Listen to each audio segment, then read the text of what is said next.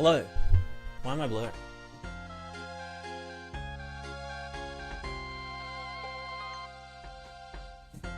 Blurry. More blurry. Less blurry.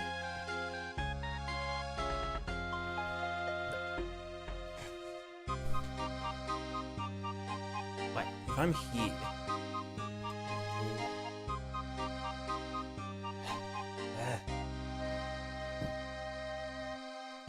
if I'm in gamer posture. Yeah, that's in focus. Cool. Ugh. What's going on with my hair?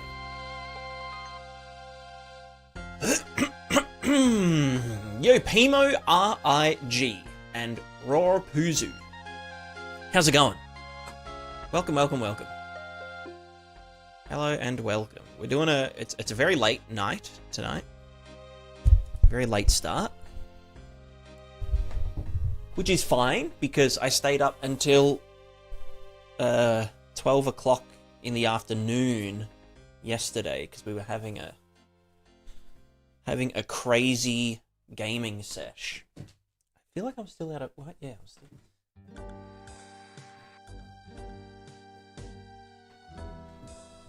That's better.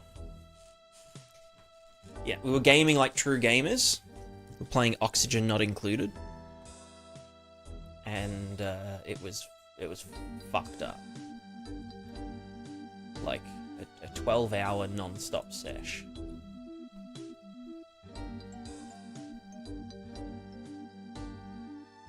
And now it's 1:30 in the morning, and we only got up at like 6 o'clock at night, and then we had a nap until 10 o'clock.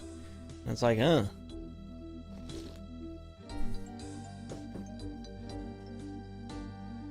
Huh?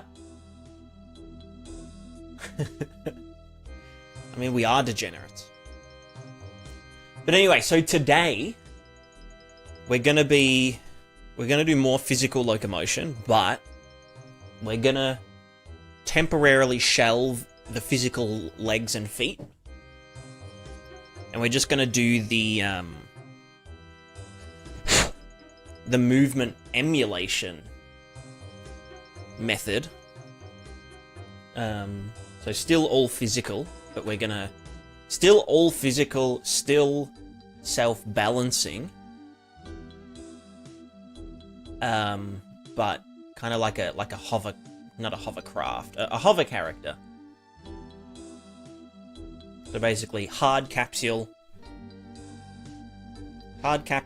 then the, from the legs. From the legs, it is just traces and forces.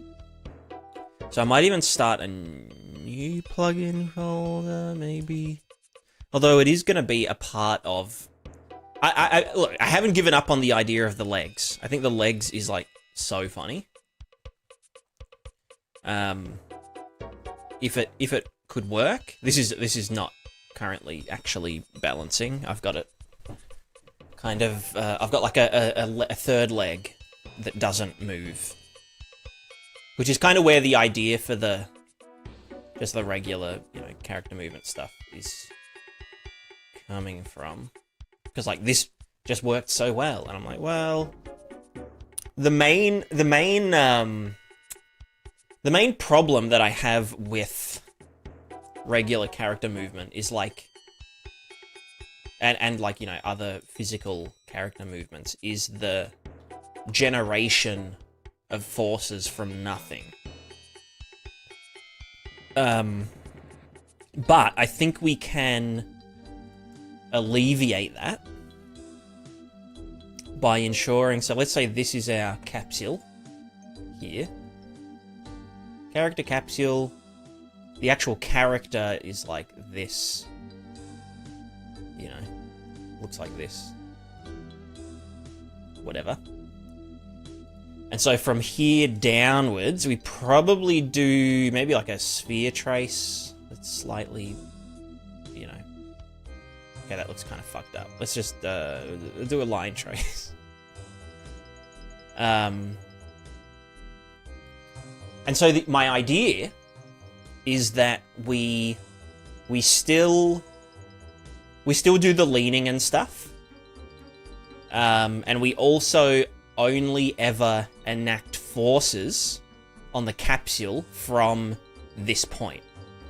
So let's say we were doing this. We were leaning.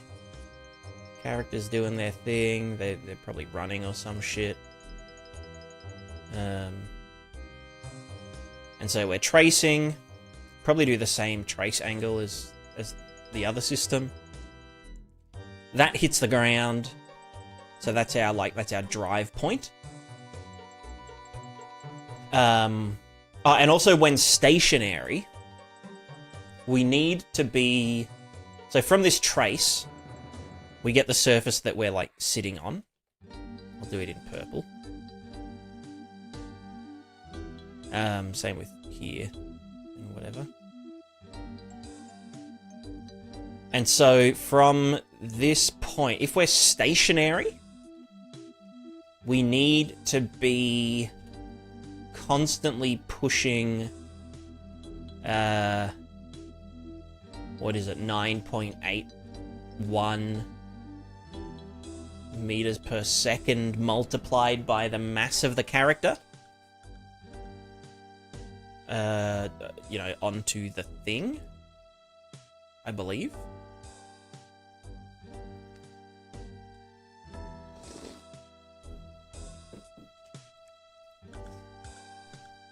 Yeah, so we'll have to do, like... Basically, the thing that's annoying about it is doing friction manually, calculating friction manually. But yeah, with this one, because this is pointing this way, the drive angle, then it creates a... Well, we say to the character, hey, you want to be... We want to apply at this location to the capsule this force, which is our legs driving us. But simultaneously, we apply the exact opposite to the thing that we're standing on. And that'll kind of go both ways as well. So... And this will be unscaled forces by the mass. It's not going to be accelerative. It's going to be actual force. You know, acceleration times mass. Or not acceleration times, it'll just be a force. And that force might scale based on the character's weight and whatever, but... Yeah. So that's what we're going to do today. I think we can probably get it done in one session, maybe minus the friction. I just need to think about how it should operate on slants. And also presuming that everything is a simulated object. So, like, a lot of the time, the ground will just be a static, non-simulated, you know, landscape or whatever. But we need to... and so, like... It's so massive that the force applied to it results in zero movement. Whereas the... You know, if it's like a floating platform or like a cart or a fella, another person, then I'm not exactly sure. If we were just standing idle on this, on a floating platform, then... So it exerts a normal force on us. We're doing gravity on it. So because there's friction and shit, right? Friction's keeping us on it, keeping us in position. Because that's one other thing, is that we need to remember that if a physical object moves and we're on that physical object, we need to... I think for now we'll just presume everything has like infinite friction. So if it moves, we need to apply that movement as an acceleration to the capsule, which will throw it off balance and whatever.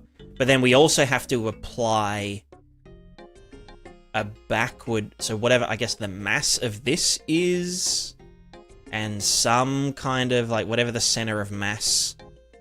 Do you know what I mean? I guess it's like the moment of inertia of the capsule needs to be applied in reverse to the thing that is moving. And this is kind of why I didn't really want to do this so much initially. That's why I was like, you know, oh, we'll use a ball or we'll use feet. Which I still think using feet for bigger characters, like I'll do that down the line. Obviously, like humans are kind of, or humanoids are the priority in my project.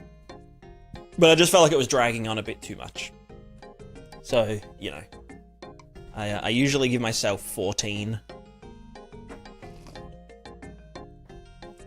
sessions of research and development. But I think we'll do the easy mode. And then this one anyway, I was gonna use as like a fallback for, like, you know, massive amounts of stuff. And I also want a version of this to work for, like, you know, fellas. So, like, you know, we have essentially these virtual legs at either end of a quadruped. And yeah, so that is the gist of it. Thank you all so much for watching, and with that... No, I'm kidding. Yeah, Org. My PP feet are... you know... It's something. I'm shelving it. I'm shoving it. For now. We will revisit it in the future.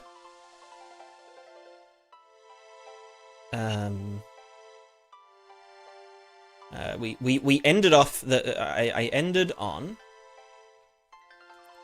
well, I've got like a dummy leg in place in the middle because I was trying to do like a velocity motor based, like velocity target, so the legs have their own PID controller, which just, I don't know, the physics constraint system is just a fuckfest, basically. And so... yeah, like, it's impossible for it not to just yeet. Like, just a complete yeet. Because there's just some weird, like, non-physical properties, and it's like...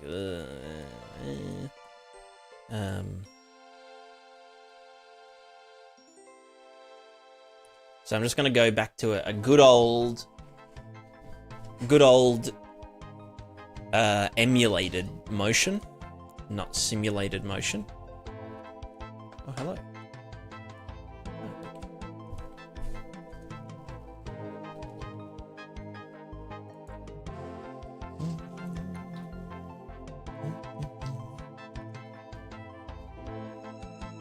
But yeah, like, I still want to do this in the future. I think it's worth pursuing and perusing, because I mean, like, that doesn't look too shit, honestly. It's just like, you know. The only problem with the feet is I mean, that's pretty good. The only problem with the feet is just like, I can't really... Oh, that green line is going nuts. So this is like truly balancing. Actually, I don't know what the assist was set at. Okay, it's like decently mid.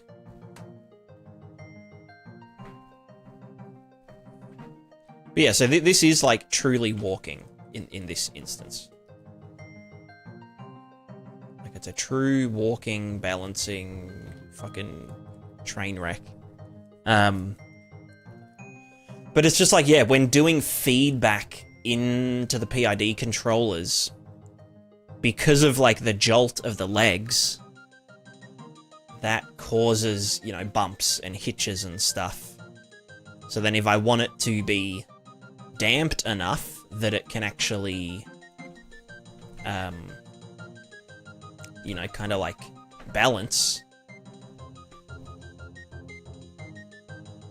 then it's just a bit freaky.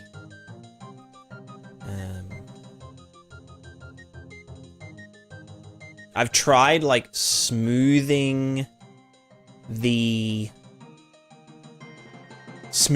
values that go back into it. So the current drive vector is interpolated to kind of try and avoid, yeah, like the jolting, which then causes the damping to go too crazy. And yeah, so I don't know. I'm not too fussed. We will revisit it. It's pretty good. It's just not good enough to move forward. So we're going to do our simplified approach for the time being, because I want to just move on to other stuff. To stuff that is a bit more exciting. Such as... And I'll probably need... Actually, you know what? Jed is probably the best person to talk to about it. Because he's done so much editor utility and like plugin shit. So I need to pick his brain. Or maybe like jump on a call at some point. Going with the ball system or what? So I'm gonna do just a trace system. Trace and just make sure that forces get equalized. So capsule down to the pelvis. And maybe another capsule that only collides with other locomotors and other capsules of its type. So it can clip into props and stuff, you know. It's just like a query. Just to stop characters from kind of... I want them to be able to jump on each other, though. Whatever. Yeah, capsule, trace out the butt, hits a thing. It'll still be a self-balancing system, but it'll essentially just look like...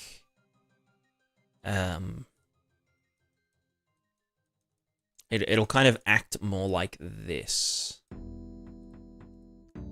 And it'll be a part of this system anyway, because I wanted like a lightweight kind of version. Alright, I need to actually...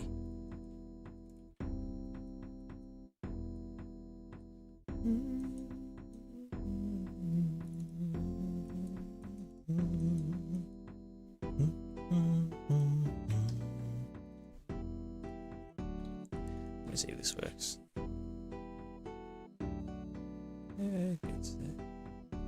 So yeah, if we just get rid of the normal feet.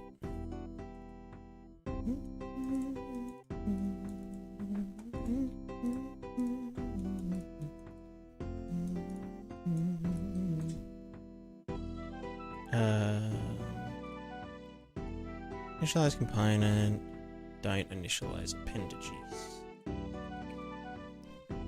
So it'll literally just kind of act like this.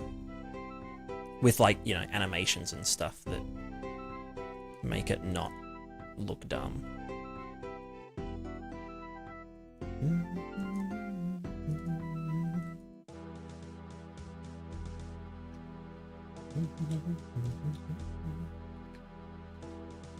Segway, kind more like a hover segway. Like if a segway could just like emit thrust, you know?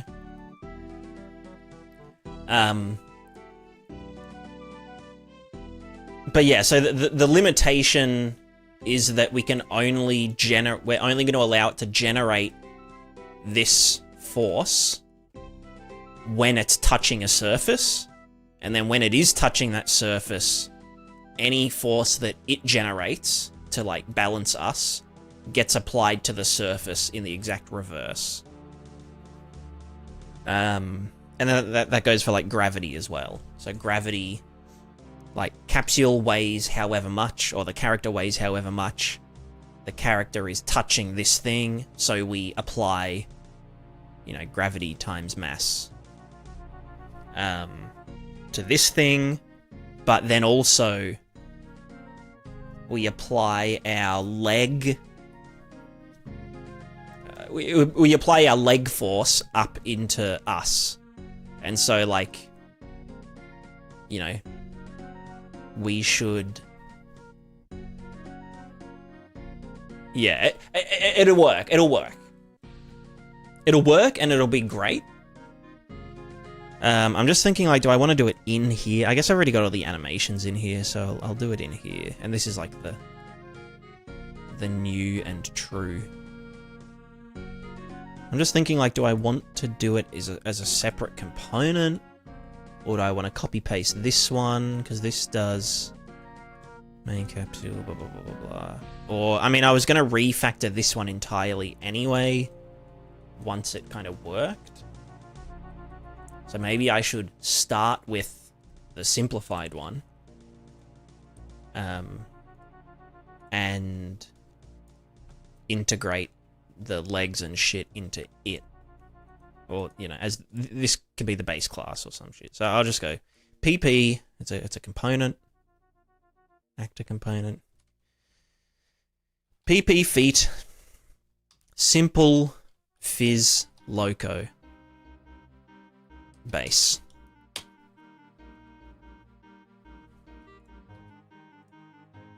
Or maybe I'll call it emulated. Emu. Emulated. And again with the foot. Well, we're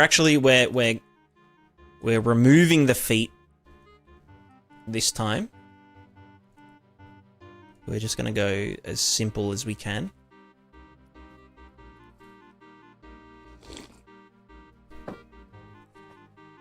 And yeah, like, after this one, which is what we'll just be using for, like, you know... I mean, it might even be better, honestly. I think maybe we just do humanoids with this locomotion. Because, like, they are kind of small enough for the individual legs to not matter too much, like, from our perspective. But I think I definitely want to do feet for bigger things. Because, like,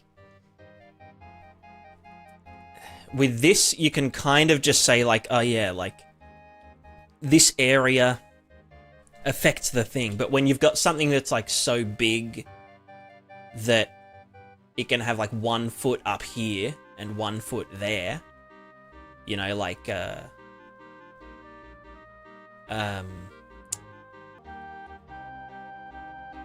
yeah.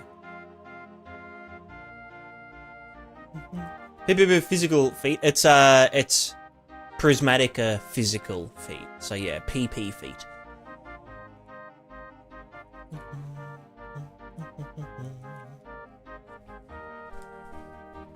What are you knowing? Oh, you mean like not doing the feet, or?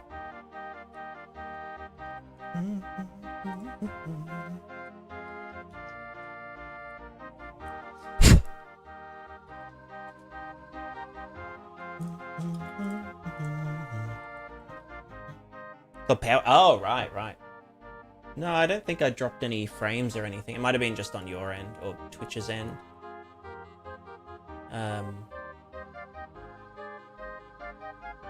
Right. Okay.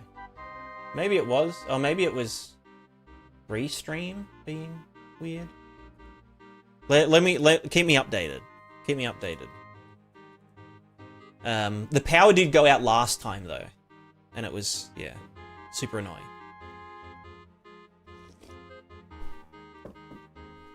It went out earlier in the night last time and then came back on, like, 4 hours later or whatever.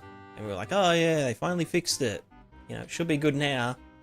I'll stream. And then it went out again for like 8 hours. Got lay on YouTube, looking at me like, okay. It might be, Restream's thing being a bit fucky. Maybe I'll do a quick speed test. No, that'll just... Yeah. Huh? No, it was just, it was just lagging apparently. Like... Well, it might just interrupt it again. If it... I don't know. If it happens again, then we'll do it. Yeah. Alright, PB feet. How do we want to go about this? We do our get owner. This is owning actor. Owning actor, or in UE6 terms, owning scene graph or some shit. I don't fucking know. Then we're gonna get component by us, and we're going to get the first capsule that we find, capsule collision. We're gonna save that as character capsule.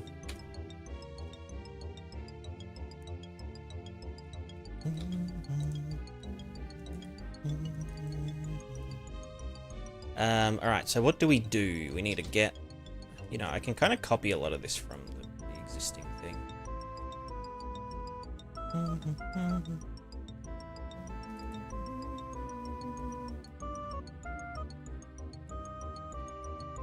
Alright.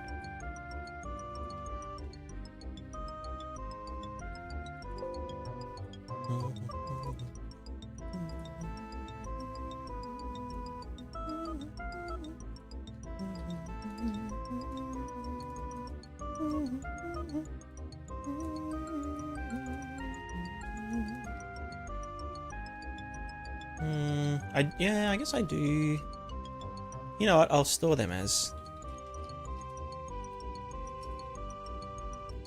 I'll call it capsule initial radius.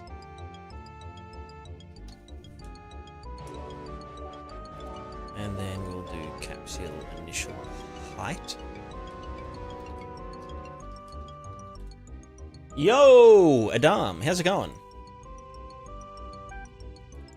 Put your feet in the bag.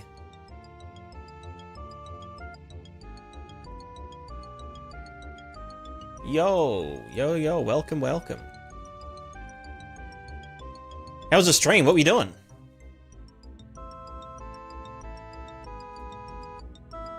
Who's exposed to... Okay, fair, yeah. It happens. It happens a lot.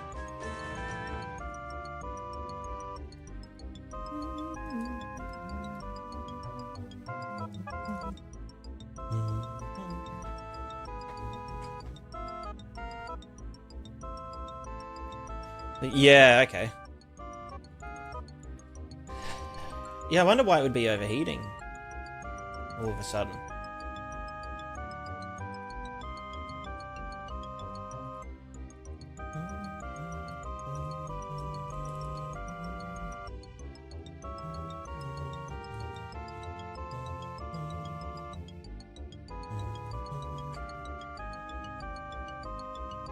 I can probably just yeet all of this.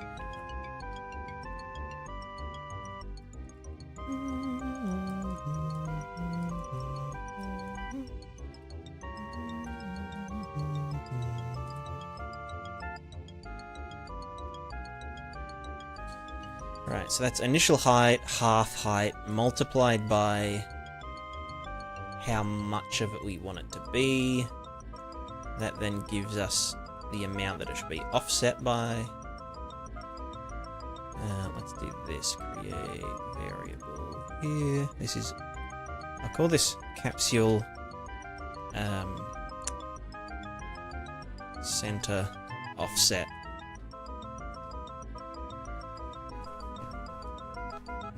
Yeah.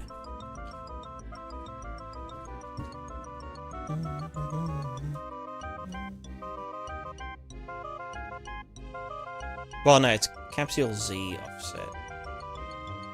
Although, what does that? You know, that could be fucked. And then we, right? Yeah, then we dump the scally mesh down. Cool. Okay. Let's go to our character. What were you playing? What were you playing, by the way?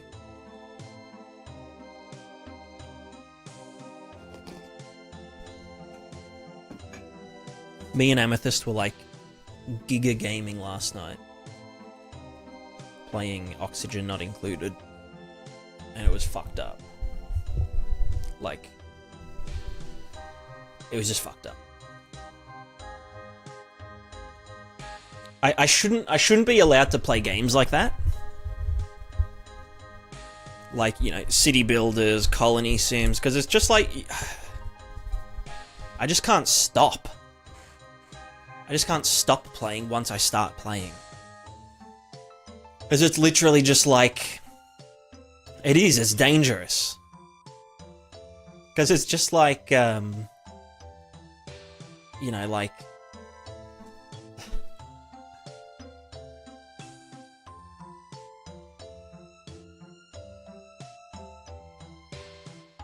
there's just always one more thing. There's just like, it's one more thing that I need to build.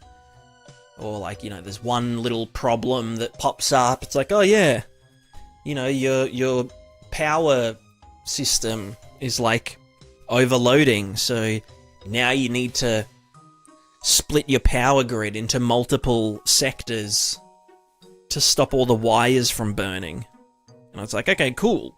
And like, just when you think you've finished that, it's like, oh yeah, cool.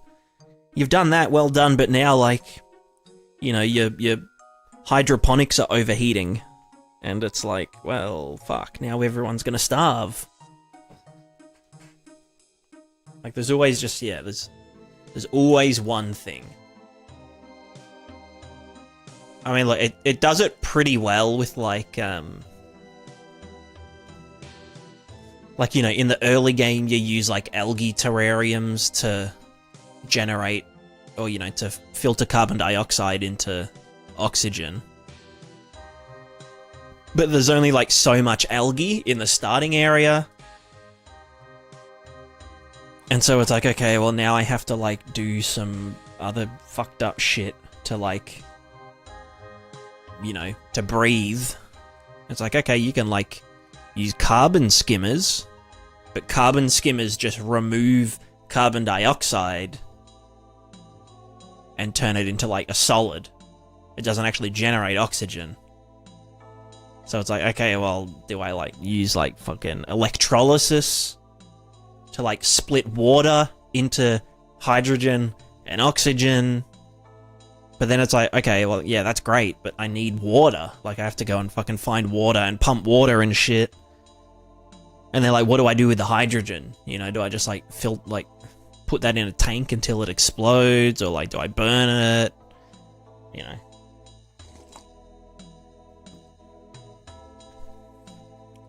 It's just like, yeah, all these little decisions. Like, little problems do, like, little branches, but then those things have future problems, and then those things have future problems, and it just, like, yeah. It's pretty, it's fucked up. It's fucked up, and I just can't stop. Alright, let's go player PP feet base.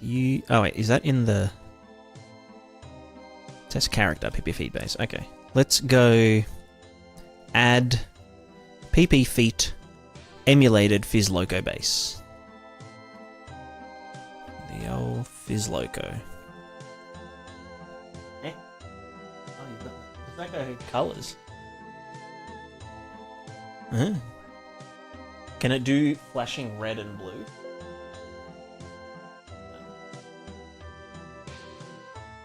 Does it look like... No, I can barely see it on the... No. Oh, now you can. It looks like them. Oh no, the spaghetti police are here. What are the other modes? Does it have just normal light? Yeah. Okay. Oh, that's so... red. Yeah.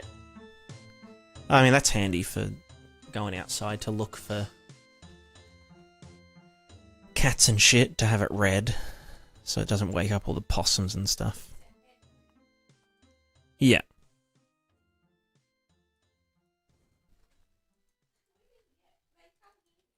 Huh? Who can't? Why would they need it? What? I'm confused. My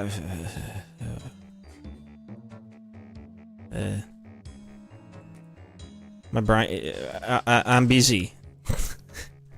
Sorry, I'm busy.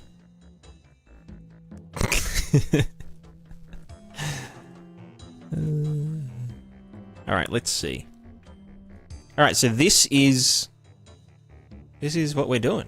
This is it. It's simulated, I guess, yeah. Bam. So, emulated Phys feet. This needs to actually run at the start. Init pp feet. Cool, cool. So now we should have capsule that is shorter. Covers our arse. Very cool. Then what do we do? You know? What do we do now? Well, I guess on tick, we have to do our anus traces.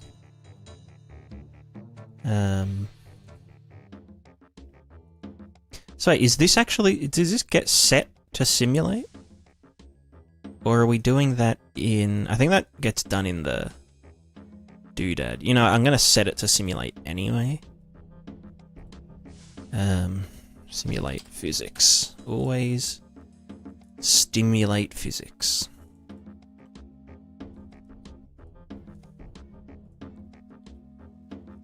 Cool. Alright, first things first is probably gravity. Gravy. Gravy.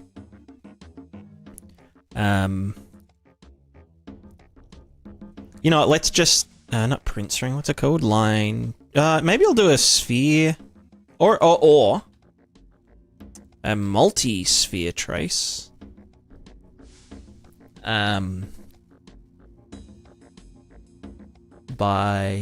For objects. Because we've got like... I think we'll do like a multi-sphere trace out the buttocks to get all of the things beneath us, and then split our force between them. Maybe?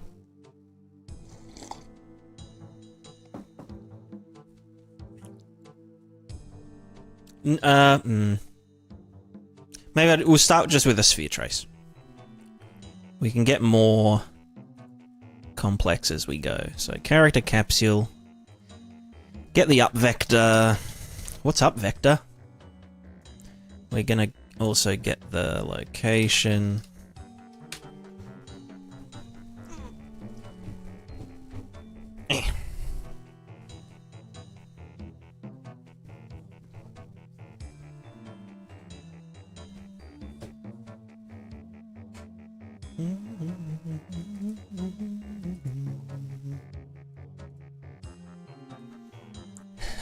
Right, world location start, up vector, multiplied by negative something.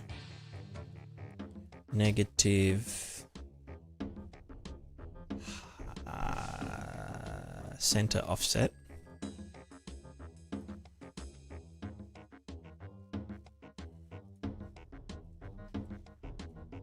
And then add that to the world location. Actually, you know what? I can save a bit of juice by doing that, and and then subtracting it from that.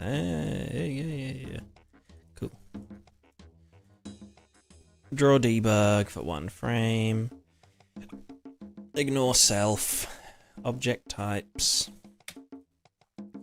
World static. World dynamic. Physics body. I don't know, yeah, whatever. Hey! Stop that, Caddy! Oh, let's get the fucking shit out of me. Jesus Christ. Huh? No, just the cat being a spaz. I think it was, well, 2 of them. Lady cat, probably? I don't know. Someone just spat at the other one. Right.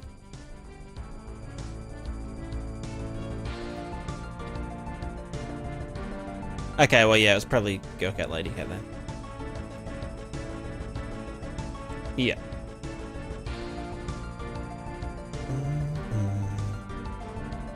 Oh, gave me a heart attack.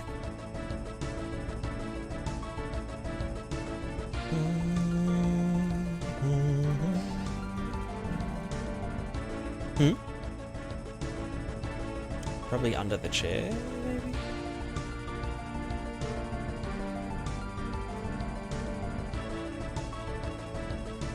So wait, where are our feet supposed to be? If we said... You know what I could do? If we just say the capsule's like exactly half.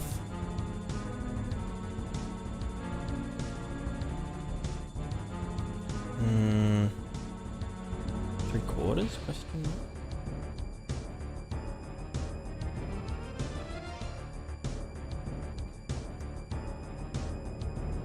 So then we need a quarter of the height from the bottom of the capsule, which is then... Oh, fuck. Let's get the... Blah, blah, blah, blah. Capsule center offset. That guy. So it is the...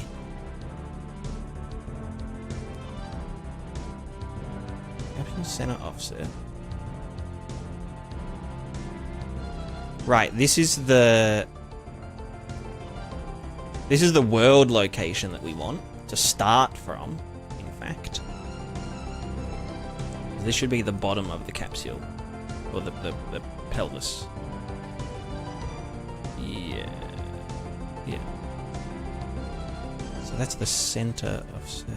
So then, if I said, oh yeah, make the character capsule smaller, it would still, yeah, it would still give us the buttocks. Cool.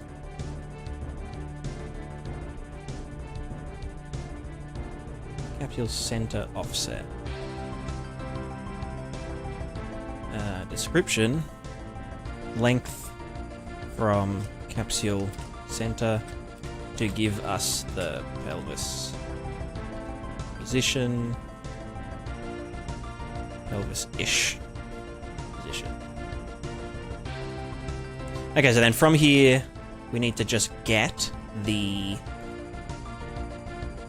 Do we have a leg length?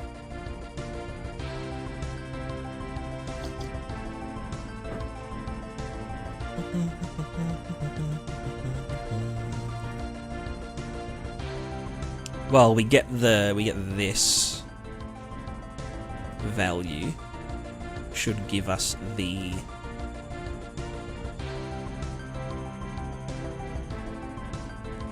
What does this give us?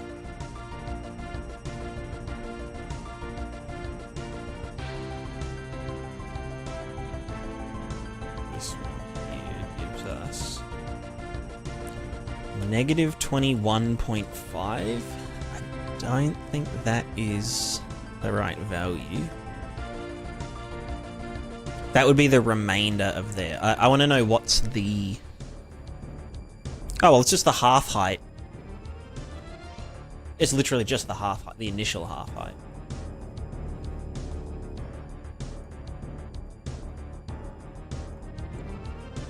So from this point, initial full height divided by 2. That's how long our legs are. And then this guy multiplied by the up dock.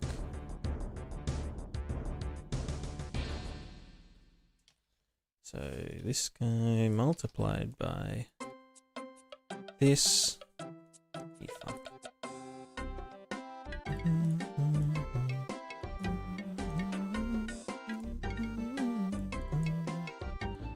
Add.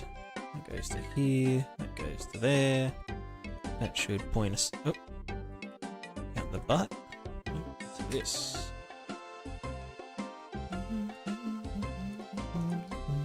Cool. So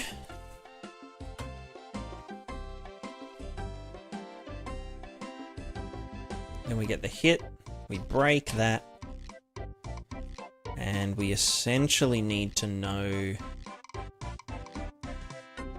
what height. So let's call this desired leg height.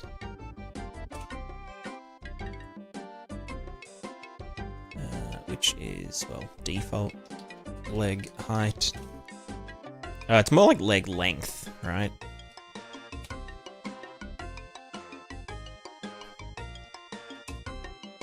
It's also not default leg length. I guess it is max leg length. Which in here we can just set that as half of this guy. Well, you know what? Just fucking do that. No, actually, technically that is cheaper, because that's gonna use anyway. I don't know. Nah, yeah, I'll do that. Cool, cool. Okay, so then we have the impact point. Do we want the impact? I guess it makes more sense here. We can do, well, this is the drive location.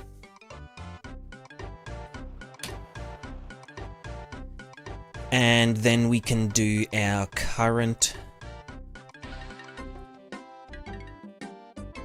Well, here's the thing though, we probably want the trace to be slightly longer.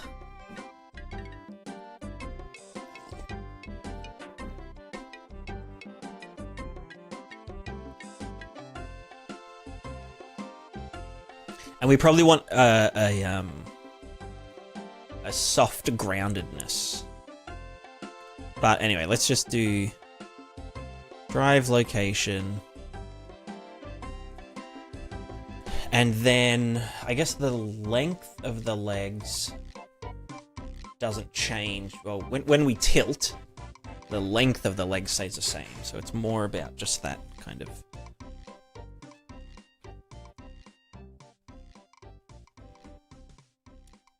Yeah, yeah.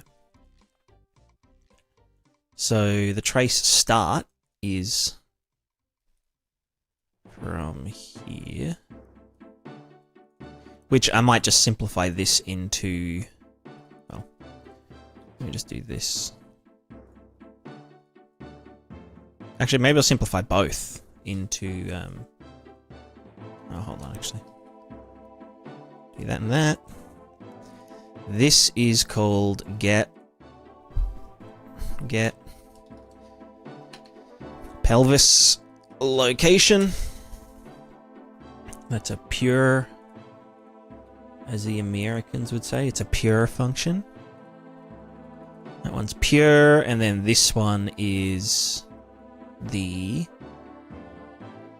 get up vector, blah blah blah. That minus that is get feet location. Well, hold on. Get, well, drive location. Or get, yeah.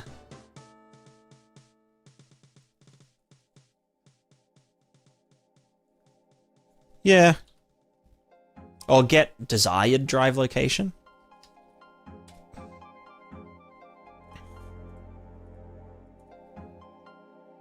Yeah.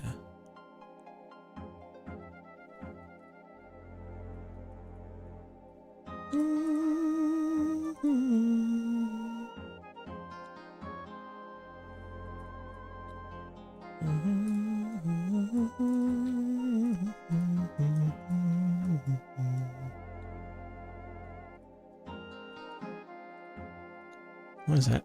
Angry. Right, it's got an exec pin, but you're pure. Pulse location, desired drive location. Cool, cool, cool. Then we have the drive hit location and the desired drive location.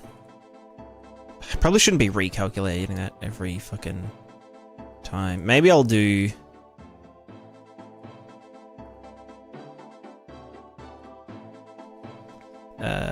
desired drive location. And then pelvis location.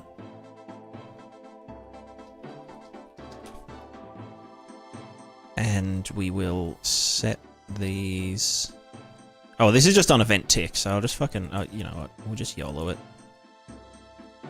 YOLO it, YOLO it. We'll set these guys in a function called get fucko locations. And then we'll just get them from here.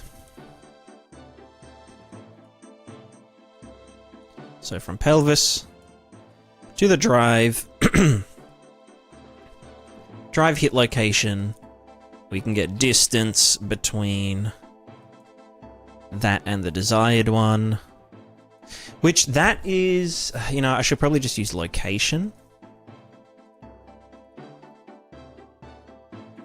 rather than hit location. Whatever, I don't fucking care. So then we have the distance between the two guys. We have the max leg length.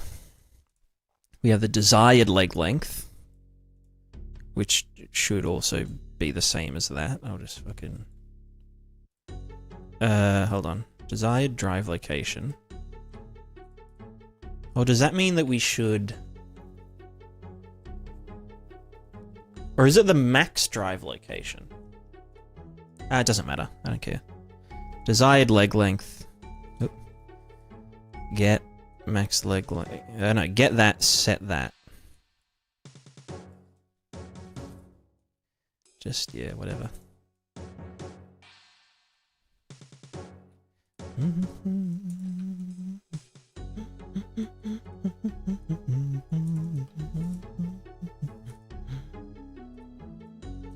So then, based on this distance, minus this guy, we now have the difference between the desired length and the bit that's actually on the ground. If this is positive or negative or something, if it's greater than... Yeah, fucking just print it out.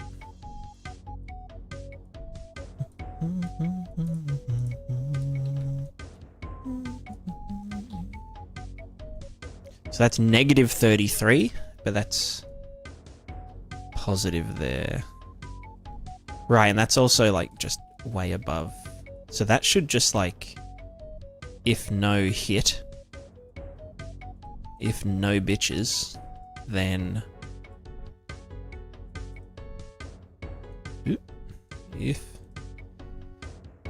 If hit, give us this shit.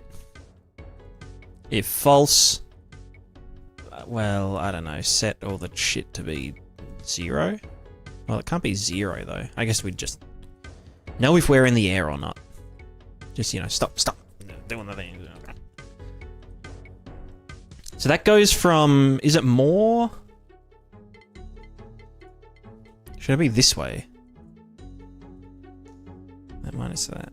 Oh, so I can time dilate. So that's positive 33. So that means we're 33 from the butthole. Does that? Yeah, that starts higher. So...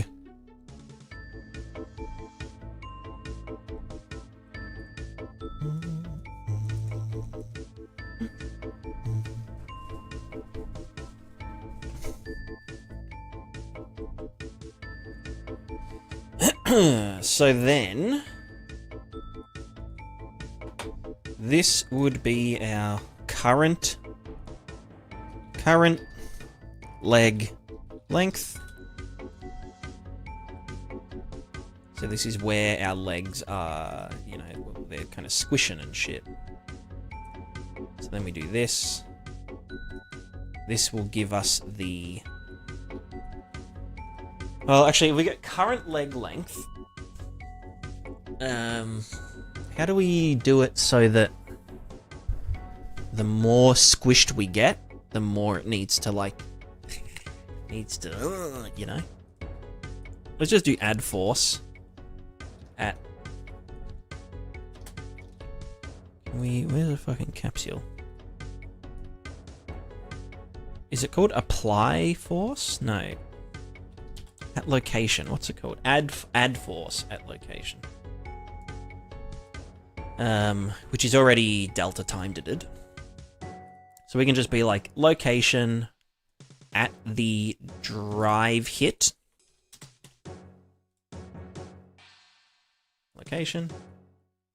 And the force is going to be, let's just do like an upward kind of thinger. We also need a leg max strength? Question mark? Don't know what that's based on, but whatever. Add force location. I wonder why that doesn't have a Excel change. Force. Add force. That has Excel change. Mass will have no effect. Oh, well, I guess because that's offset. Well, that's not offset from the center of mass, whereas this is from the center of mass, blah, blah, blah, blah, blah. And so the force is going to be...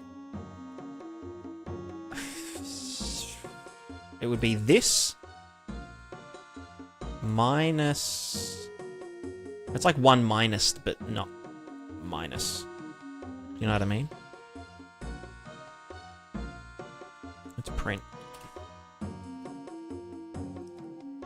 Let's print, brother.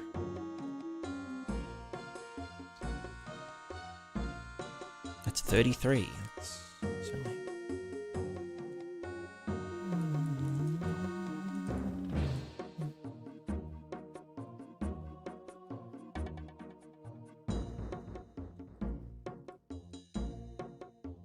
I think it's this value. Well, no, it would be the max leg length. Desired leg length minus this value. Isn't that just... what am I... aren't I just... doodle fucking... that's the same value. Oh no, that's... no, that's... why, so that would be... okay, yeah, smaller number, then higher number as we go in. Is there a simpler way of doing this? I guess just doing current leg length.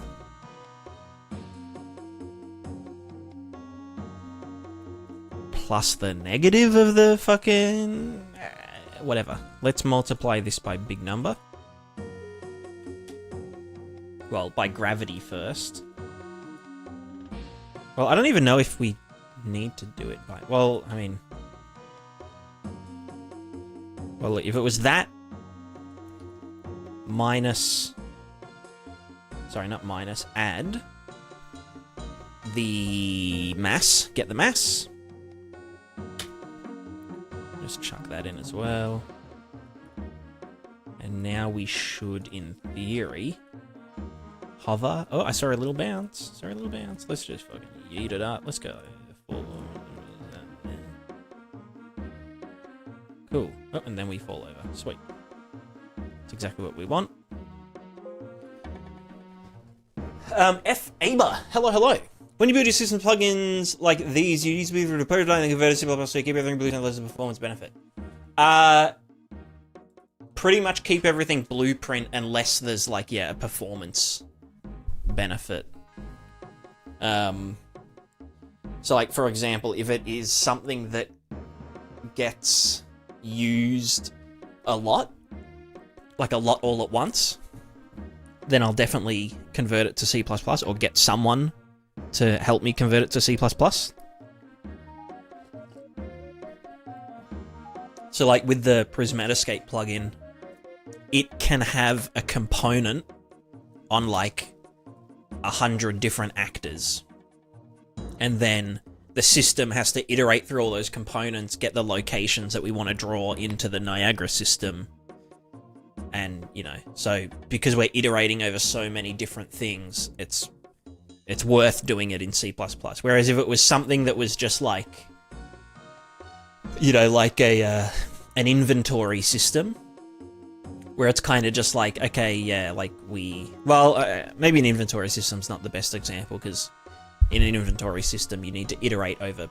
If it was like a grid-based inventory, you'd have to iterate over a bunch of different grid spaces and check them and whatever. But yeah, if it was a system that was just like a lot of like one-off, you know, things on like any given frame, then I wouldn't bother C++ing it.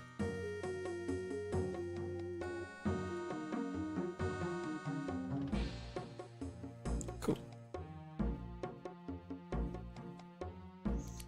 Alright, so now that we're doing this, where we are thinging, and then we fall over, it's inevitable.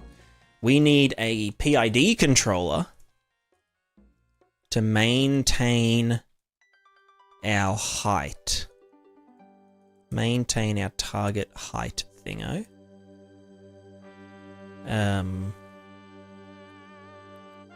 By... yeah, pushing our feet up. So... how the fuck do I do that? Well, great question. Also, I think this can go negative technically because the rate. Oh no, because we're using location, not the hit location. Yeah, whatever. All right, let's do a PID. Do I even have a fucking?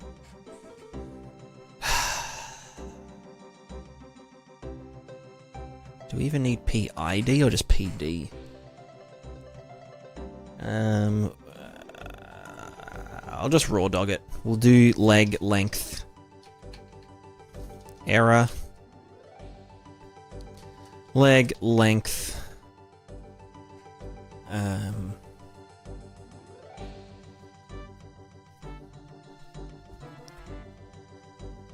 Prev error. So current leg length. Let's just yeet this here. Current leg length. And we have the desired leg length. So if our legs are 50, but we want them to be 100, then we want to do this, desired minus this one. This one gives us our leg length error. Bam. And yes, I should probably do the thinger.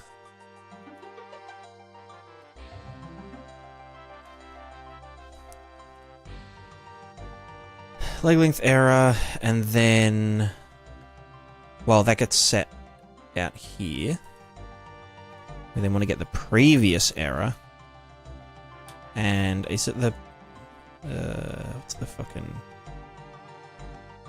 if it was... is the derivative this way? Or that way? I think it's current minus previous, right? Do this. So this is then our... error. Error? The fuck's it called? Well, I guess it doesn't even need to be a variable. We can just raw dog it and be like, multiply by some shit. And then this is our proportional shit. And then that gets set afterwards, or at least, yeah, after this all gets done. Well, actually, no, this should get set over here. Yeah. Cool, cool. So then this is our proportional value. This is our damping value, which also needs to be delta world seconds. Or does it? Yes, it does. Yeah. Divided. You know what? I'll just fucking look at my... Look at what we did in here. PP feet base. Where's our PIDs? That's its own function, isn't it? Fuck, alright. Target current. Right, it's the error multiplied by delta time. And then the accumulated error. Derivative is then error minus previous error divided by delta time again. I wonder how that works with frame rates that are increasing or decreasing. Well, no, I guess because the previous one... Yeah, no, that makes sense. So error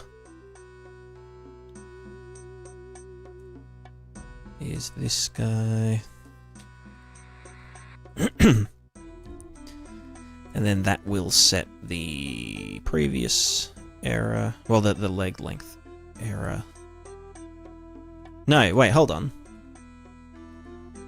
We never actually need that. We only need the previous to be cached, right? Yeah, so this gets set fucking here or something. Well, it doesn't even need to be set, right?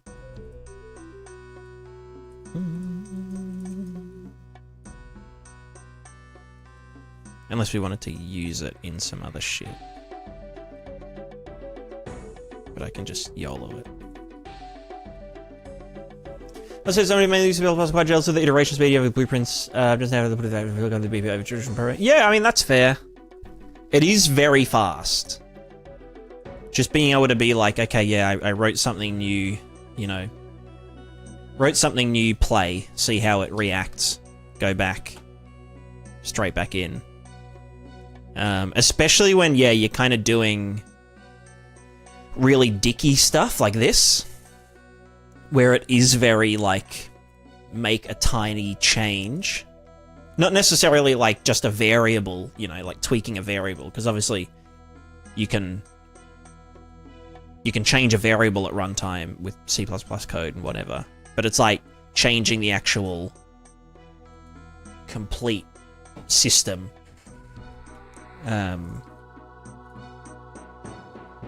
Yeah, very fast.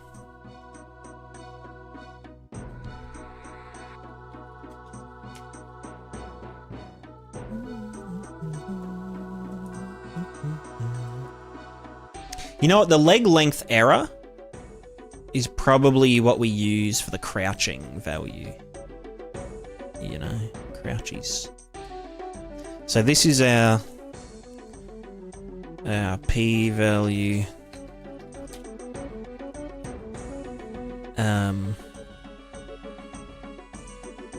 And this multiplied by gives us the error. Does the P value...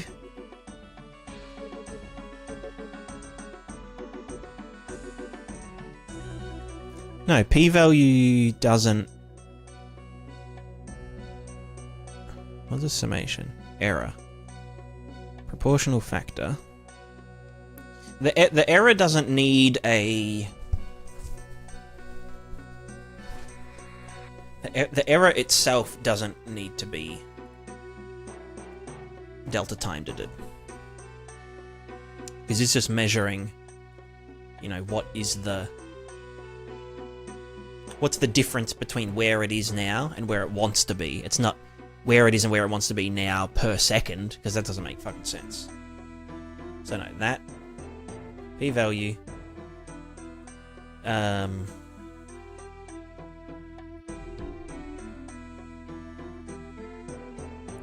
this guy, previous error.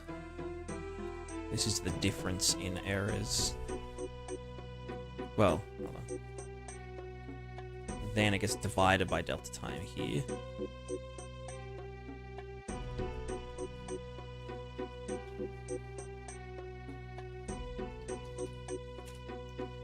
The derivative.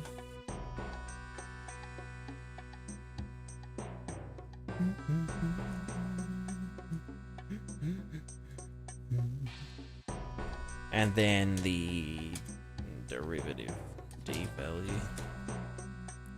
And then we just get this and that. Smack them together. This is our force. Although this is our force of how... like our leg... fucko. You know what I'm saying? Anyway, so we just chuck that in there. I don't know if this is like a positive value or not. Maybe go 100. No. What about 1,000?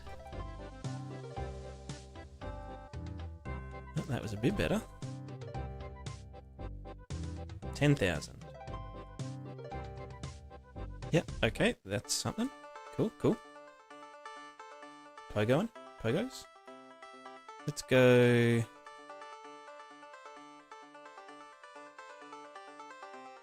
or maybe like 3,000. Because yeah, what we want to happen, because this will just keep fluctuating, right? We need it to dampen. We need dampening. So if I just chuck that at like 10 or some shit, that should... No, we need more. Oh, also is it current versus previous? Temp error minus previous error. Minus previous, yeah, derivative. We can get like 100 damping or some shit. Or should that be a negative value?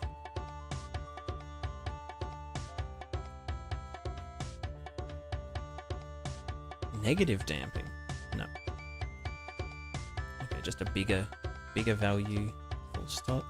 1,000? That's a big D. How can we get it?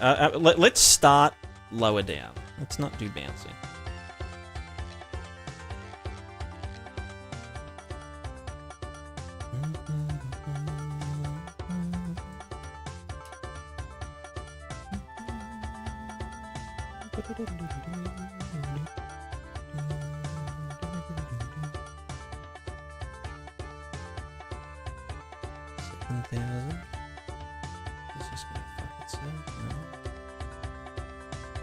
What if this was like less fucked?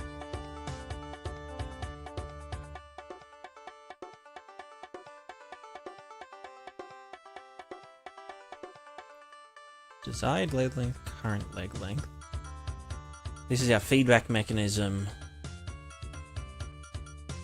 So then let's just go like whatever the kind of minimum is. Okay, that doesn't produce enough thrust.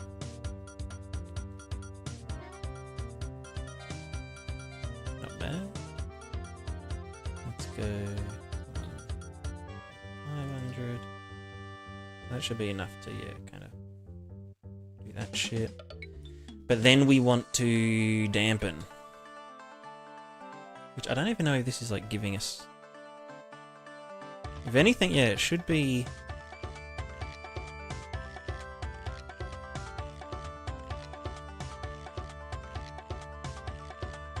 I have a feeling like the variable's not... Oh no, it is, it is.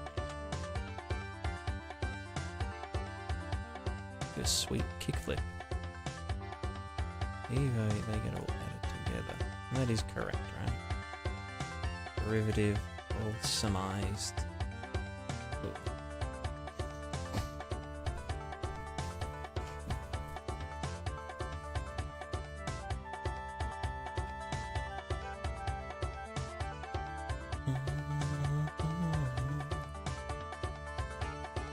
Do I just want the damp? Do I want it to be over dampened or something? Or will this just yeet? It's just yeets, yeah. Or we could try damping only. With like minimal P's. Not quite. So wait, that's doing... Desired leg length, current leg length. So... leg length is currently... leg length is currently... 50. Sorry, we want it to be 100, but it's currently 50. So we get a positive 50 result. If they were the same, desired's 100, this is 100, then it should be 0-ish. Oh, we're never going to be able to... Well, yeah, whatever. So then... the change in leg length.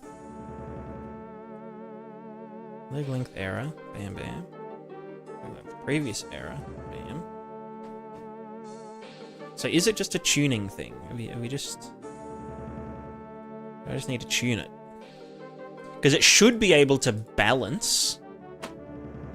It'll be slightly below.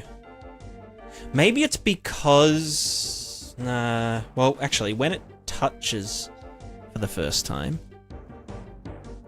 it's a... Oh, you know what? Hold on. We need... Actually, that might be it. It might be that...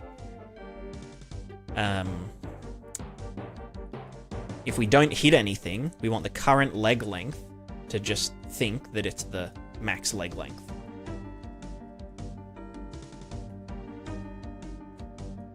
Where the hell's the max? Desired leg length, sorry.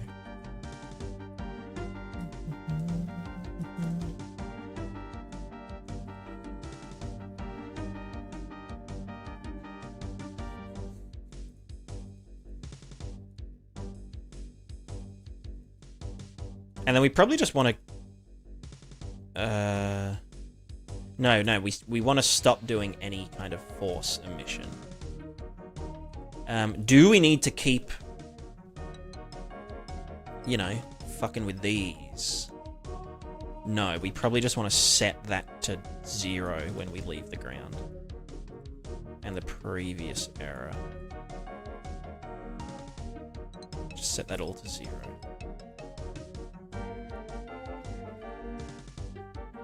Okay, there we go. So now we're pogoing.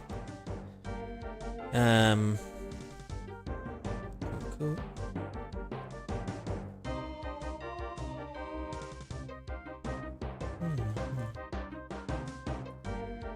Just realized you calculate your capture shapes in the render. Heard you say this before, but I just filtered it out every time you say it. I get it now. I've seen the light. The capture shapes. Oh, you mean like for the prismatoscape stuff?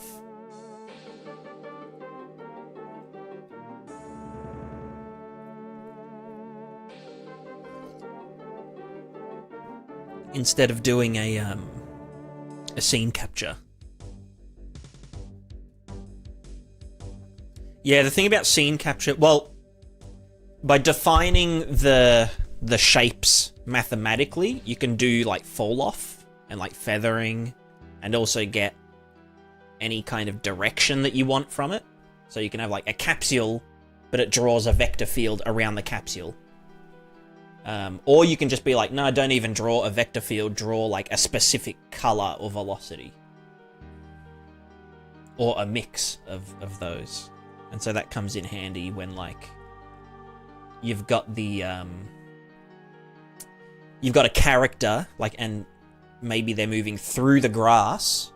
You want the grass to like bend in that direction with a little bit of just like radial bending. But then if a character jumps up and down, you want it to just be that radial effect.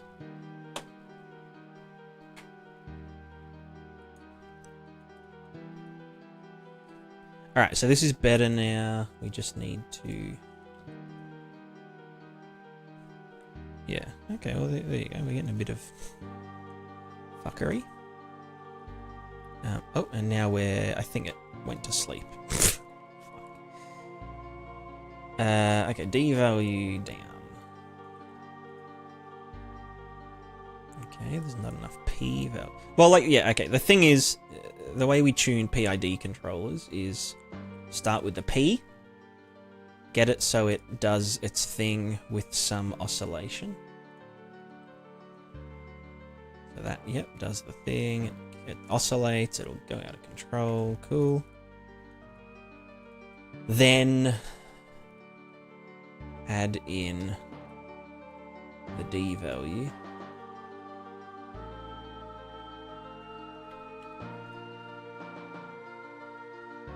Okay, yeah, that does it. And then D value. Until it stops oscillating like a fuck.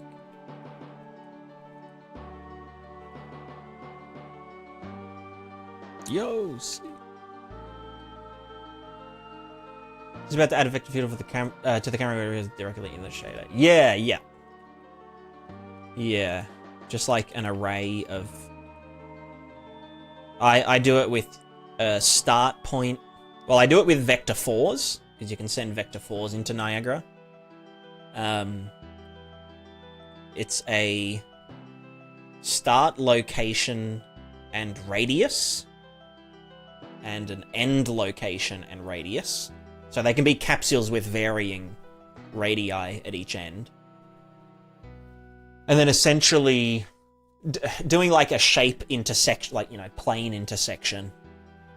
Or not even a plane intersection, because it's against the landscape height map. Finding out where a capsule with fall off intersects with a height map or whatever. I do it a pretty scuffed way, but it works.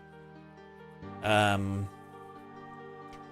there's the start location and radius, end location radius, and then and paired up with that is the velocity at this end and the velocity at that end, and a strength value, which is usually just set to 1, but you can set it to -1 if you want it to suck things in.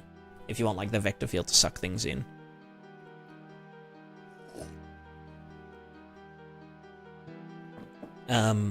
And so that way, if you've got a capsule that's rotating, you can get the velocity at one end and the velocity at the other end and lerp between them as you go from one end of the capsule to the other, so that it can actually, you know, it'll do the thing. It'll do the thing where it does the stuff.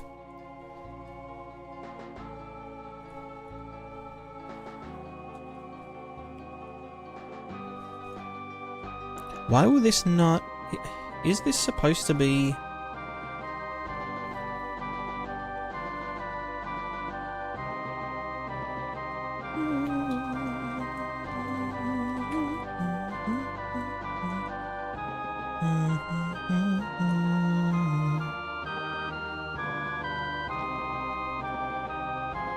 So why does it not...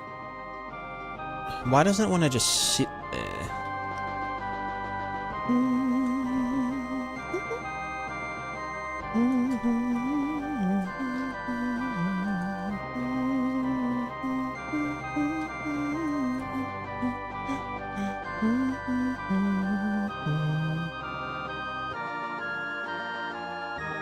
So it's not the velocity length. Well, it can be either. I send through the true velocity. But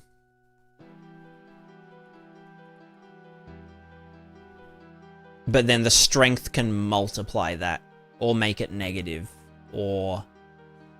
I think it's mainly because I wanted some things to... I can't really remember. I'd have to look at it, but I think it was mainly to be able to, like, yeah, make things suck inwards. Like, so you could just make something print negative values if you really wanted to.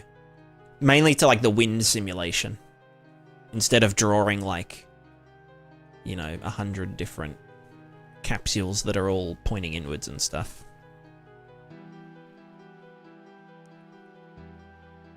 Look at that sick flip. So what, let me go T for time.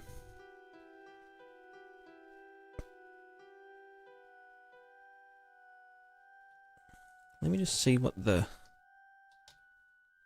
full force is.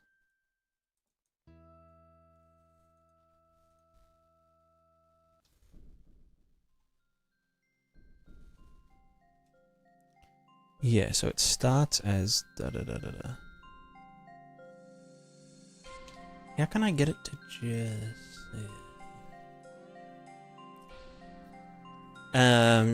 yeah, okay.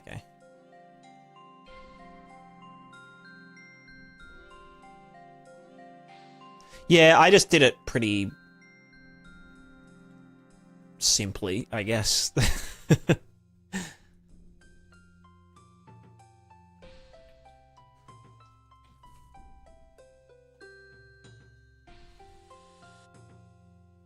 I wonder if I'll need to do a tiny bit of, like, extra... Oh my god, stop falling asleep. How can I get it to just hover exactly where I want it to? Well, yeah, I guess maybe more or less P, or just less of both.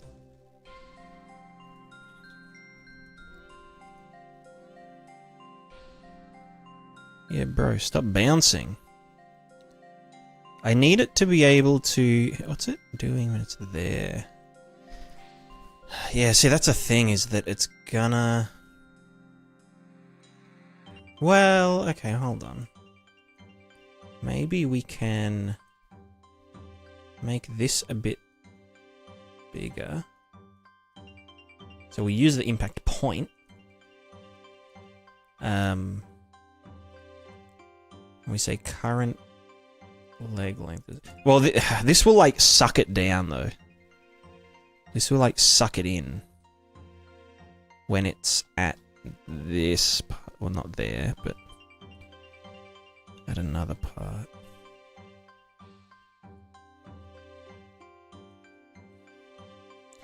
Maybe I just go with a fucking line trace for now.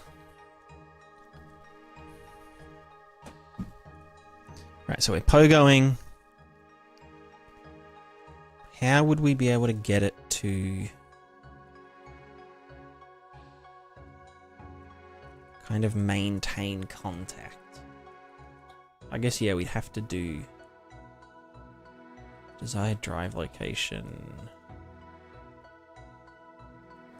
Yeah.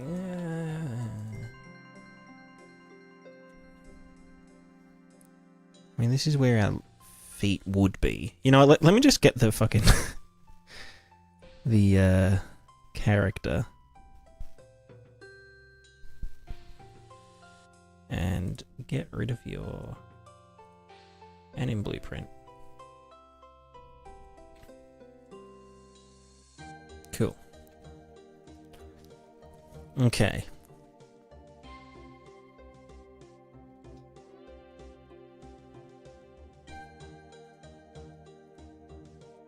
So yeah, I think I want to... I think the problem is that everything's getting reset when we leave the ground, right? Everything's like fully getting reset. So when we then touch the ground again, there's a little bit of juice. So I think what we need to do is the desired drive location needs to be a tiny bit further up vector, blah, blah, blah, blah, blah. Let's just go like, I don't know, times 2. So that's now the desired drive location.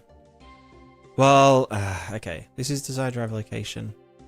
Okay, no. Maybe the desired drive location should be exactly where the feet want to be. But this one in particular should just be like a bit further. So just like desired drive location is there and there.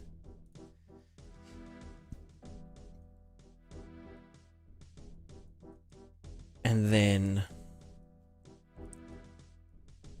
oh yeah, I can just YOLO this. Go pelvis, character capsule, up vector, multiply by initial height.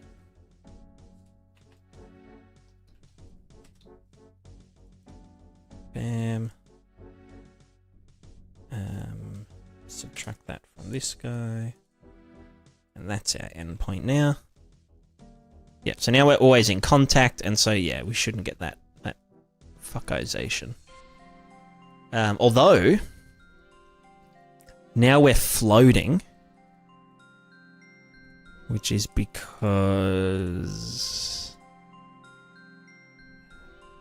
I don't know. Desired drive location. Hit location, leg length. Right, so the leg length should be capped at 0, probably. Maybe. Current leg length. Because, yeah, because the leg length can't, well, shouldn't be negative.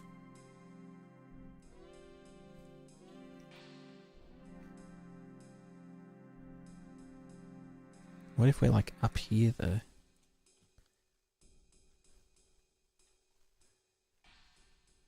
Wait, hold on, that's...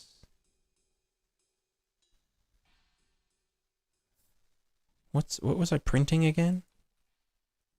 Current leg length. Distance between desired drive location and the drive hit location. Oh, that's not the current leg length at all. That's a leg length error.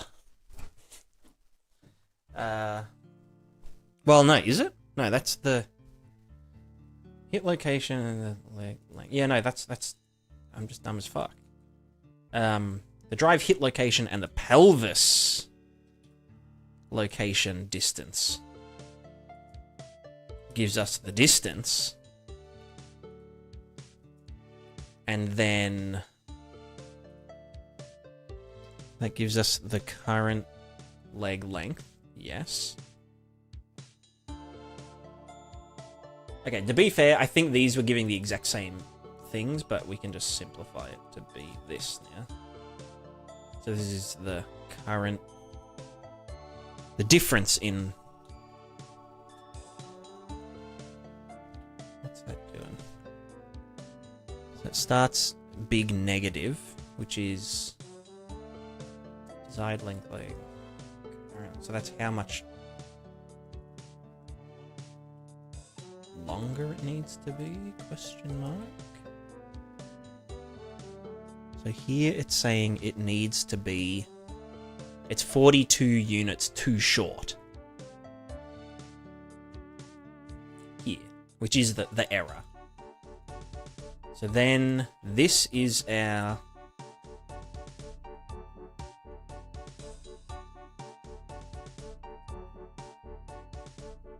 oh yeah, current leg length, cool. So then this minus that gives us our thingo. But then this is also going to give us a negative value when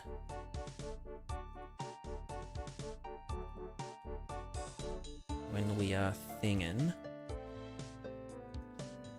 when we're here, which we don't want. We don't want negative values.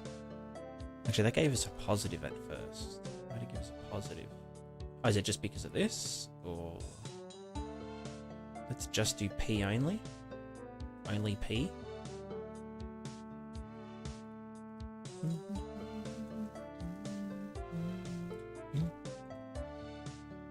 Okay, so that's sucking. Current leg length, desired leg length. Now it's... Wait, is that sucking? No, wait, hold on. Fucking... Okay, no, that that was fucked. What about just one of them? Okay, so that's... Is it sucking us when we're too far up? Yes. So it should be this way. Now it will repel.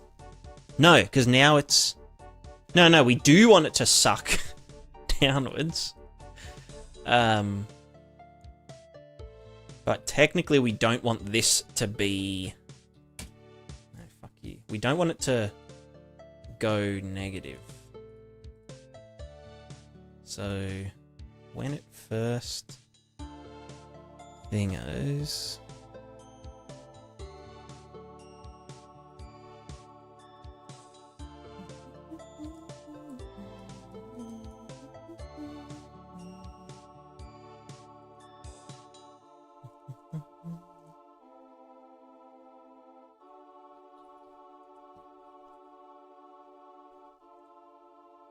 Okay, stop falling, you piss man.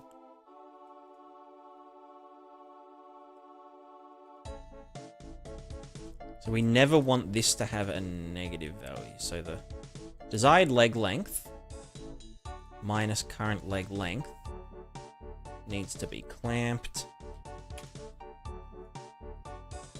here, blah, blah, blah.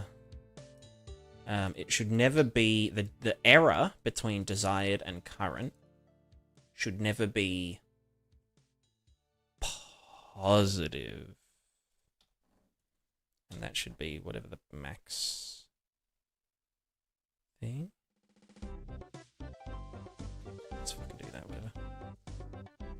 Okay, so now we're just getting suckage. So maybe I just want this. Yeah. So then we just want more of this, or more of that. Question mark? Who the hell is Mark? Who the hell is Steve Jobs?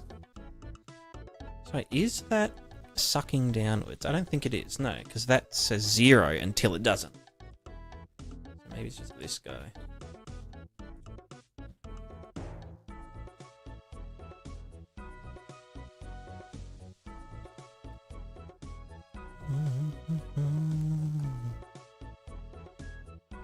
Yeah, it's only when the feet kind of move under.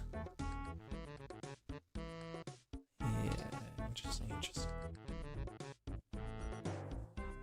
Quick question, would you go prismatic if there was a better option than Lumen, or does you still not require it? I would if Lumen wasn't so, like, black boxed.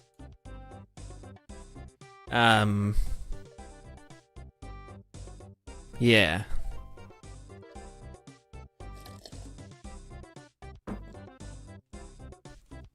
Yeah, I mean, I probably would if it was, like, editable. You know, if you could tweak, you know, the amount of ambient occlusion and the contribution of XYZ to the scene lighting and all that kind of shit. I would, yeah, I'd love that. And yeah, if you could, like, take the final lighting pass and manipulate that independently, and, you know, because I use, like, a cell shader in my style, like a post-process cell shader, mainly because I like, you know, realistic lighting effects, but then rendered, you know, in a stylized manner.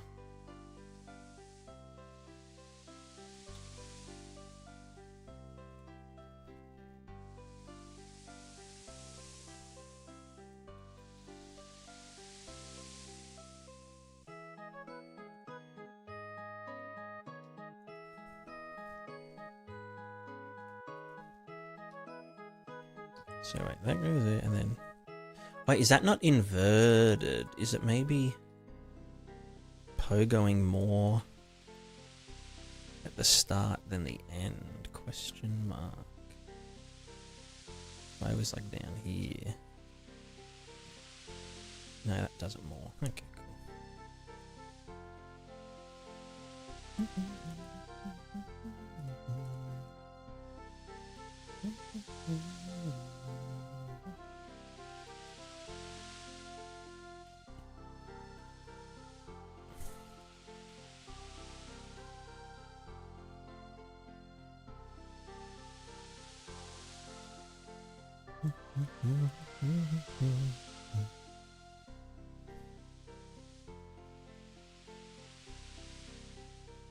So the Voxel GI and fair like a week ago requirements are worse than Lumen, I say. Okay, okay. I mean, yeah, I mean, Lumen looks good. I'm not like anti-Lumen. I just wish that Epic were less fucky with like, you know, making things pluginifiable. Do I need a soft? If I, well, no, that won't work. If I said like min 5, that would mean that we always, yeah, no, that doesn't. That's silly. I could add an offset to this. But that would just add an offset, right? Or maybe I want a negative offset. No, because then that'll just... Yeah. Trying to think how to get this to balance at the midpoint. I mean, obviously just more damping, but...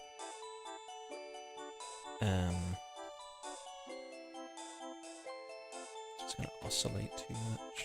10,000... Yeah, we're always going to get this really slight oscillation because, you know, when it goes from nothing to something, it's, you know what I mean? Well, maybe this just gets pumped the fuck up. I mean, that was pretty good.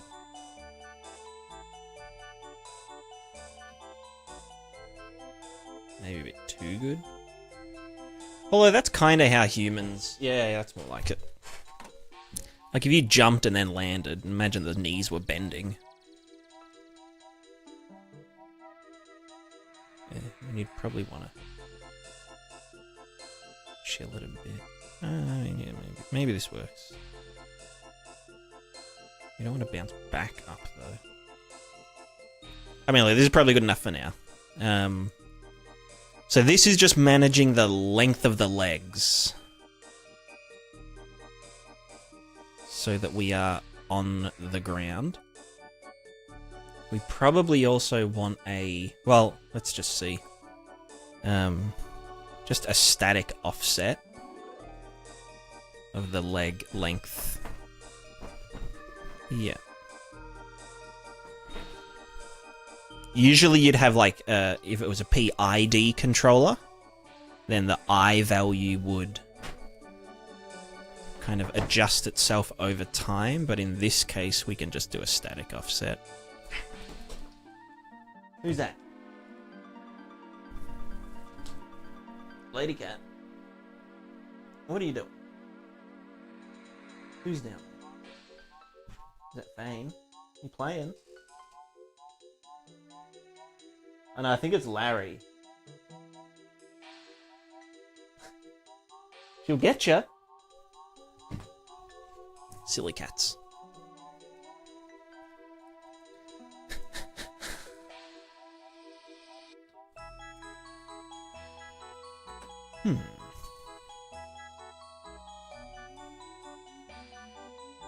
So yeah, basically this here, right? Add force at location. We...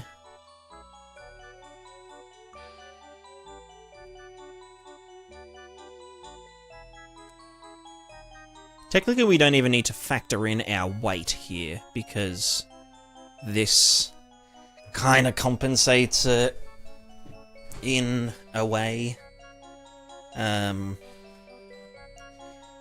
But let's do... No, you know what, let's just get this working on flat flat infinite mass terrain. So that's this, and then what do we do? Well, we would do basically what we did in the other thing. We'd use our vector PIDs. Variable. This is our, what's this called? Acceleration PID. I mean, look, I can just fucking steal shit tons of this from our old Bella. Because it's literally like one-to-one the same.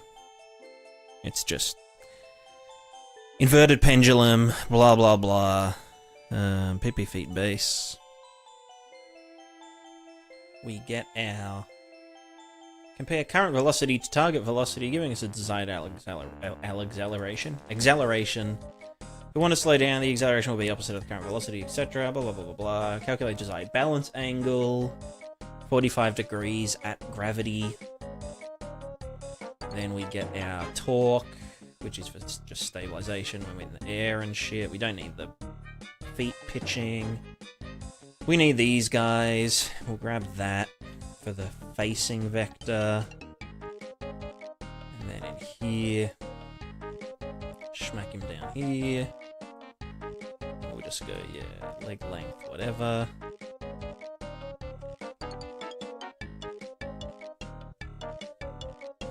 And then, you know, that can go into a sequence. Actually, you know what? Put this whole thing into a sequence. Whatever.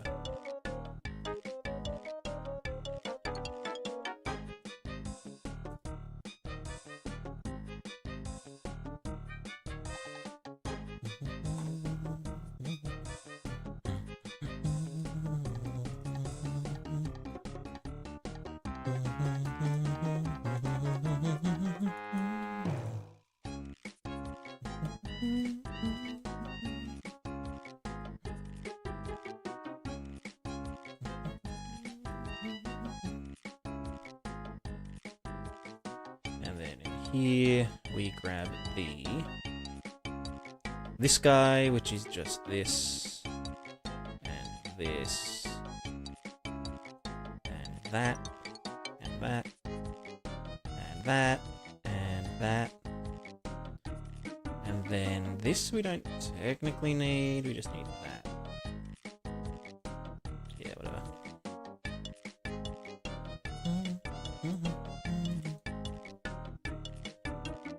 Alright, I'll be right back. I need a pee. BRP.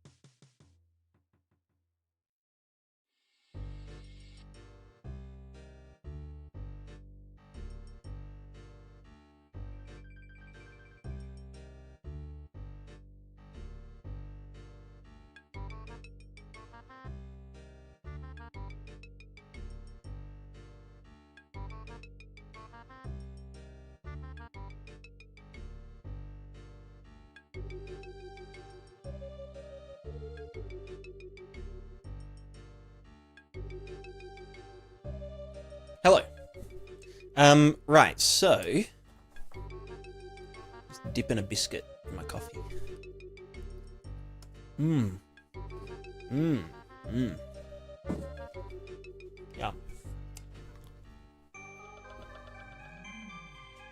Excuse me.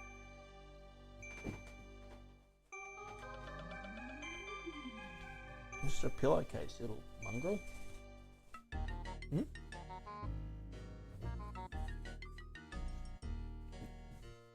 Alright, what the hell am I doing?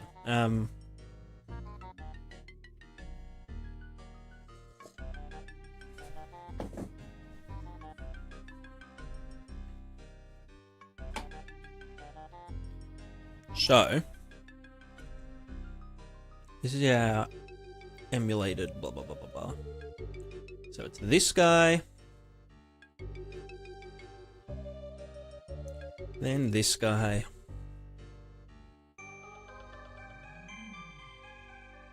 and then this guy.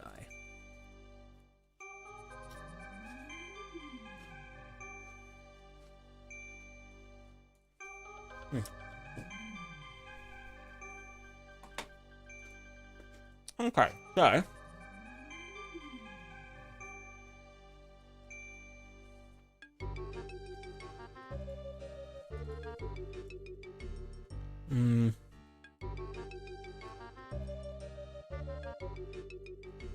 well, yeah, that's the thing.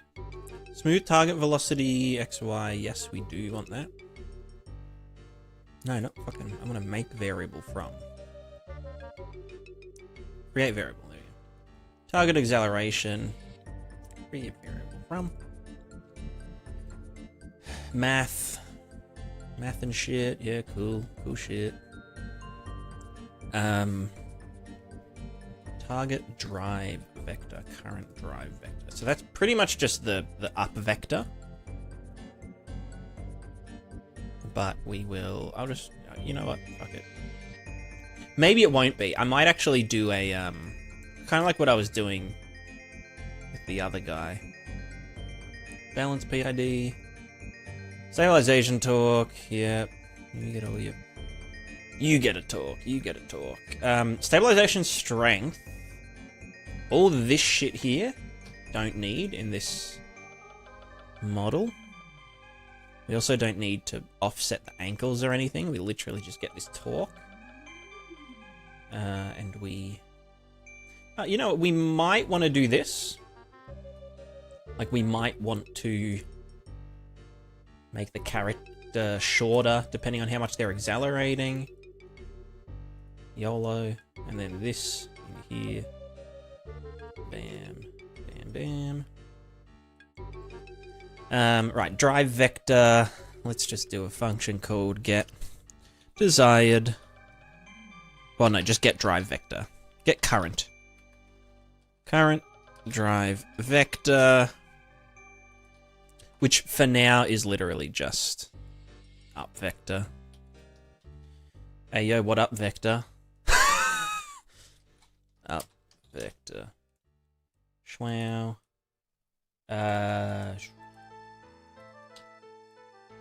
Does it need to be...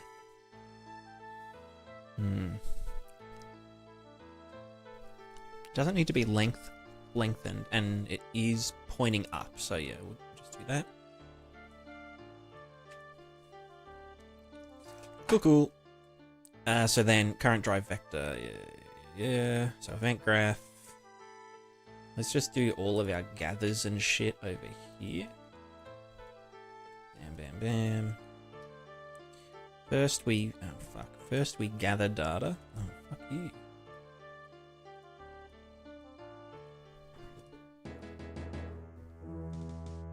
What are you doing, Fate? You being nice? You playing nice? Yeah, he's just playing. Ooh! You go. Is he gonna try and get up? Girlcat has the high ground.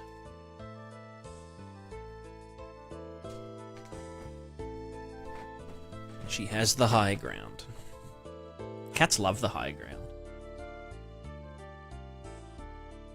Because, like, if something tries to get up there with them, they just yeet them off, you know?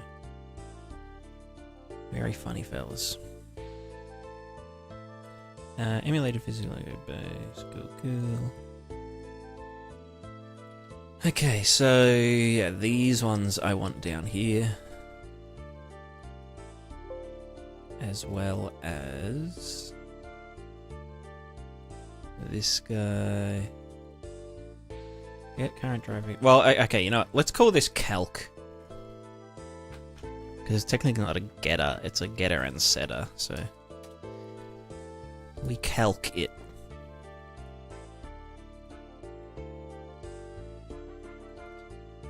Which is just up. What up, vector? So we have target drive vector, current drive vector, that gives us a torque. That torque then gets used to stabilize us. So if I was like, I'm up in the air and I'm like looking like this and shit. Oh yeah, right, I need to unfuck all this shit. I can all die for a second. Why are you not... Right, acceleration PID, create variable. You're good. Sweet. Alright, so then... Then what? What the fuck are you doing? Can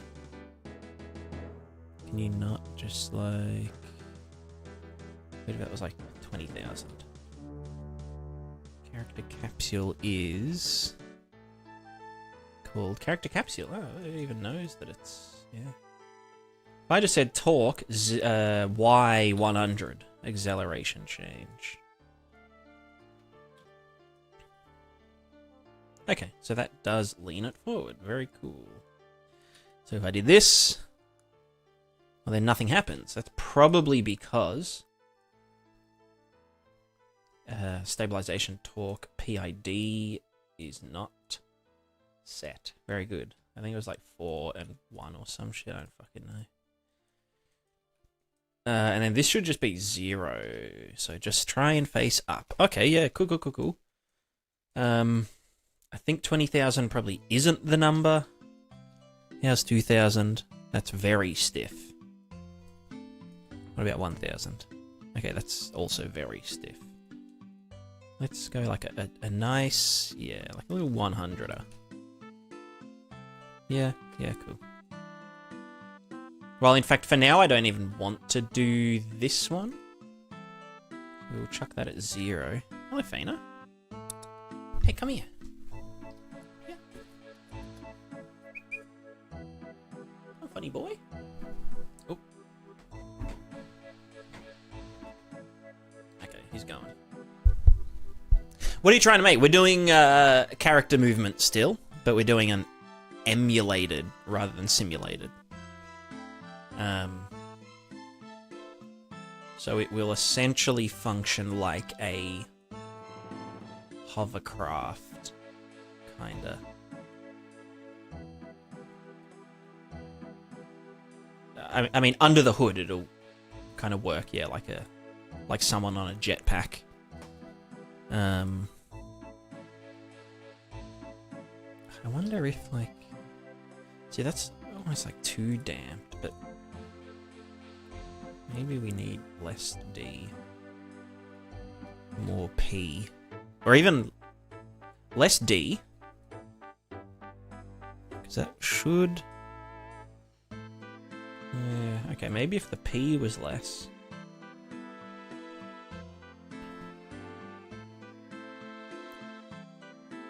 Yeah, okay, less P, but with an offset. Which is this guy, so offset of 10. Yeah, cool. Okay, so that's doing an upward thing. You have the drive vector. Drive balance PID. Acceleration. Do we have... Okay, in the...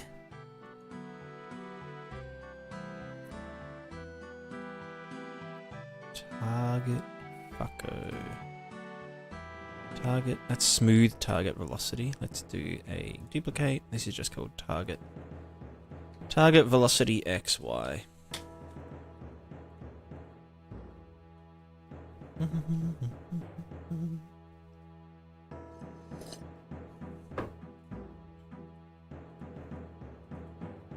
And let's also do a crouch offset. Oh, well, no, I guess it would just be the desired leg length. Would be some proportion of the max leg length. So we just go into our janky-ass player setup. And we say speed, fucking blah, blah, blah. Appendage crouch offset, that's not what it's called anymore. It is called desired leg length. Whoops, we want that to be fucking max leg length. On pressed, set desired leg length. On pressed, set that to, I don't know, fucking half of that, whatever. And on released, set it back to the max. Cool, and then on tick, target movement vector, oops. Target movement vector. Target velocity XY is this. And then the facing vector, well, we don't have a facing vector in there yet. It'll look like it's from the cursor, blah, blah, blah, whatever. So, we should be able to say, hey, and then that should be sending it into here. So then, in our fucko land, we get the, well, there's a smoothed target velocity. So let's just smooth the target velocity, I guess. Target velocity, interp2. This is the target, and the current is the smoothed target. And the delta time is delta W. And the interp speed is fucking 10 or some shit, I don't know. And then this gives us the smooth target velocity.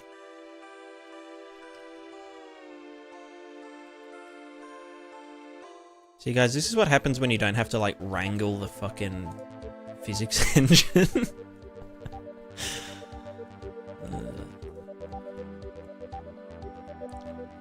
If I'd just gone with this in the first place, I would have saved 2 weeks.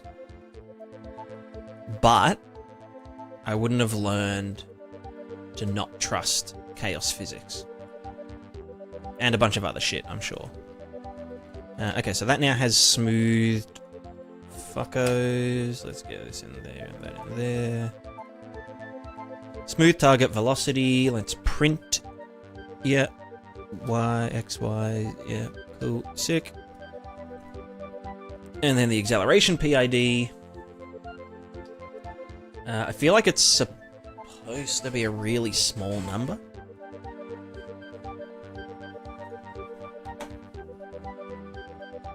You know what? I will bring all of the debug shit over. Draw debug values. Yeah. You just jolted or figure not due to it being in a plugin. I don't know. I saw Mydrong using Jolt. But I just don't understand the... I guess I don't necessarily understand, like, the benefit. Like, what's, like, the point in particular? Or, like, what would it let me do that I couldn't do with fucked up chaos physics? I guess it's deterministic, isn't it? So... yeah. Also, Jed, hello. And also, I have, I need to talk to you about, because you've done editor editor utilities, right? You're like the editor utility king. Well, not necessarily editor utility. Just basically, let me run you through what I want to do, and we'll see if you're like demand for it.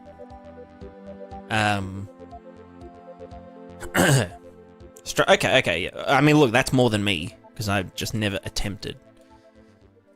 So basically, in my game and other games, we've got like physics assets, right? Let me take like a screenshot of this person.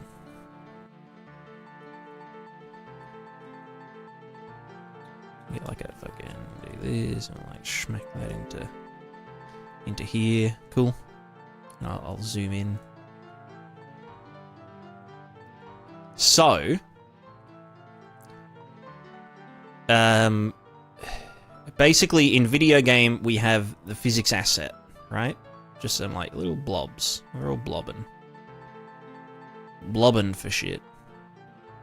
And then like one here, and we got like this one, and we got like this one. And we got like the neck, and we got the head. Right? We love capsules. Capsules are the best.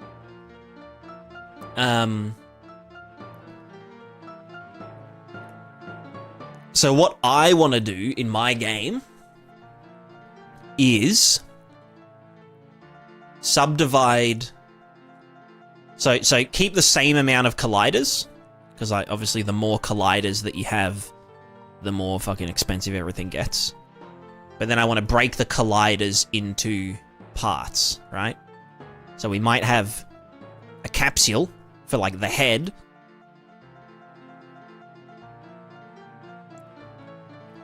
But then I'm going to call it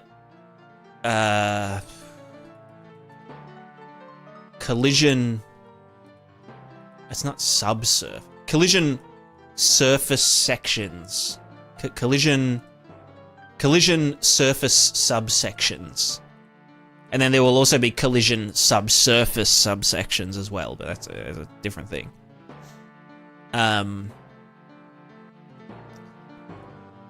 So I'm just trying to explain it before I get to the actual, like, what I need the editor utility to do. But in essence, if you hit a point on a shape, it will then have an array of like tests to figure out if it's in a section or not. So it might be like upper and lower head or something. And like there'll be like inclusive and exclusive zones and shit. So like I could maybe define the face, if we were side on, as like anything, you know, anything on this side of like a plane. So it would just be like a location and a direction. And if the point is on this side, then it's like, yep, you hit the face, well done. You know, and it would return that.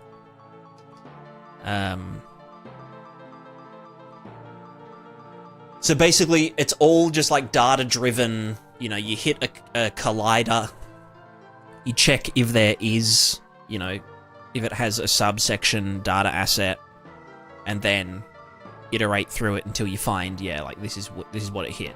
And that could be like, it's like the face, but then there's one inside the face, which is the eye, which is like just a sphere check, you know, point and radius, and like did the hit there, or did it hit above the eye or below it or whatever.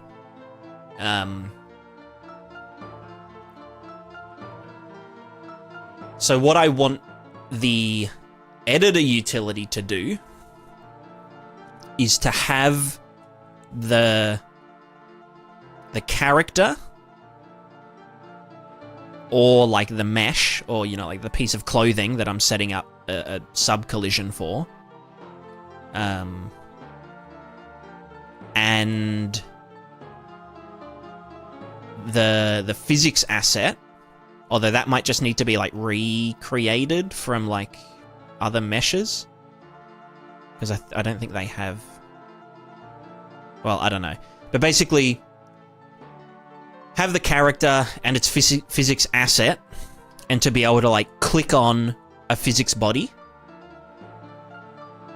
and then be like, you know, add new subsection of type. You know, is it like a planar section?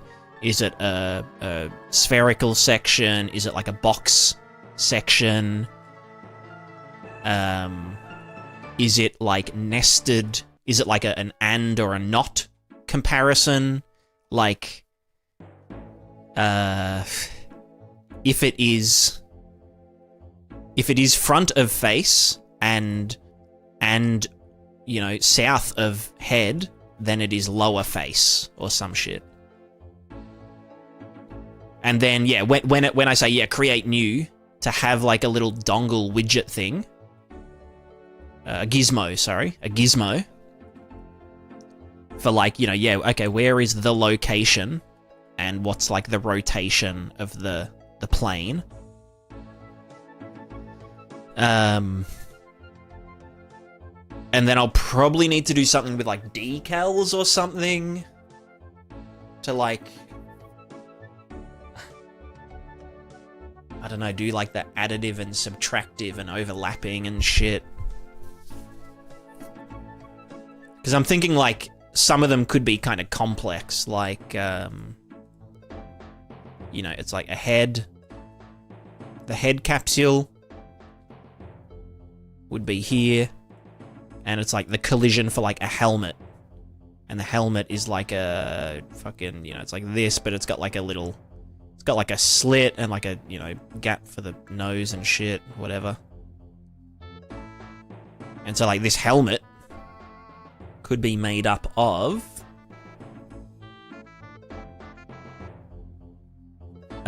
you know, one that is inclusive planar. So anything above here is yes, but then have exclusive, you know, maybe boxes or something like this. So we do a hit. It hits here. We ask it, hey, like, you know, it passed this test. Yep, cool. But then this test has subtests, which are these boxes, and they're not boxes. So then, you know, did it hit these?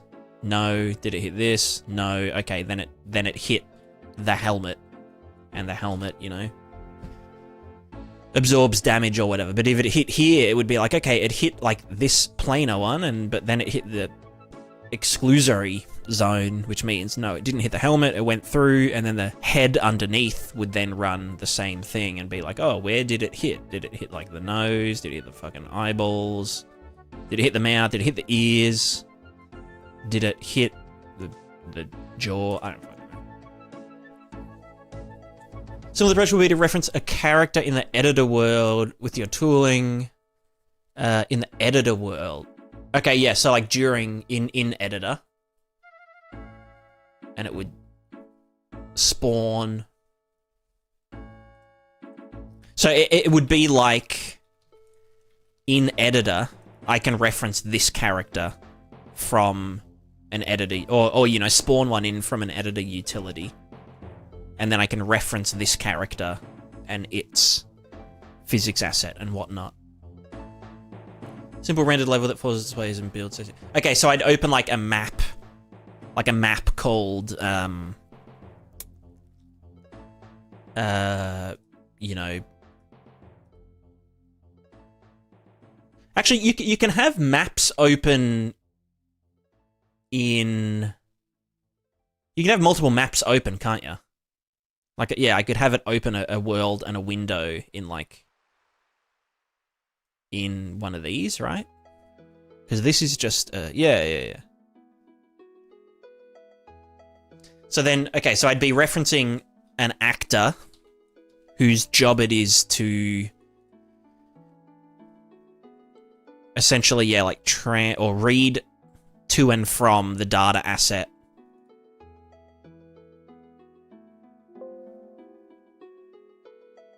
So I can almost think of it as like a kind of what was the render that inside the was out? Yeah.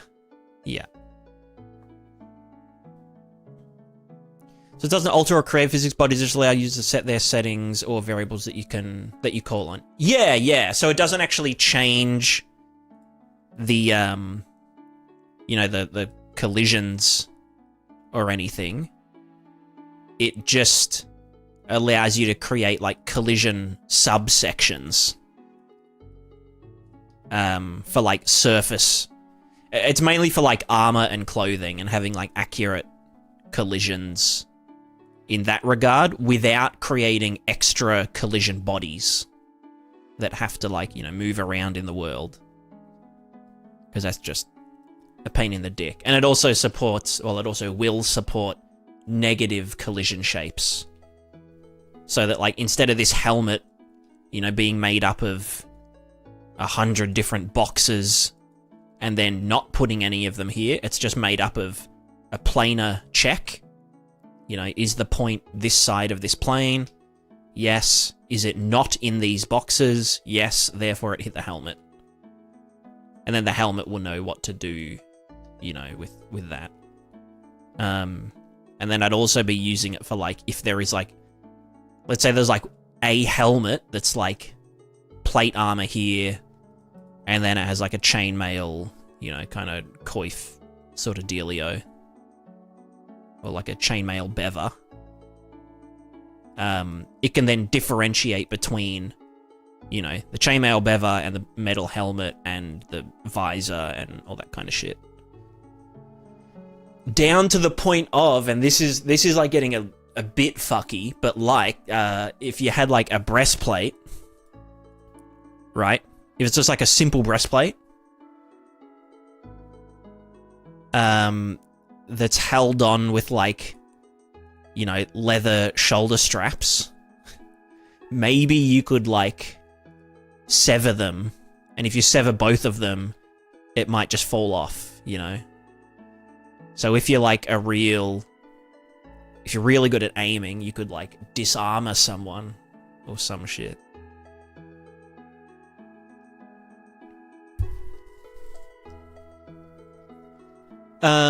It's not data really, but usually when running any script or function from these tools, we can reference anything in the editor world, and it says subcomponents. Yeah, okay.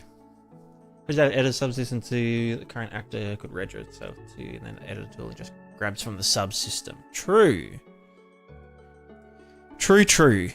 Yeah, because like I think I know how I would do it. Well, minus the gizmo and shit. But I guess like if you click on this actor. And I can then go here and be like, oh yeah, camera, wherever the fuck that is, and like move it. So maybe I could just, spawn components on the actor.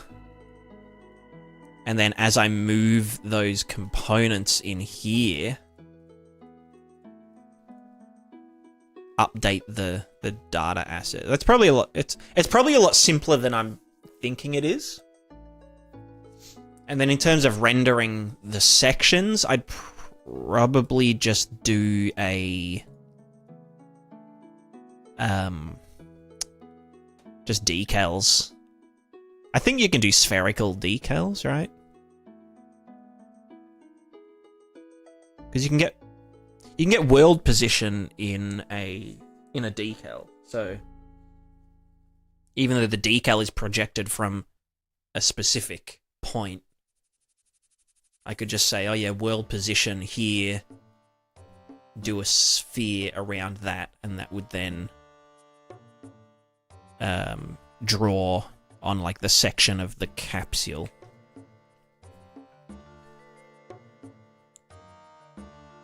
I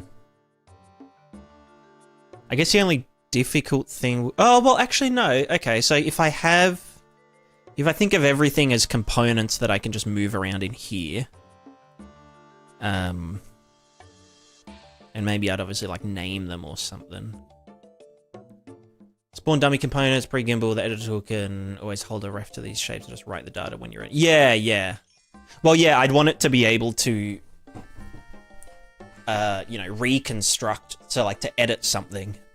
It would need to be able to reconstruct all of the sub-collisions in their hierarchies. The only complicated thing is, well, no, I guess it is always just like an array of, I guess, structs. Actually, it'd probably be no, it can't be an array of objects. No, it could be an array of objects. I'm just trying to think how to, like, nest it all. Yeah, actually, yeah, a map. Or a map to an array of some shit, yeah.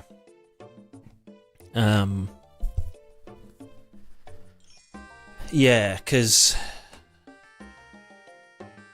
if it was like, okay, we hit this collider, you know, head underscore 01,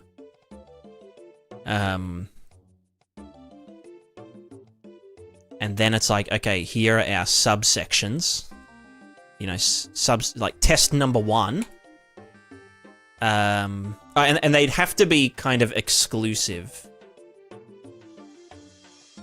So it's like, okay, did we hit top of head? Yes, we did. Well done. Or unless there was a sub-collision in there called, like, tippity top of head. And then it's like, no, we didn't hit tippity top of head, but we did hit top of head. So we hit in this section, basically. But if neither of them passed, then I guess we'd have like a fallback, or like the last one would just be the fallback. So this would be lower head or something. Unless lower head had a sub collision, but maybe it was called lower head, but it had like a negative collision on the mouth for some reason. Maybe mouth was the fallback. So it's like, okay, well, if we hit here, then it would be like, okay, try this. No, we're definitely not in the upper head territory, so that's an early exit here. We don't even have to try the sub collisions. Then we try the lower half, which is the fallback. So we don't even have to do a test for this one. We know that it's in here because it isn't in there. But then we still have to do a negative test kind of thing. So yeah, it's pretty much just a list from top to bottom. The only thing that I'd want to... Well, no, I guess you can... I was just thinking, like, okay, what if we had top of head, bottom of head, but then face was like this. But I guess in that case, because I was thinking like, oh, do we have to share the face test between them? But no, we could literally just be like, okay, the face gets done first. So when drawing the decals, it's always from the sort order is always from top of the array to the bottom. Because if this one gets done and it's like, yeah, it's like bro, it's on the face, then we don't care if it's on the top or the bottom. It's in the face section. And maybe it would have a face lower and a face upper or some shit. But yeah. Does the engine give you a single collision or like a list of collisions or a tree? It gives you, for a character, it'll tell you the character that was hit, or like the physics asset that was hit. Oh, well, actually no, it'll tell you the skeletal mesh that was hit, according to its physics asset. So a scaly mesh always has a physics asset for its collision. And then in the hit data, you can get the hit bone name, which is the capsule, or, you know, the collision body assigned to that bone.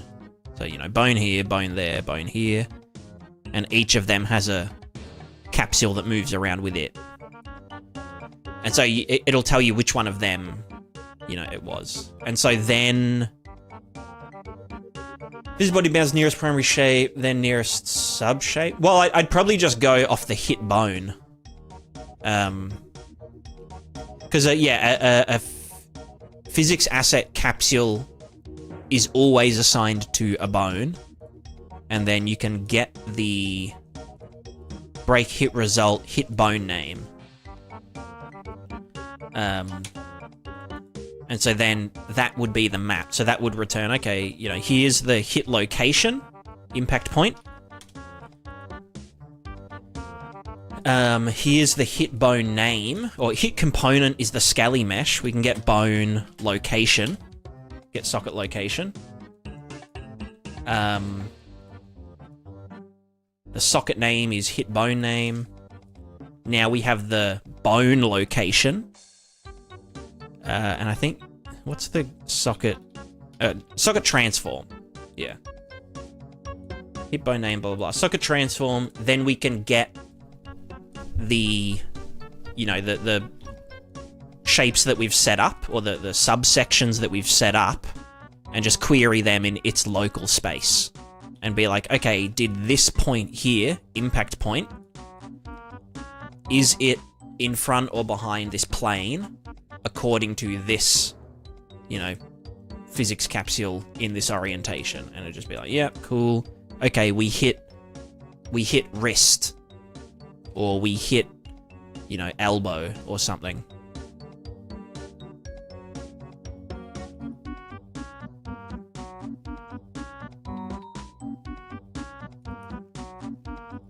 And then we might need to do, for my case specifically, because, like, let's say you've got, like, two, like, you've got the arm capsules, right?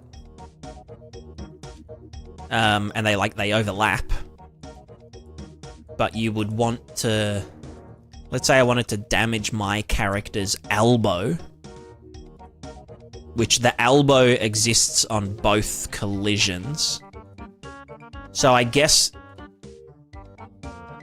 initially it would be, yeah, the physics body, and then the physics subsection for that body would then give it a name, you know, elbow, which both of these can own the elbow. Both of these bodies can be like, yeah, elbow. Like, you know, this one is like planar from here, and for this one it's planar from here, which then defines this whole bit as, like, the elbow. Yeah. Add elbow bone. Well,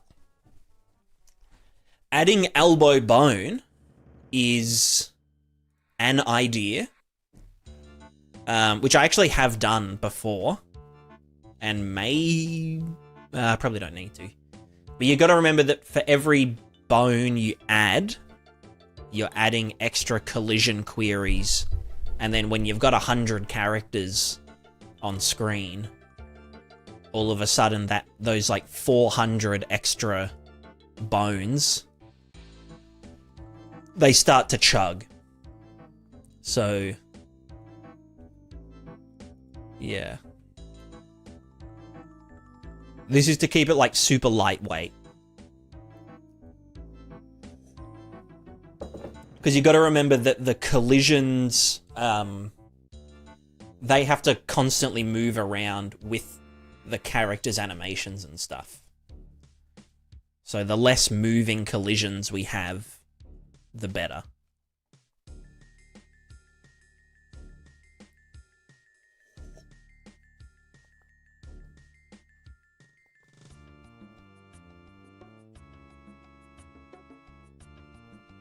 Custom scale mesh, head, up face, head, low face. Well, that's the thing, yeah. I don't want to be adding extra capsules And also, yeah, for things like clothing, where it's like, okay, this piece of clothing covers, you know, maybe it's like a, you know, really short sleeve shirt or something that goes to here.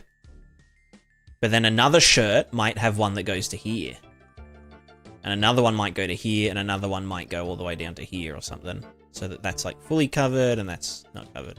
So yeah, I don't think adding extra... The only time I'd want to add extra bodies, which I may want to do, is for things that change the silhouette of the character. So like a giant hat, you know, big ass hat with a big wide brim. You know, I'd want that to have a collision. Or like a, I don't know, big pointy hat or something. Dunce hat. I'd want that to have its own additional thing. Or even like a big buffy, you know, fucking World of Warcraft ass, like Warhammer shoulder. I don't even know what they call them. It's not even a fucking pull. It's just stupid shit. But it might want to have its own collision. And yeah, because it's like it changes the silhouette of the character.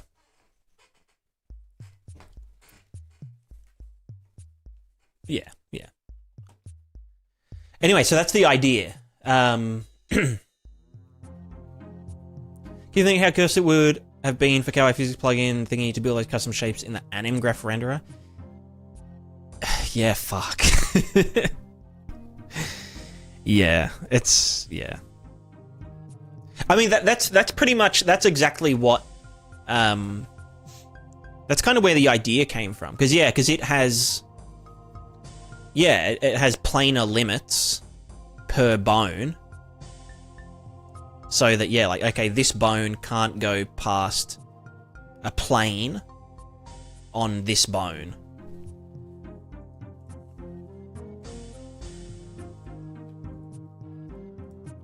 But yeah, my main, like, thing that I had no idea was, the... Yeah, like, how to just kind of set it up as, like, a thing that can, like, yeah, read and write data assets and whatnot. But yeah, I guess now that I think about it, if I just have this... I could even just make it like an actor. And then it has all this shit. Maybe it has, like, a function that's callable in editor for, like, you know, rebuild... Or, like, what data asset are we looking at? Which would have, like, the mesh in question, and then it's physics bodies that are relevant to it, and yeah. Any utility or whatever reference that actor in editor. Yeah, okay. But I'm thinking, like, I could maybe even just completely bypass editor utility and just do it in an actor. But that would be a lot less clean.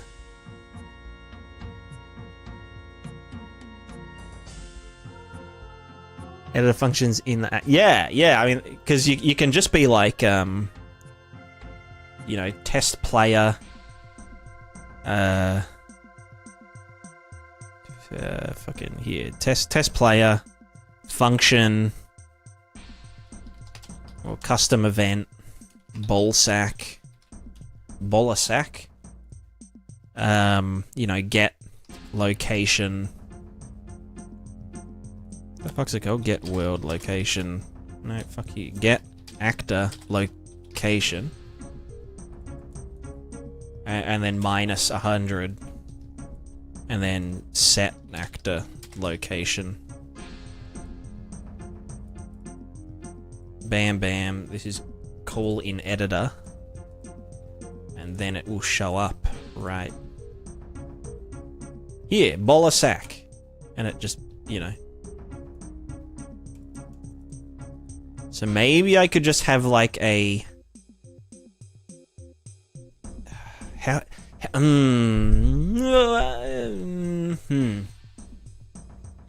I wonder. No, maybe I'll have to do a widget of some sort. Because I'd need to know which one do I have selected. Because I don't think you can really deal with, like, you know, what is the selected... Like, in the editor, what is the component that I have selected or something?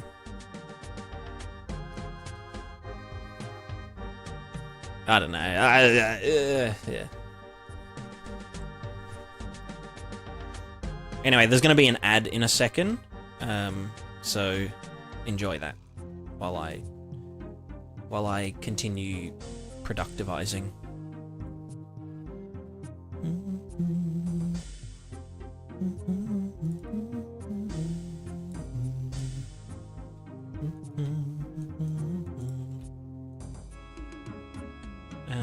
Okay, so we've got smooth target velocity. Cool, that works. Acceleration PID. Well, that's giving us a... Right. I was gonna get all the debug shit. Fuck. Well, we don't need feet-related things. Stride-related things, I guess we do need.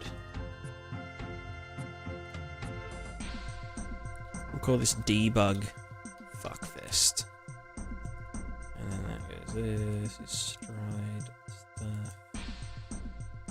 This is the body-related things, which, yep, we also need. Yeah.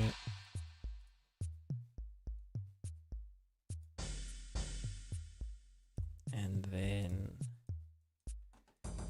this here is the drive vector stuff, and this is the facing, facing vector. And then this here is pelvis location and center of gravity, which I do actually want to have. Get pelvis location, wheeled space. Just fucking remove it. Cool. Okay. So for here, I want to know just the general shit. Smooth target velocity. Target movement vector XY is just target velocity XY, which we don't actually use. We're only using the smoothed one. Character absolute velocity is... Well, we need to calculate that because that's our... Yeah. Oh, good, Jed. Have a good one. Have a good one. I should probably unfuck my sleeping schedule. So absolute velocity XY, and then this was our target acceleration. Multiplied by 10? Maybe not. And that also has, yeah, some numbers. Character capsule is the same, dude. Why is that not drawing? Because I'm not calling debug fuckfest. Cool. So there's that. There's a thing. Location, velocity, absolute velocity. Right. So we need a get center of gravy. Well, it's actually calc. Center of gravy and velocity. You know what? We'll do it all separate. So center of gravity, for now, we're just going to say center of gravity is the pelvis location, because I am so lazy. And fucking whatever. Who cares? Cool. And then we can also do center of gravy. Wait, no, what's the... Well, we can just get this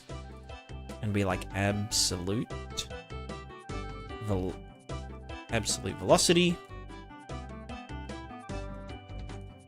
is equivalent to the previous center of gravity. Oh, sorry, the current center of gravity minus previous center of gravity delta wo multiplied? No. Divided by delta worth seconds. This gives us the character absolute velocity, and then we set the new center of gravity as the center of gravity. We'll do that. And then in event graph, we need to do debugs at the very end of the tick. Debug fuckfest. Cool. And then we have target velocity, target acceleration, absolute velocity is 0. If I just like yeet you a tiny bit, and then come back. Absolute velocity. Why did that not? Well, it's XY velocity, isn't it? But absolute velocity XY. Can you like move a bit? It's doing nothing. Oh, you know why? Because I'm not actually calculating center of gravity. Schwow. Schwow. Right, there we go.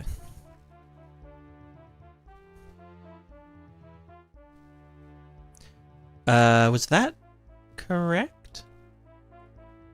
Can I just like, can you come down here?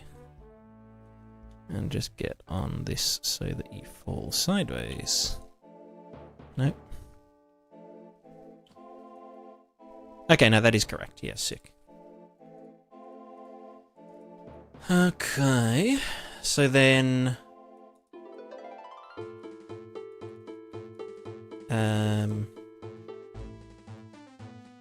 let's get you there. So now we have target acceleration, target velocity, absolute velocity, and we can then, with the acceleration and a bit of the derivative, we can, probably don't even need that to be smooth anymore. We can then get the angle, that gives us target drive vector, so from our debug, we can then grab our drive vector. Stride center is now called the drive hit location. Yeah, current drive vector is just the up vector. What's up vector? Haha. It's never funny, is it? Stride center is drive hit location. I should also make the drive hit location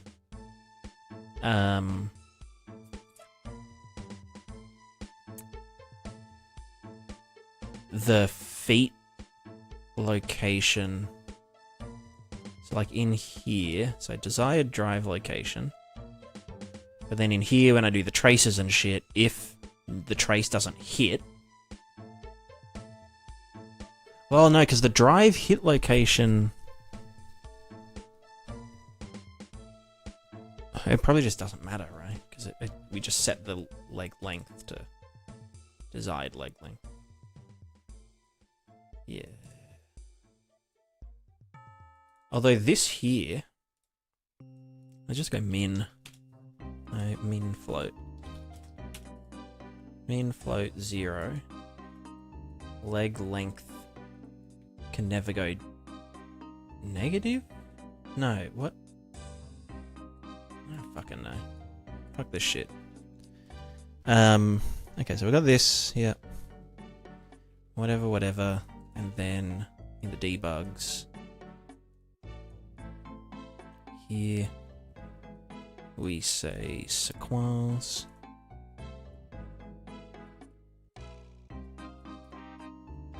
Yeah, there.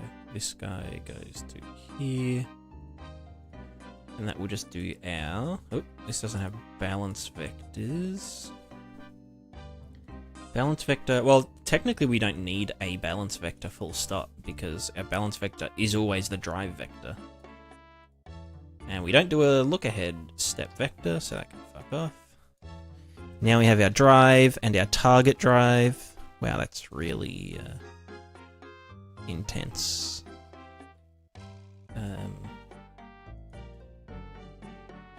Maybe this PID should chill. Have some chill.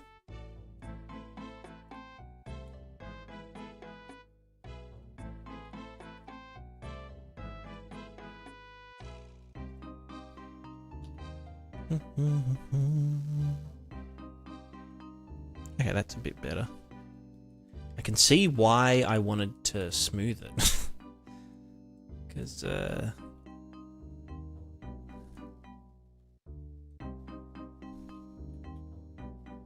yeah, cool.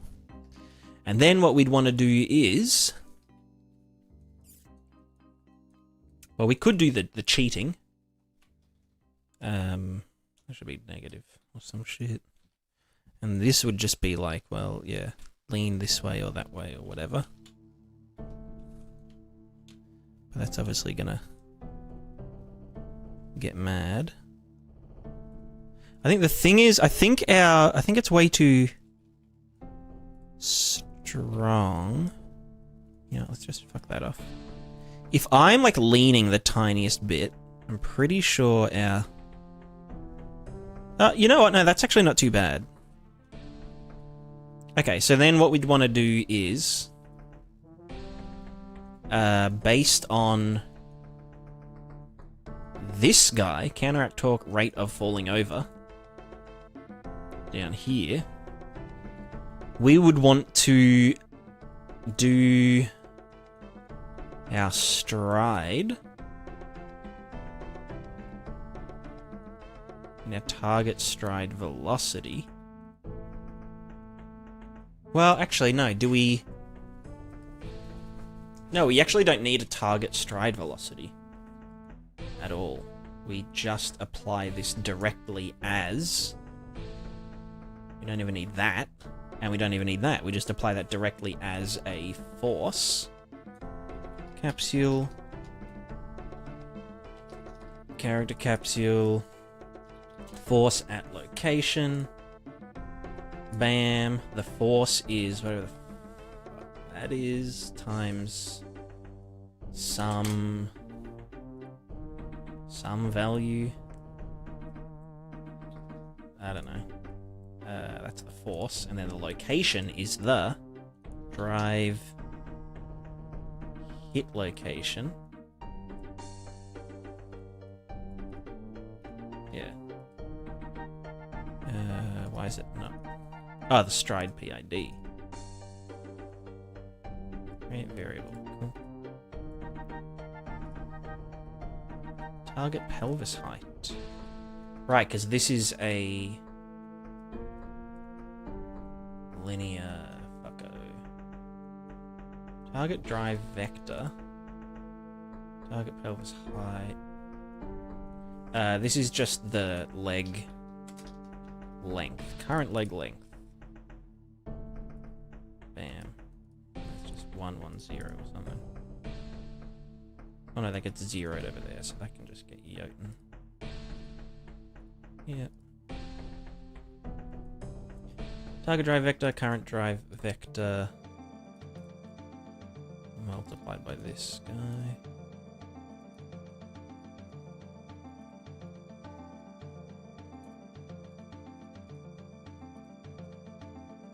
Get in there. Yep.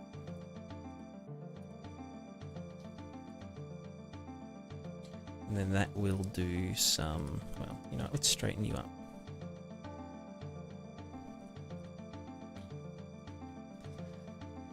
So then if I do this, then we should apply force at location to correct the thing. That's a nightmare. Maybe just this? So wait, why do you want to go that way?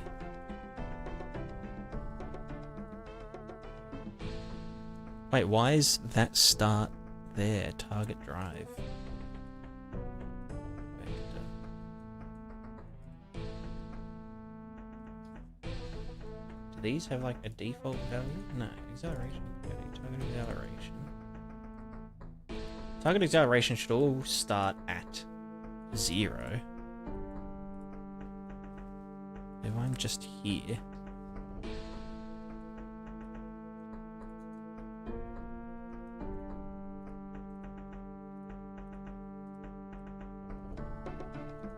It's just up and down, that's doing that. So then... target drive vector is... Okay, why does the target drive start... Right. Current drive vector, up vector, current drive vector. Then target. Right, it's because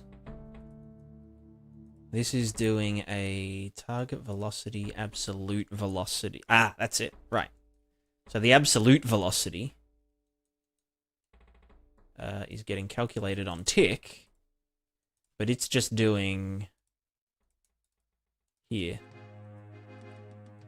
Current pelvis location minus previous center of gravity, which is 0, 0. So we just need to run this calc center of gravity on begin play.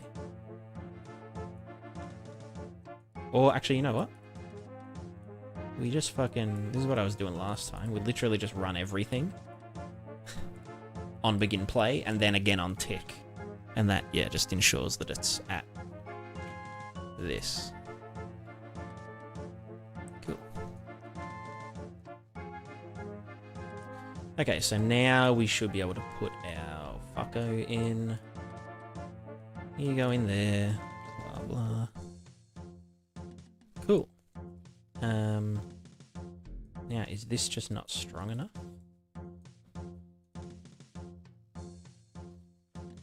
I mean, I saw it. Okay, that's a thing. That is a thing that is happening. Less of that.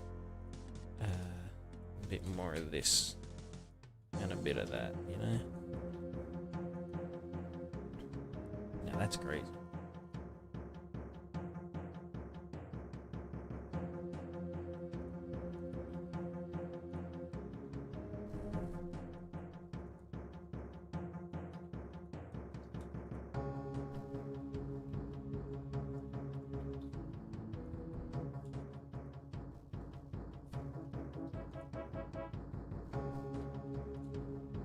Stop falling over.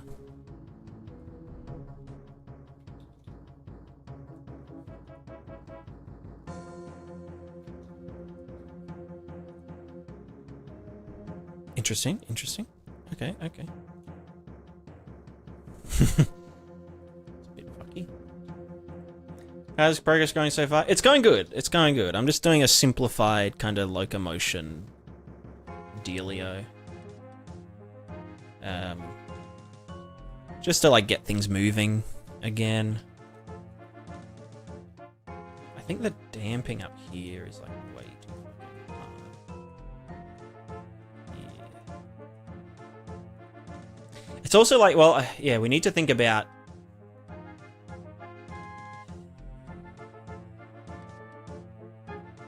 combined.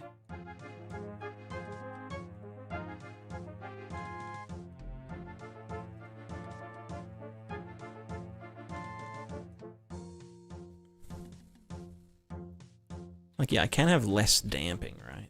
Like, we can probably go down to fucking 5,000 D. And that will, like, it'll do that a bit, but, like, it is a bit less. You know what? We'll go 10,000. Well, no, because then it's overdamped, which, yeah, results in kind of... Well, I guess we probably want it like that, right?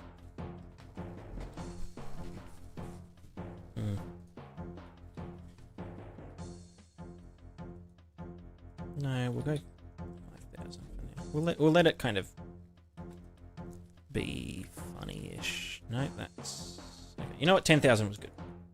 Keep it to 10,000. Yeah, the problem is that it's distance, or it's leg length, right? But anyway, if we just got this less fucked.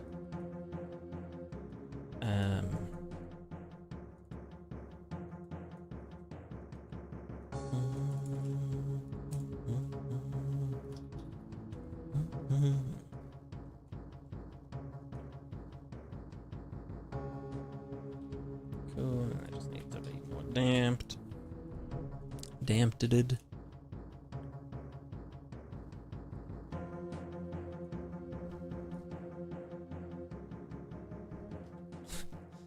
So cursed.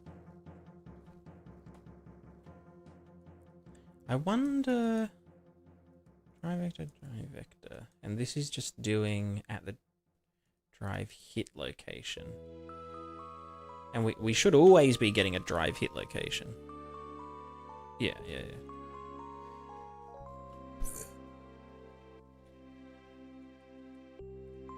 So I think it's just a matter of, yeah, like tuning this shit up so that it can actually reach values that we want. That is it's overshooting. How do we tune a PID again? We've got this and that, and it's saying lean that way to good. Then it's like, oh, you fucked it up. So that means this needs to be higher. Okay, that oscillator, fucking damp that shit up.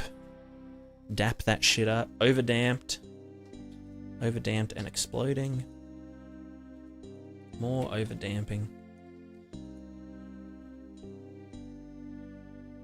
Oscillating. Maybe because it's too much P. Okay, that's not enough D.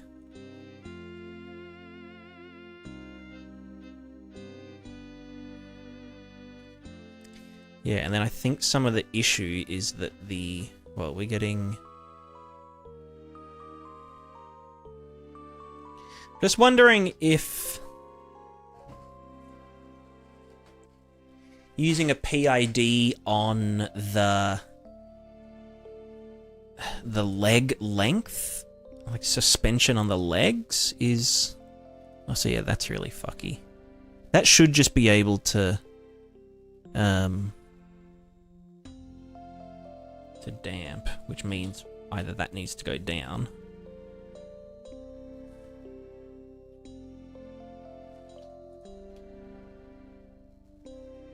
Or this needs to go up.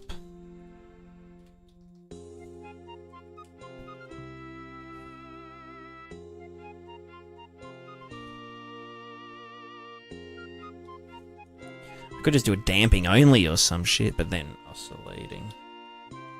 As in, like, damping oscillations. The old damp os.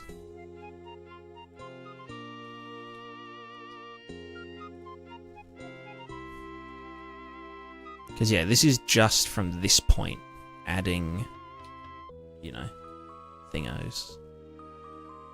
Let me just see what I had it at. Well, no, because I was doing it velocity-based. Whereas this is just arbitrary, you know, force at location. In here, I had it set to... Oh, actually, we can just copy our values from earlier. Balance, maybe. The acceleration was set to 0.0075. 0.0075, and the damping was 0.00025. Great. Then we have that smoothed as well. Right, and then that gives us the angle, so the angle will be pretty much the same. And then there is the stabilization torque. 3 and 0.5. 3 0.5.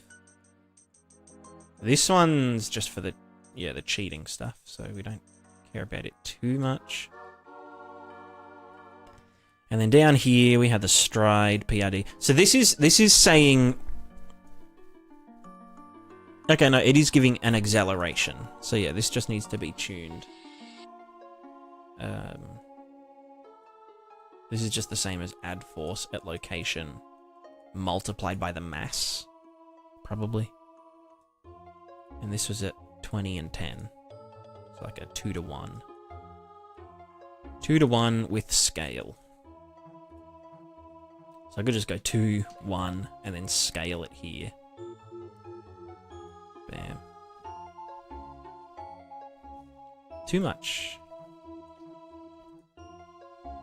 Too much. Too little.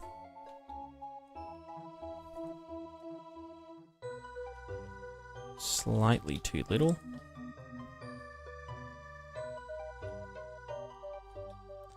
$300, maybe. Well, that balanced to some degree, yeah. Now we're just getting oscillation. Yeah. I mean, it's not terribly fucked up. Maybe that's just a matter of tuning.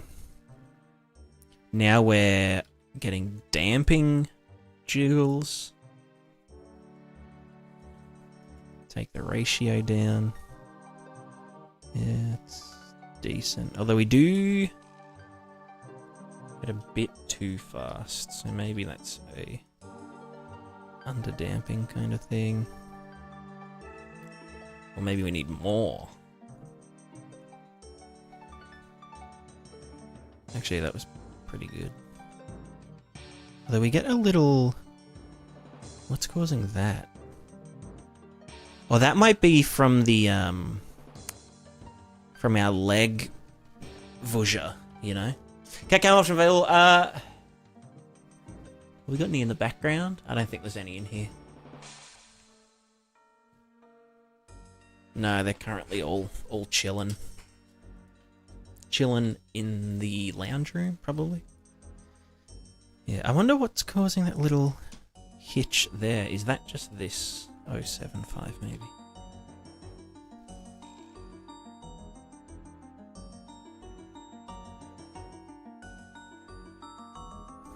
Yeah, cool. There is, I don't know, I feel like that little hitch, right, when I like stopped, there's like a tiny little bush. And same when I go as well. But I think that's caused by the damping of the up and down. And I also don't know if I need to look up physics.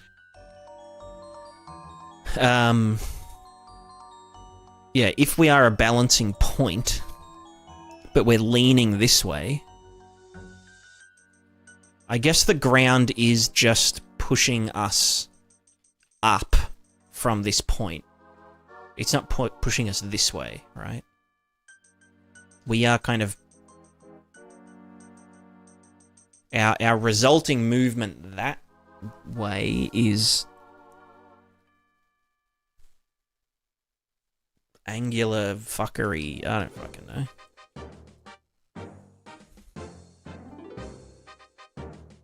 But yeah, I think if this here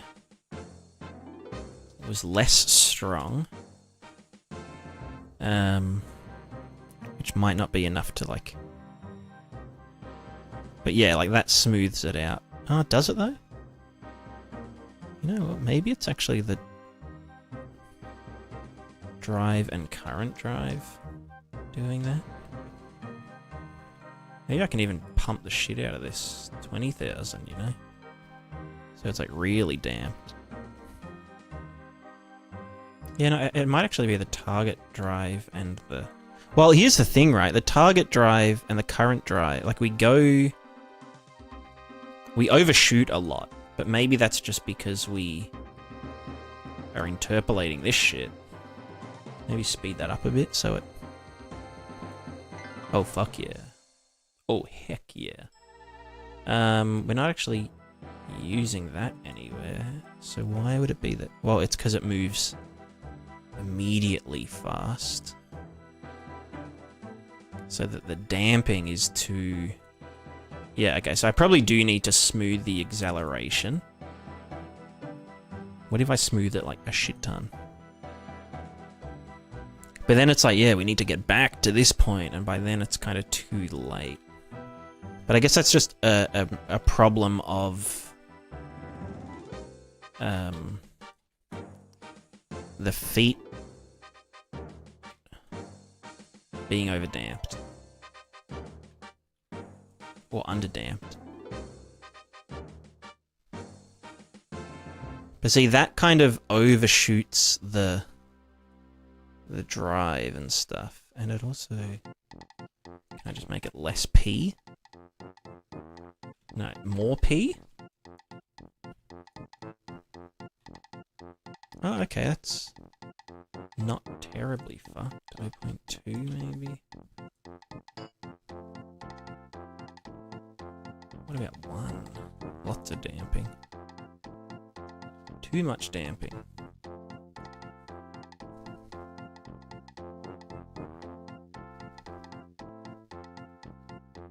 Do we need more P or less P? Or more P, less D? David Dexter, where can I get previous videos? They're all on YouTube. I dual stream to Twitch and YouTube, and YouTube will saves all the VODs forever. Forever and ever. Amen.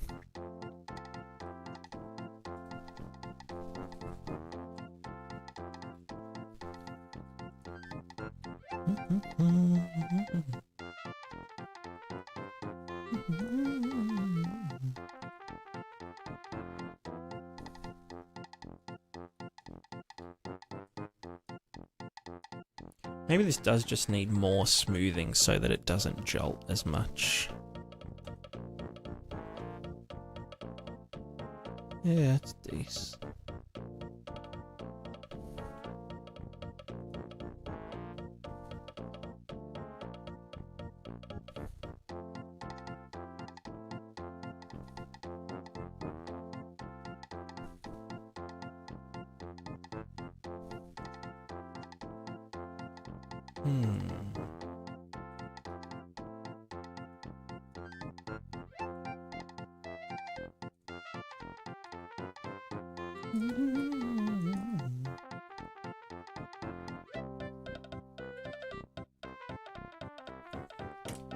Let's just scale this down. Or, you know what? Let's just take damping out of the equation on the acceleration. Does that even... You know, that just works way better. But then it's like... Yeah, then it will never kind of slow.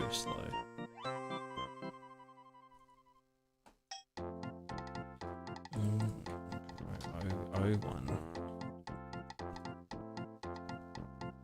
And that should slow us down to a stop. Yeah.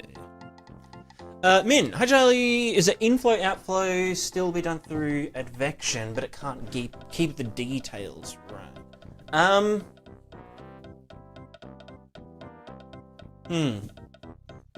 You can do... It can be done through advection, but it can't... You can do inflow outflow with both the mass and you can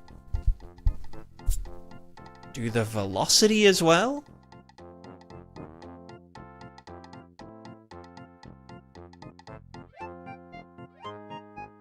So inflow outflow is through advection.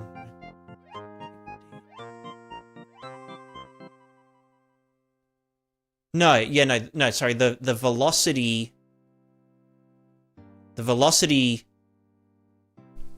moves the water to the next cell, and you use inflow outflow in those directions. calculations.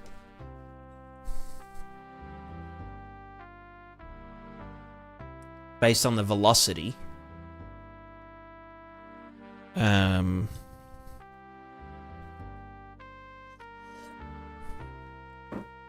So that you're never, like, removing, you know, you never get negative water. You need to actually check, like, is there enough of this to go into there, kind of thing.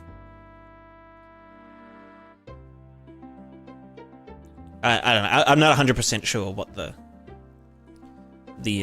question is.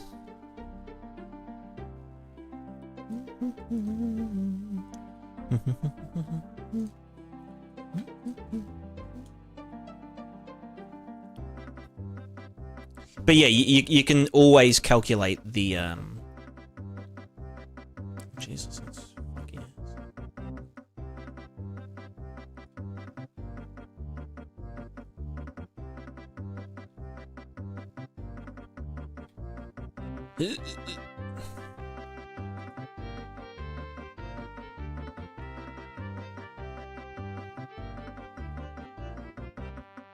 Wow, it's so, like, fucky.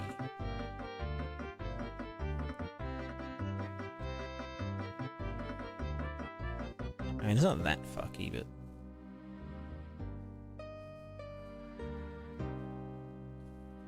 it feels very stiff.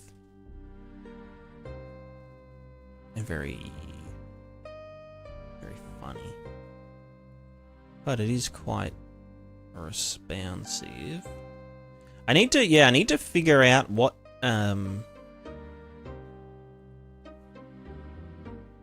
like, do I just want to be doing one value? I'm trying to think, like, yeah, what is the... what's all the shit? You know?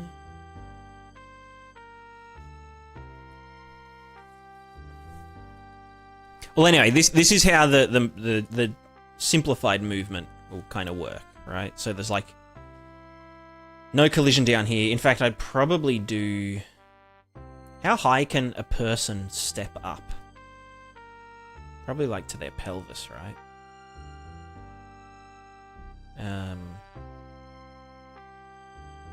So when we initialize, we could just fucking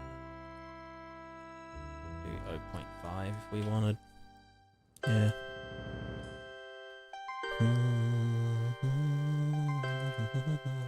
Oh, wait, why is that gone super fucked now?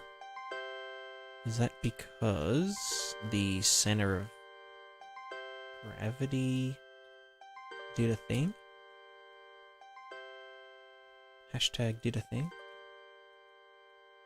Center of mass offset.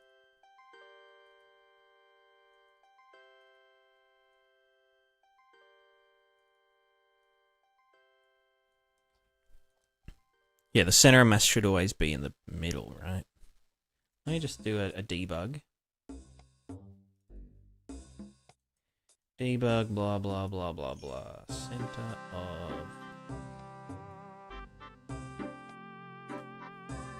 capsule.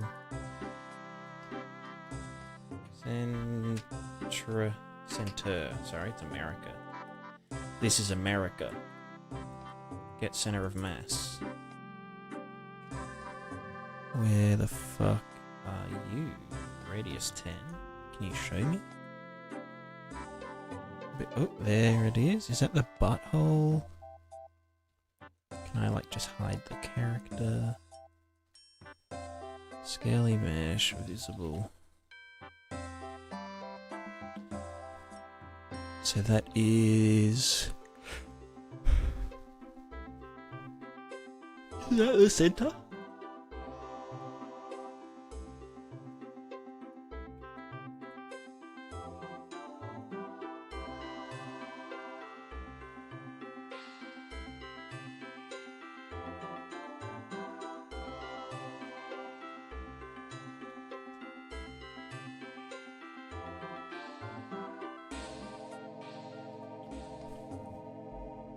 Okay, yeah, they are the same spot. Okay, so that makes it... yeah, that's good.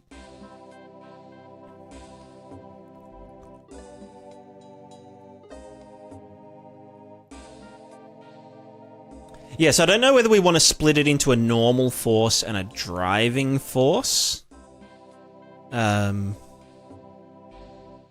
Or if it should be kind of one thing. But also, like, yeah, what do we do with, like, slopes and shit? Like, that's super fucky there. But that's mainly because it's way overdamped. So, like, should the thing... This guy... Should it just be, like, way more chill? Like, is that more chill or less chill? I mean, it's a bit more chill, yeah. And when I go up this thing, it should fuck it less. But I think a lot of that fuckery is caused by...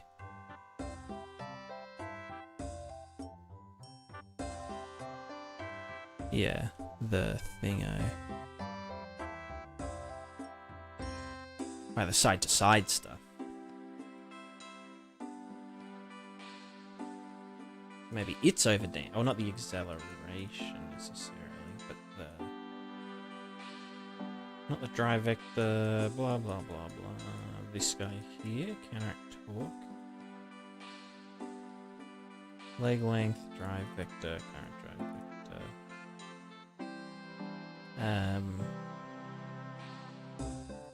Yeah, just like the tuning of this. Probably the damping.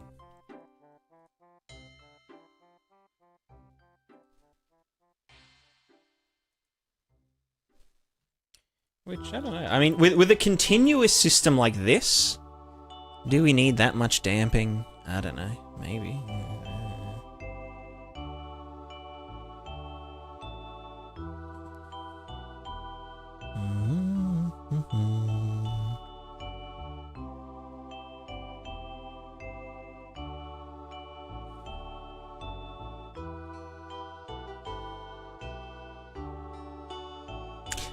I'd probably want to try and maintain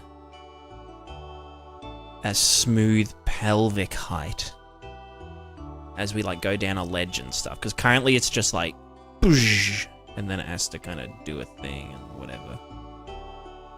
But yeah.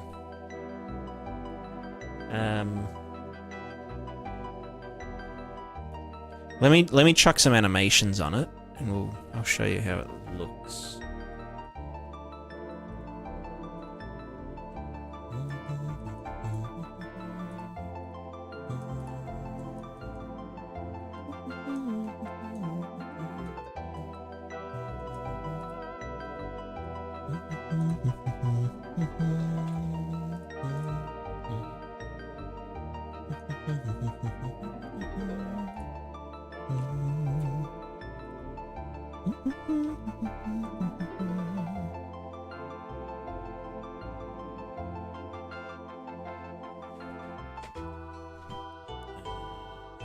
Blueprint. This is on the boober mesh. What the hell's it called? Skeleton. Physical character movement system. Did I make one called PP Feet? No. What the hell is this one called then? Is it just from... I guess so, yeah. Whatever. You know, I'll just duplicate this one. PP Feet test. This is emulated loco test. Whatever. Don't need any IK shit. You can fuck off. You can fuck off. This is gonna look for PP Feet emulated thingo. Emulated dude. What do you mean you can't get that? That's not... Oh, right, because that has to be PP Feet. Whatever. Yeah, just fuck off, fuck off. Don't crash. Cool, cool.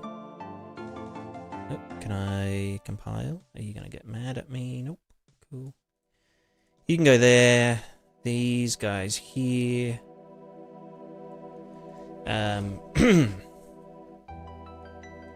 These are now just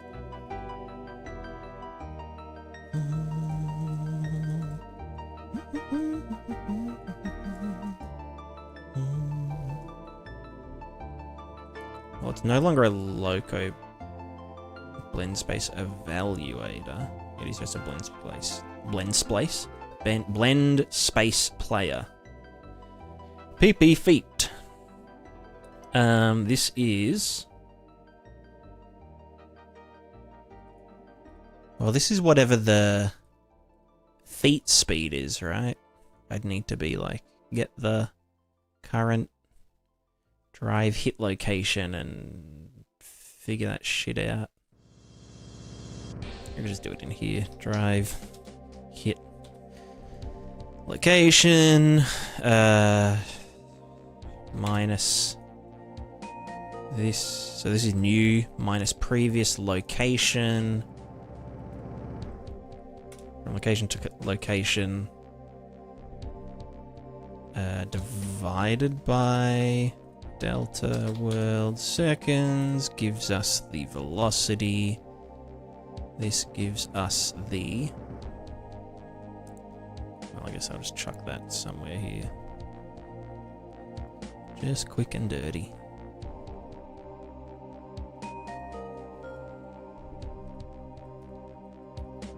This is the stride velocity. And then length XY. Stride speed.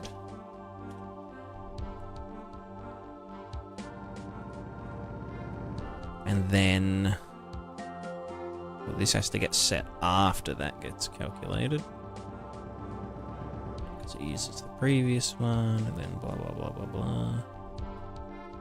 Cool. So then we have the... I don't know, somewhere in the event graph. What's the fucking calculate direction? Velocity is this guy. Base rotation is... character, capsule, get rotation, and I would just, you know, fuck it, we'll get that in there.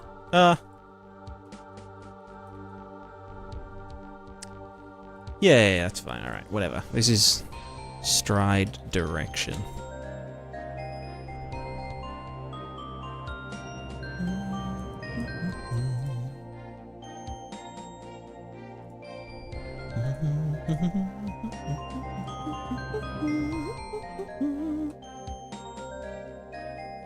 Okay, so now we can get PP feet. This is stride direction. Speed is stride speed. Jiggle physics into some IK, which we do not need anymore. And then maybe we would need a crouch additive.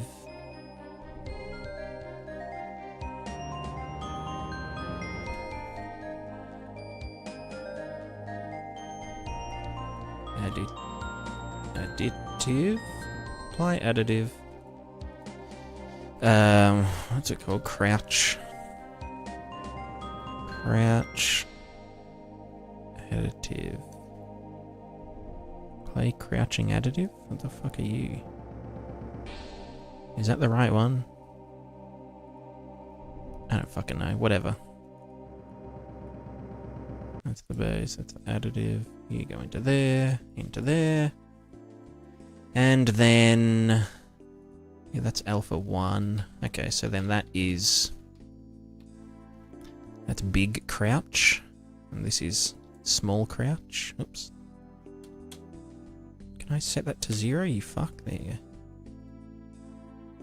go. So what's the... leg length error? Leg length error. Can do that in here, actually. Can I be fucked? I mean, no. Let's just do leg length error divided by max leg length. No. It'd be current max leg length And then the current leg length.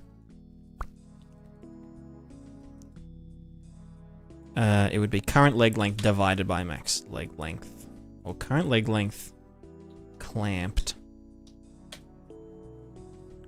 Oh, fuck it, I'll just clamp this 0, 1. Or even remap. Remap range.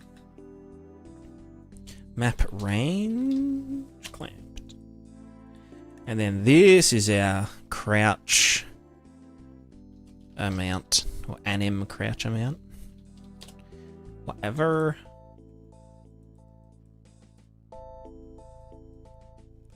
And so that goes in as 0 to 1, probably, and it comes out as 0 to 1, but I might need to tweak that a tiny bit. So then in here, we have the alpha is going to be alpha, PP feet, anim crouch amount, cool, compile, blah, blah, blah, grab this. Grab the fella, make you visible. Control B to browse to this. Not even test player, we want the test character. If this goes half or nearly done. This one here, with like the floating capsule. I only started like 3 hours ago. So, honestly, I won't need that much longer, though. It's pretty simple. There's just a few little doodads to work out. Use anim blueprint. Oh, you fuck.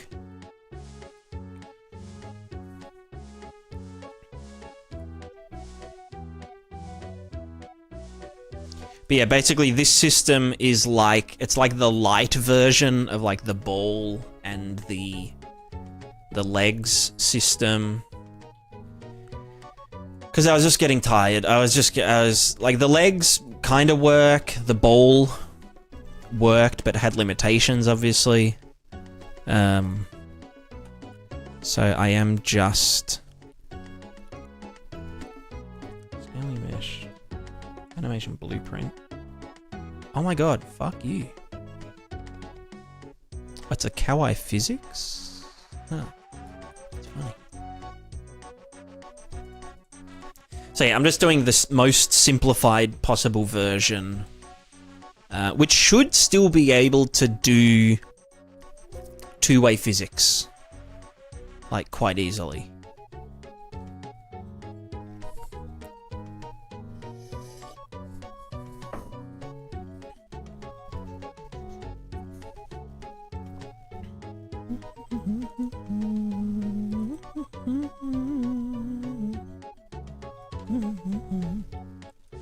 Right, no jiggle physics this time. That means I can just go straight from this to that, right? Yeah. Is it because I'm applying the additive afterwards? Is that why it's angry?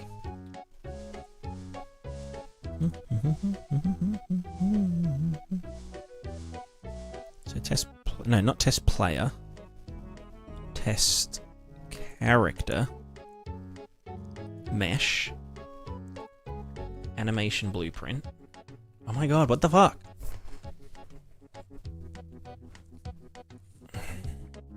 Anim graph runtime, blah blah blah. Alright.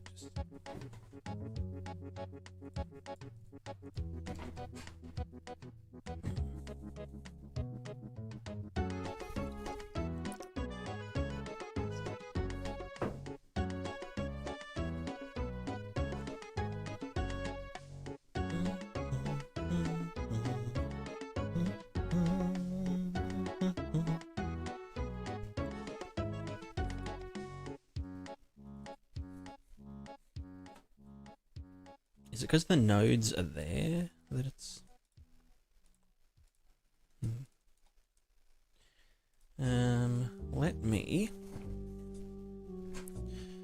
Let me just see if we go to test character and we say save and blah blah blah blah blah. If I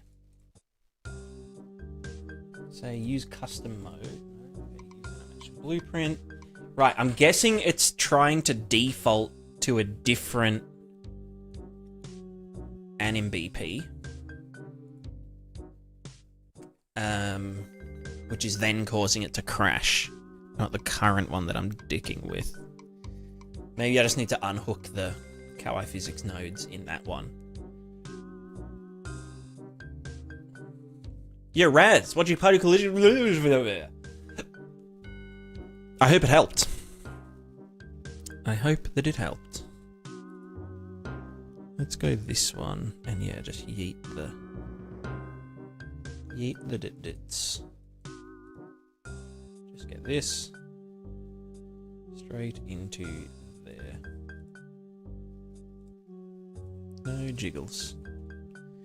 Now we can go back to here. We can go back to the character, and just bro, just let me fucking scaly mesh, right? Animation BP. There we go. Okay. Then I can go emulated locomotion test. Do this, blah blah. Go to this fucking thingo. Do this. Oh, there's no character there for some reason. Scaly mesh visible. Yes. Why are you so crouched? No, bro, that's cursed. Why are you so crouched? Is it the wrong way around? That could be it. Emulated.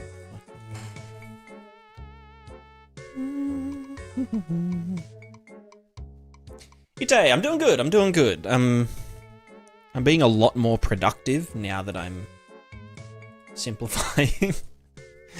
So wait, max leg length. So that's like 1 out of 100.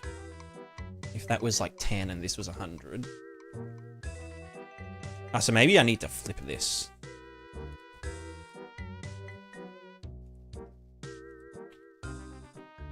Yeah, something like that. And then...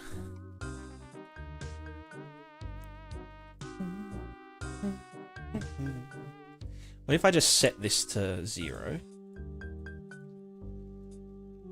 Then we just need a bit more offset from our Z height bullshit. More offset. And that's a static offset. Yeah, YOLO. And then maybe a tiny bit more. Then we do this guy.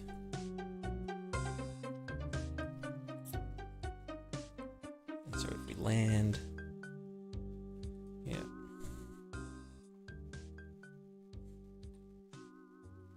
Oh yeah, that's great. Fantastic.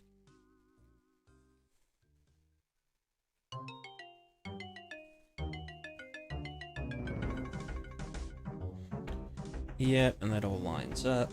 Cool. Yeah, there's a tiny bit of foot slide, but I don't know if it's like too bad.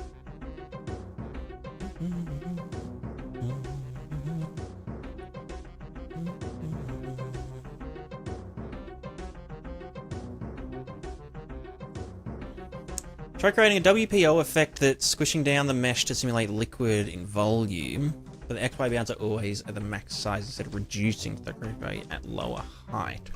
Gotcha. Yes. So you mean you've got a...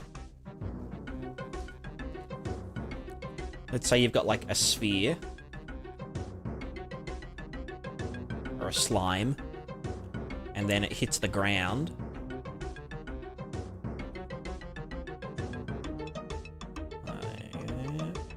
And then it hits the ground and you want it to like kind of squish out like this.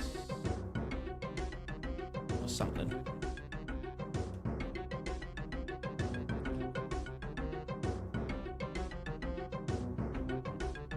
Something like that.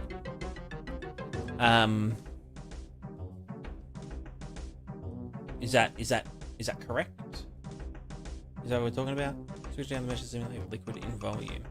For the XY bounce rates at the max size, reducing to the room value at lower height.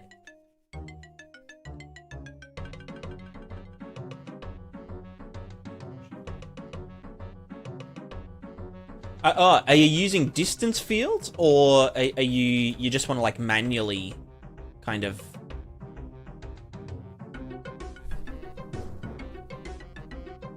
Want to squish the top, retain the XY scale. At lower heights.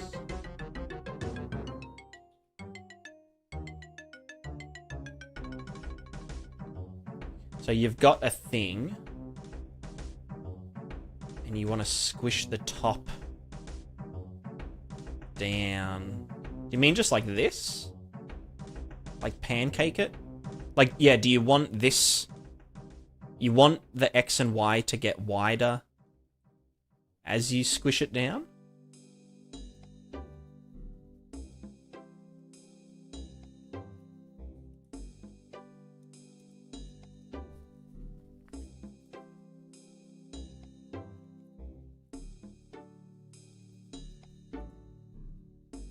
Glass of water, but its shape is any... hold on. Wait. Glass of water, but its shape is any mesh at any rotation. And you drink away the liquid's height. Oh!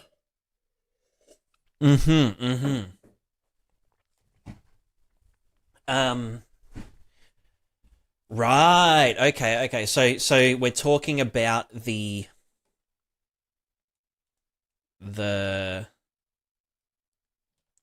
like, you know, if we've got like a jug that's like this,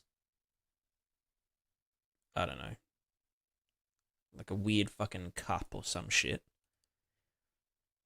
and you've got a that sounds so loud, snare drum so fucking loud. And so you've got like the surface in it, you mean? And like at this point it's like that. Like if it was tilted. And like depending on how full it is that what? Glass of water, but its shape is any mesh at any rotation. And then you drink away the liquid's height. Yeah, and so this would...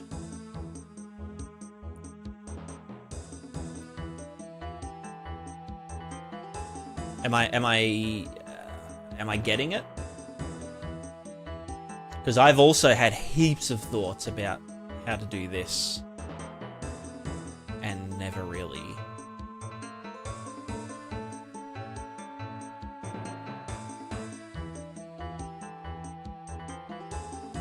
Actually, I have ideas.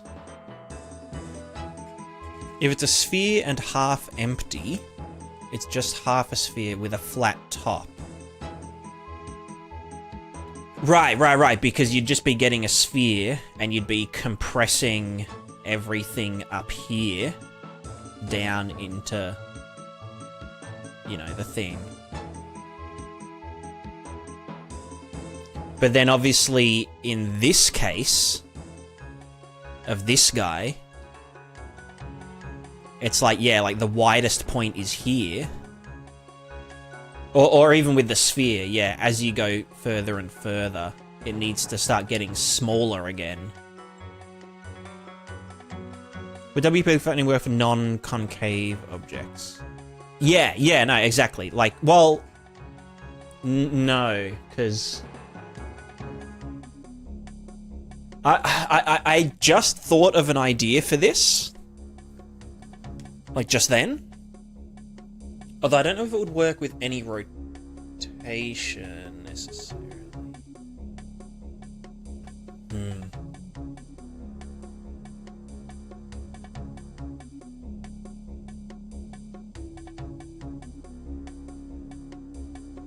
I was just thinking if it was a uniformly sliced mesh, like this,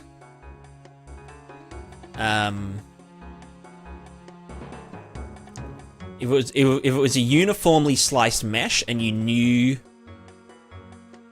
what the vertices like distance was, you could maybe get away with, like, you know, culling everything, or just making it not opaque, and shrinking. You'd have to do you'd have to do some setup on the mesh, or just have a duplicate. No, yeah,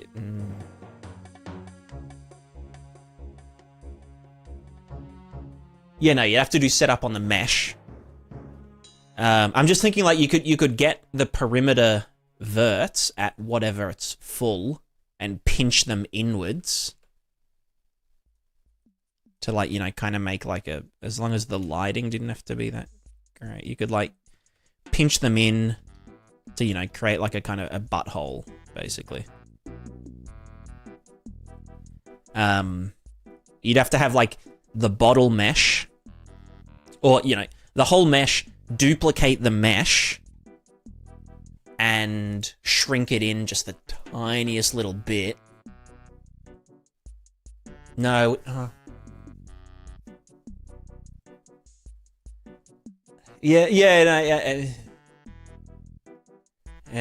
Fuck, I don't know.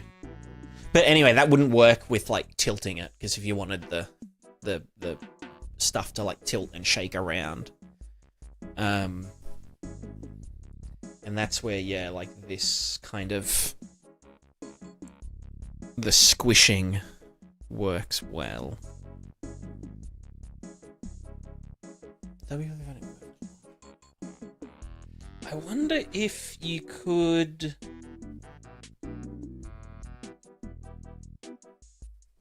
because I'm thinking, like, with, like, a wine bottle or something. I'm guessing this is inspired by Half-Life Alyx. I feel like everyone has thought about this. Zero Shade of Rain. Yeah, that would be my next thing, would be doing, like, a screen space planar cut kind of thing. But I'm just thinking, yeah, like, if you were doing that with this, like the WPO squishing, you'd end up with a bit out here for, like, the top of the bottle. You can play Alex as well. I mean, I haven't played it, but I know that there's, like, a water in a bottle shader. Yeah, fuck, I hadn't even thought about doing squishing. That's, like, actually giga smart. But then how do you prevent...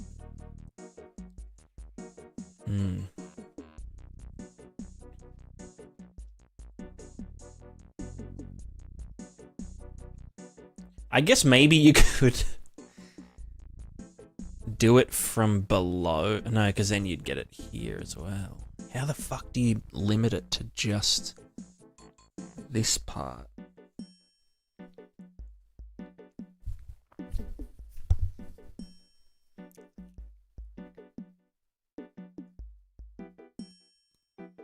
Well, okay, one of my other thoughts, because like, here's the thing, right? I want to have, like,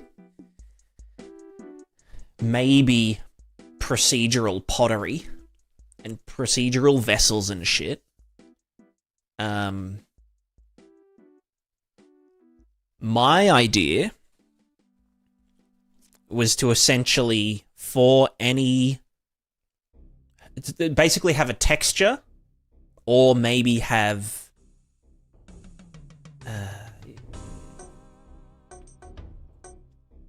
you know, it'd have to be a texture so that something else, so another mesh could read it. But let's say you've got, like... and this only presumes that the vessel is symmetrical, so like a pot that's been spun, you know. And also, there'd be some edge cases, but whatever. Essentially, have a really thin texture that corresponds to the Z, the max Z, and the min Z, and it just tells you how wide the vessel is at any given Z height. And then for the water mesh, which is just like a little, I guess, little circle or some shit. Based on, yeah, where the midpoint of the water level is and the tilt, it can basically expand, like, you know, it can hug the shape super easily. Either by WPO or it just, you know, opacities itself out. Opacity, okay, opacity would probably be better. Because there wouldn't be any clipping, I think. Now, obviously, there'd be, like, edge cases where if the pot or the vessel was, like, really bottlenecked, that, like, and the water level was here, that it would, like, do this and then go through here. Although it wouldn't appear outside of the vessel, but it would then... You'd see, like, an air bubble here because it, like, cuts across it. But it wouldn't actually appear outside of it. Have a single layer of water with opaque? Yeah? I mean, yeah, you could. Single layer water's a bit... unless you're already doing water everywhere.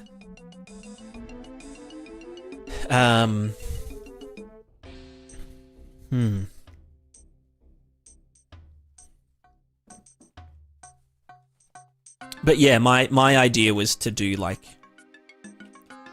Yeah, like a lookup texture.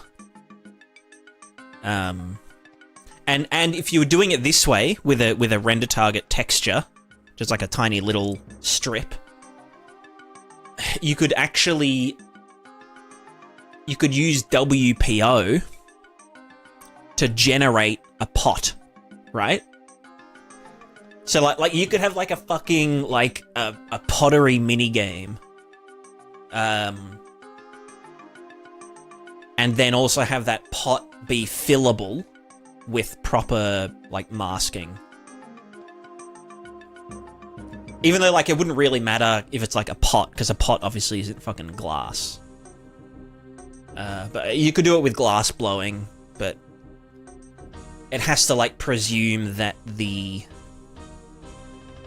you know, the vessel is radially symmetrical. I don't know how you'd do it otherwise, unless you use, like, a volumetric texture, which is just overkill.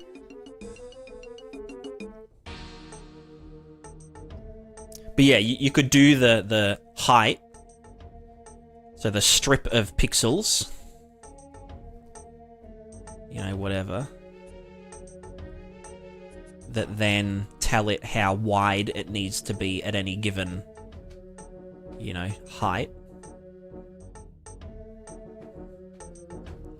And then you could use that same texture to do, like, yeah, the water level and tilt and whatnot. So when you shake it around, it can, like, rotate around that, you know, that center point and whatever, without clipping outside. That's my idea, at least. Only because, like, I'm super dumb and I want, like, procedural fucking vessels. Because why not? Wouldn't that be fun? Wouldn't that be so much fun? Design your own pot. Yo, my drawing, how's it going? Don't know, this MS Paint looks like there was a schizo episode. It is. It's literally a schizo episode. Minus the schizo. I'm not that. Well, maybe I am not. No.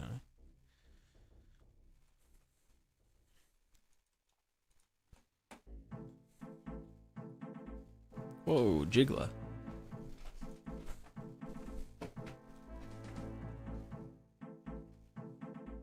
Oh my god, we back flipping.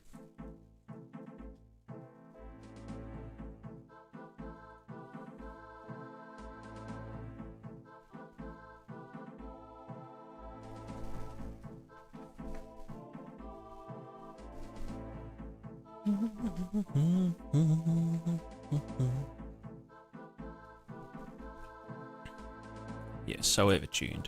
But anyway, this is the new simplified idea. I hope you all enjoyed it. It's boneless pizza.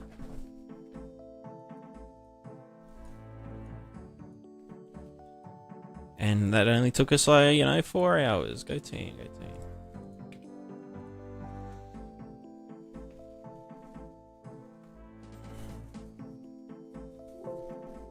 Ooh.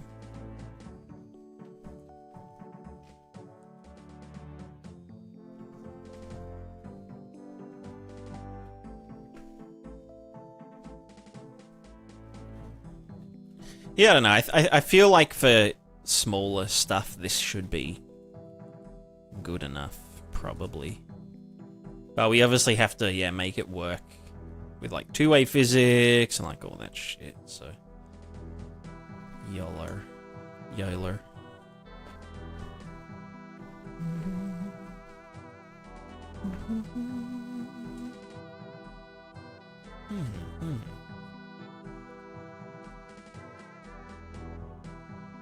NizuDev. How do I get to your level? I can't fathom how you're able to do this all without looking up a ton of stuff. LOL. W stream. Well, thank you. How do you get to this level? Eat lots of fiber.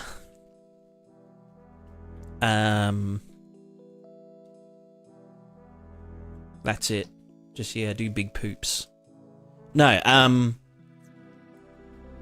just keep going. Just never stop. Don't stop, never give up. Something till we reach the top. Don't stop, never give up. Something. Do your vegetables eat your homework? Yeah, exactly. No, I think, just make sure you find a direction that you're passionate about. Hashtag passionate dev. Or like, you know, something that you kind of need a vision, but then you also need to know that, instead of like, let's say like you've got like your dream game, your hashtag my dream game, you know, my hashtag my dream game failed a postmortem, r/GameDev.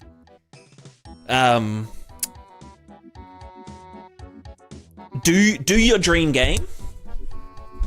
Do it however fucking big you want it to be. Don't listen to anyone that says like, oh yeah, do like a fucking, you should like make a like a platformer, 2D platform rogueliter. Fuck those people, right? You don't learn shit making a fucking 2D platform rogueliter. Other than, like, okay, to be fair, the experience of making and releasing and feedbacking a game, I'm sure that's valuable to some people. You know? But the best thing to do is to forget about making money, because it's never going to happen, and to just develop yourself instead of developing a product, you know? So your goal is hashtag my dream game, but then your sub goal is develop yourself. Like, you know, you might have some really stupid, fucked up ideas about like, oh, I want to like have this feature and that feature, and wouldn't it be funny if XYZ? And as long as you're always learning something, then it doesn't matter if you finish the game. It doesn't matter if it, like, you release it and everyone says, hey man, that, like, you know, that thing you released smells like farts, you know? What matters is that you got better and got smarter.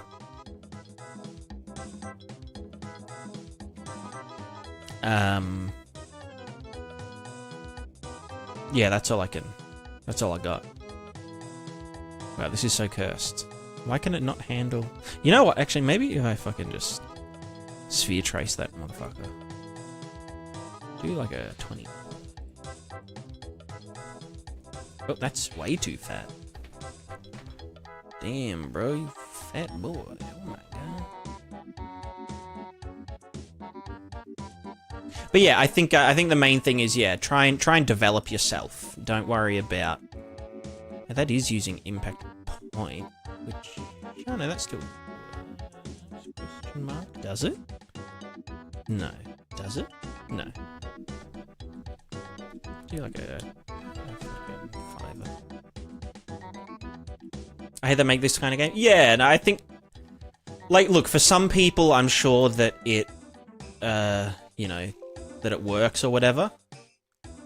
But I think... My advice is always to only ever learn relevant things. Like, people are like, oh, how do I get into game dev? Like, what do I need to learn to make the game that I want to make?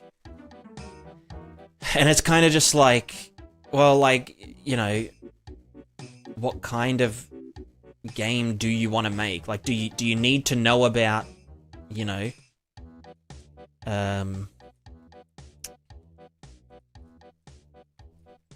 or more like, it's more like have a game idea and only learn the things that you need to know in order to achieve that. Because there's no point, like, trying to know everything before you need to apply it. The best way to learn and get better at stuff is to actually learn by applying it. So, like, oh, I want to make a... I don't know, like an Only Up clone game, or like a fucking Jump King 3D. And so you're like, okay, well, I'm in Unreal Engine. You know, the first step is to get a character moving. How do I make a character jump? How do I do X, Y, Z? Oh, now I need a character for my, you know, the main character. So you're like, okay, well, how do I model shit? Like, do I need to model something, or should I just,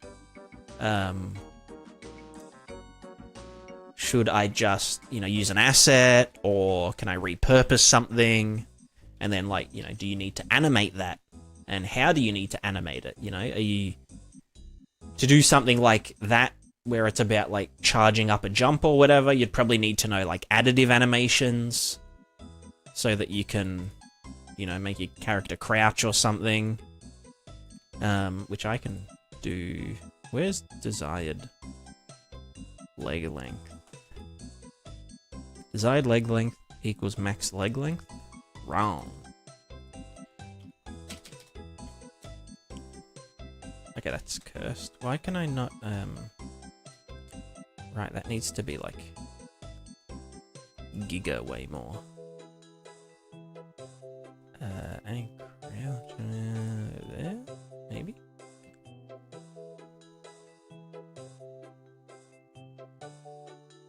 That's so cursed. See, that's how we jump. Ooh. Ooh.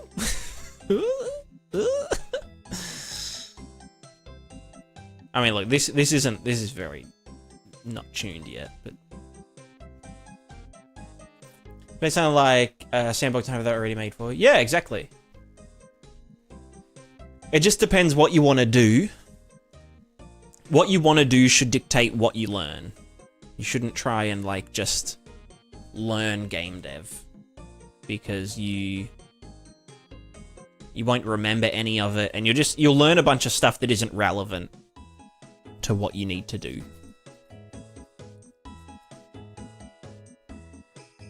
You know, like, you don't say, oh, I want to be an electrician, and then, like, learn fucking, like, go super deep on, you know, physics and, you know, the electromagnetic spectrum and how shit you know, like electrons and fucking whatever. Like, all you need to know as an electrician is turn the power off at the fucking switch box and don't touch live wires. And this is how you route wires and, you know, fucking termination junction box and the, you know, like some impedance math and whatever. But you don't need to, like, know how the universe functions to wire up a house. So it's the same with game dev. You don't need to know... I mean, look, I'm probably the worst example because, like, you know, my philosophy is before you make game, you must first program the universe kind of shit.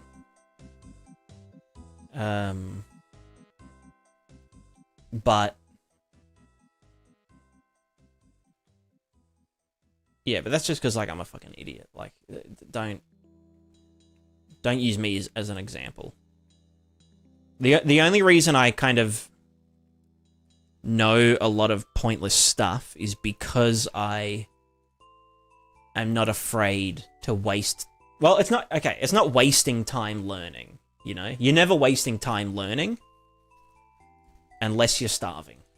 In which case, you know, you need a job at McDonald's to afford how to afford the learning time. Or you could start a YouTube channel and document your learning process as though you are an authority on a subject, and then convince people to donate money to you.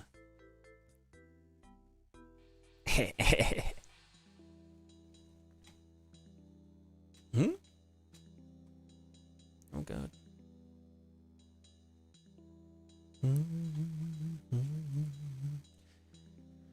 Figismo, hello. Looks awesome you finally did it. Well, this is a simplified version, which I'll probably stick with for humanoids for now.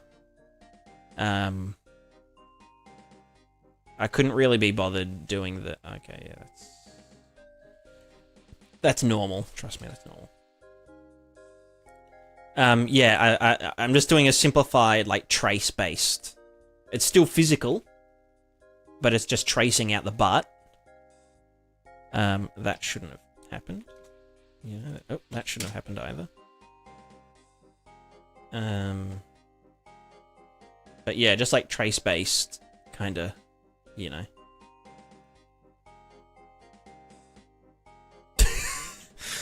Yeah, that's lit. I wonder how I can stop that from happening. Well, I guess in this case, we'd probably be taking the normals into account. Or do we just trace downwards? No, because it's relevant there. What happens if we do hit something? I mean, what happens in real life? I guess in real life you get pushed, your feet, your virtual foot spot would get pushed back this way by the wall. Yeah.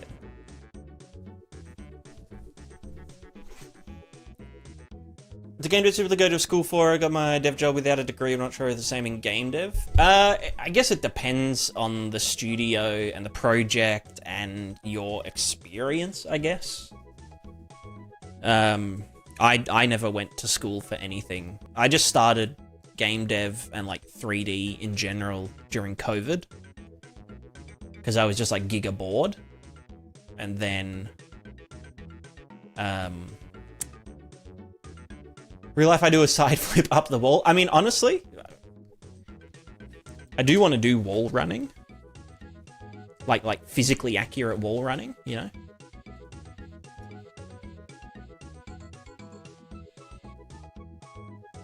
So, yeah, I don't know. Maybe this will work quite well.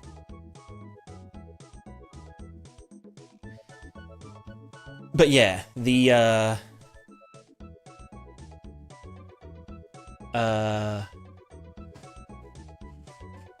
yeah, just start a game dev. No prior experience other than like being a gamer.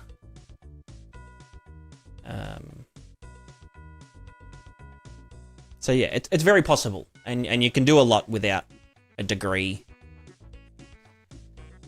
I don't even know if I guess like if you're looking to enter like the industry, like work at a company, then it's probably good.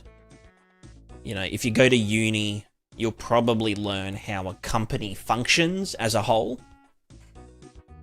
But, you know, it just depends on what you want to achieve.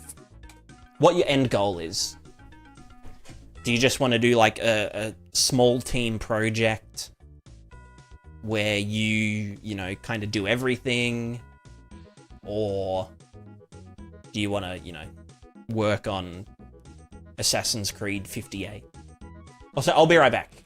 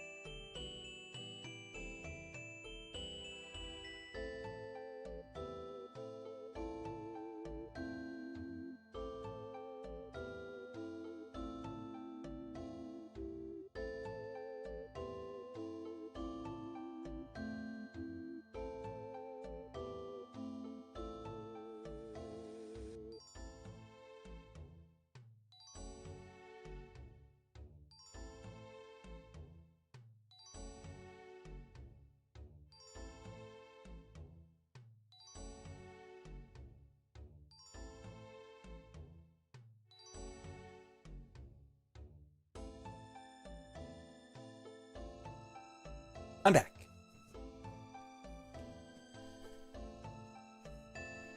I am back.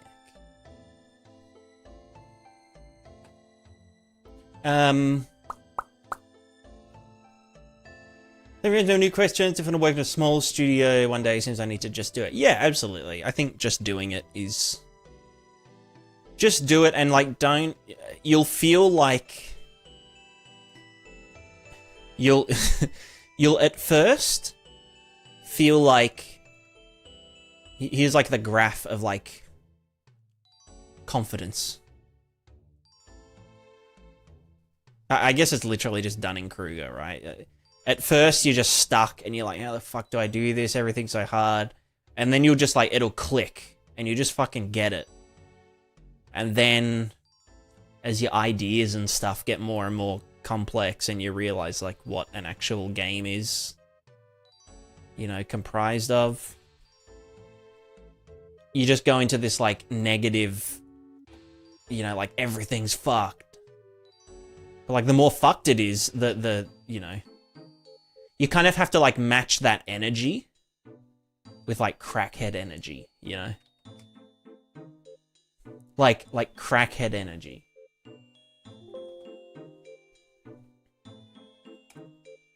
And you need to AFK RuneScape while you stream, you know? But I think everyone needs, yeah, like, some crackhead energy to, like... How far down does it really go?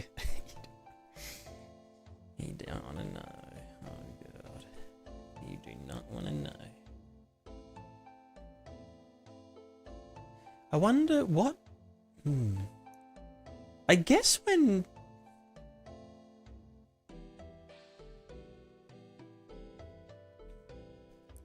Maybe it should be separate. No, because the legs do... Crack and fiber. Exactly.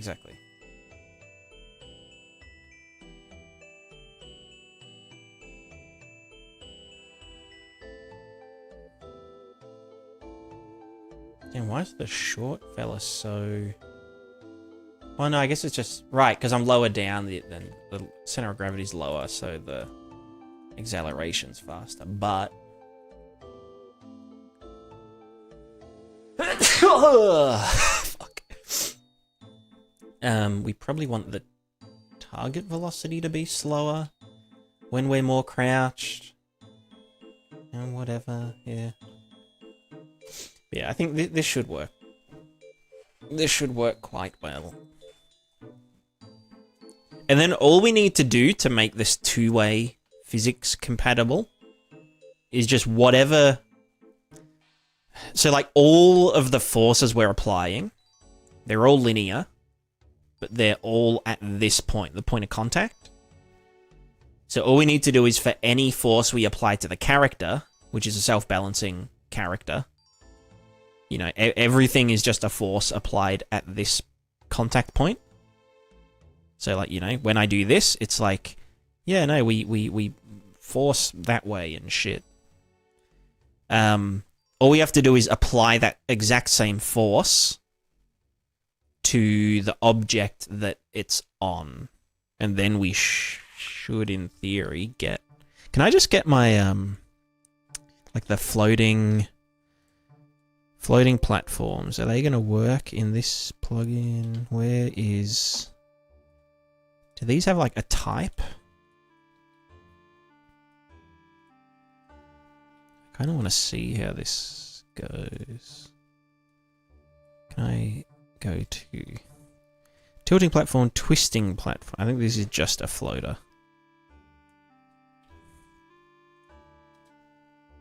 Oh, fuck you. Okay, so that is floating, yes. And we are on the floating platform. But then, what I would need to do is... PP feed, event graph. Also, it's you can... If you jump in Twitch, you can paste links. I don't think YouTube allows you to paste links.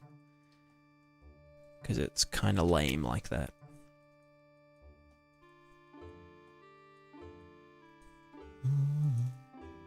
So we go hit component, add force at location. We can do, well, we can just do it twice, I don't care.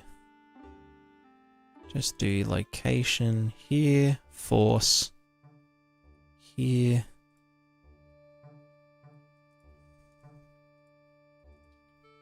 Although this will, this doesn't take our acceleration into account, does it? This will just infinitely bog this down, right? It won't actually, yeah. Because, okay, yeah, there's a bit more to it, but basically this, yeah, makes it go down. But obviously as we are moving up, we apply less force to this thing.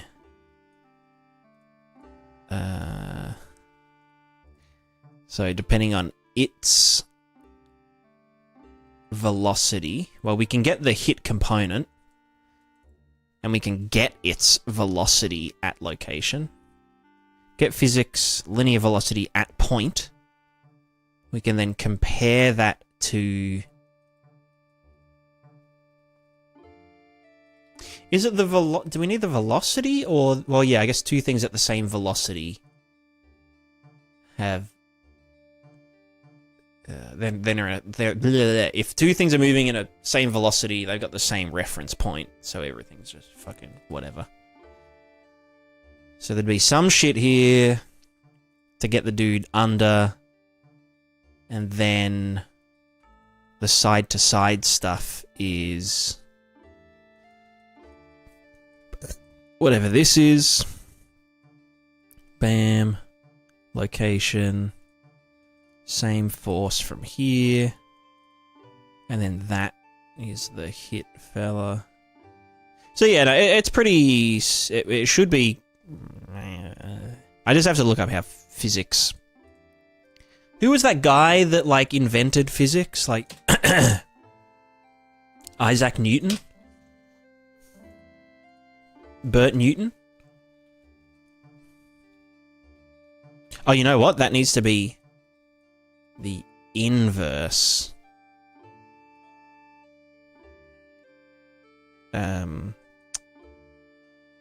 Thingo.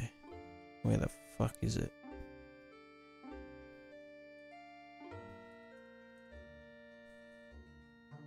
Meh. Here. No. Oh, no. Force multiplied by -1, -1, -1. Shuck that in there. Found physics in an apple? Hell yeah. He did, yeah. So now if I do the fucking... This thing. The old counter rotate. Counter rotation bullshit. But then obviously the thing is, right, that the platform also applies its velocity onto us. Which is kind of... I don't know how the fuck I'm supposed to do that.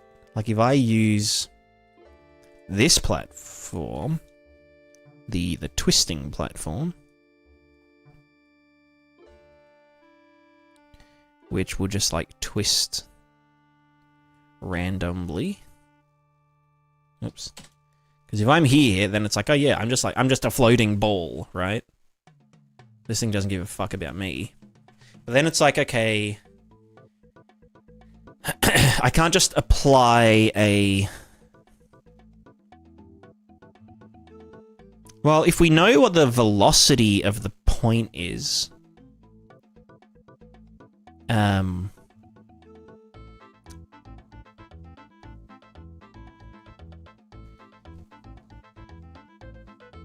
we know the velocity at the point. I mean, we can go like up here or some shit. I don't fucking know. We'll get the hit component.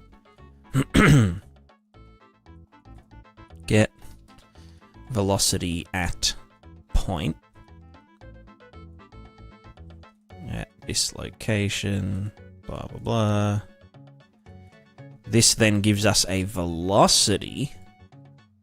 But how do we? Oh, add impulse. Wait, no. Add impulse at like... Oh, no, fuck off. Impulse at location. No, that's not right. It's it is just force at location. I'll just do that and accumulate it. But then it's from here. What's the force? From like a velocity. Like what does it do to our feet if our feet are... Let's presume our feet have infinite friction. You know? This is our guy here.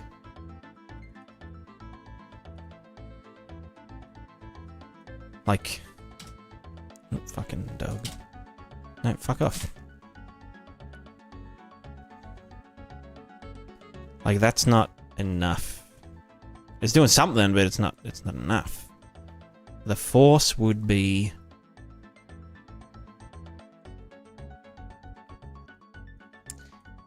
But it's not like... It's not our mass, right? Like, our mass is 60 kilos or some shit. And we also don't care about the Z, maybe? Oh, God, I don't fucking know, bruh.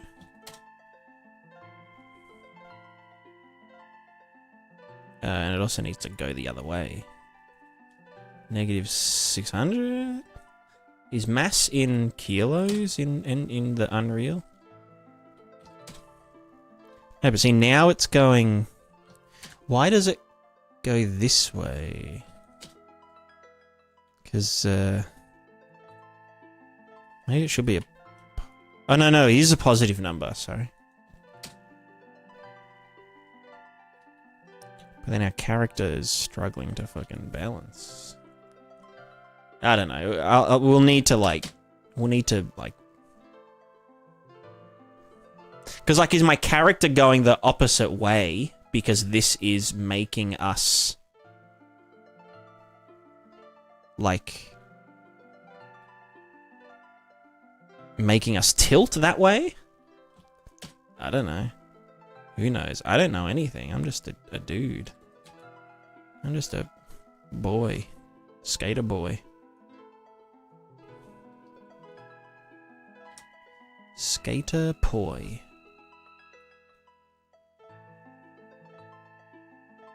Comic Sans is considered objectively flawed? No way. Comic Sans is sick. Comic Sans is like the best font. Like facts. Factually.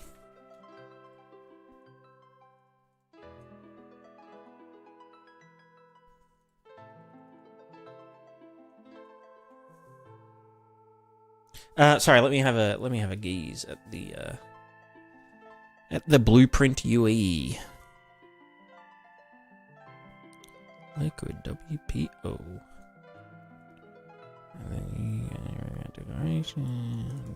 Wait, is there more? Oh, control and scroll. Oh, I guess the named reroute is just the output. Maybe. I copy. And I baste.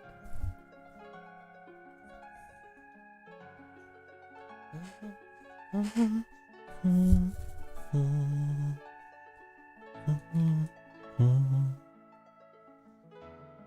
sorry, let me go back in. Let's grab a shape. Sphere. Material.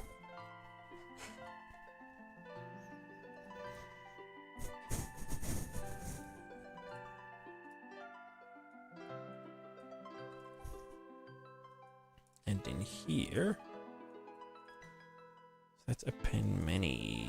Right.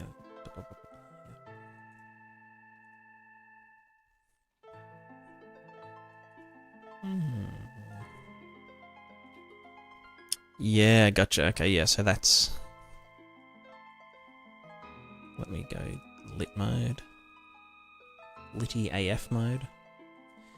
So let's see what we're looking at.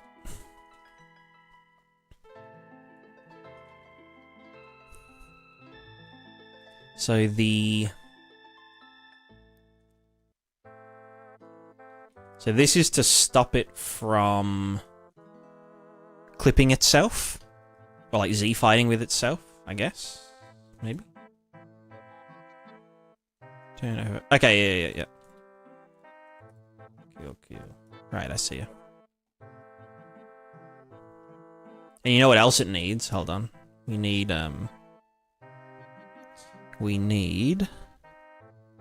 to... So that's object position, object radius, yeah. World position Z, subtract, then this is our squisher. Let's go U.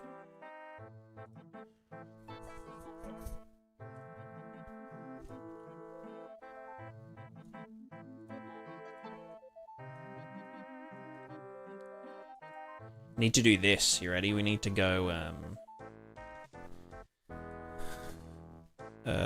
transform from tangent to world space.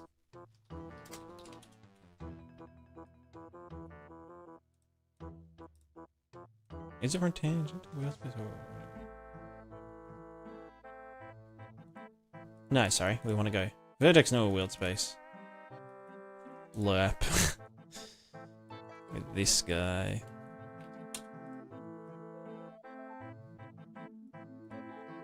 And then this guy. Or whatever the thingo is. Sorry, I'm just vibing. Then we go world to tangent or some shit. I can't remember. And we smack that into the norms.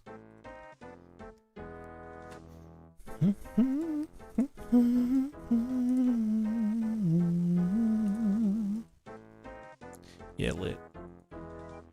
Actually, no, you know what? This should be transform world to local.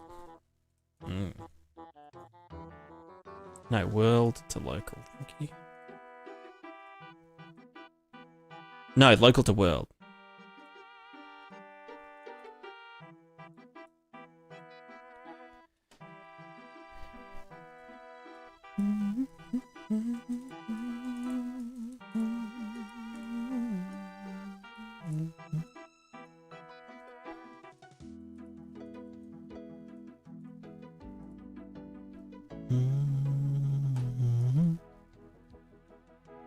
Why does that look so fucked? Is that my fault? Do I have a thing set up? I see. Oh wow, that's a cube map, all right.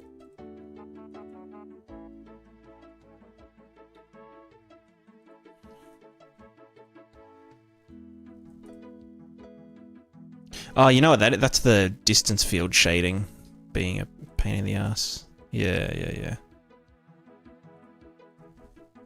True, I forgot about. You know what? Turn distance fields off. Aha! I'm smart.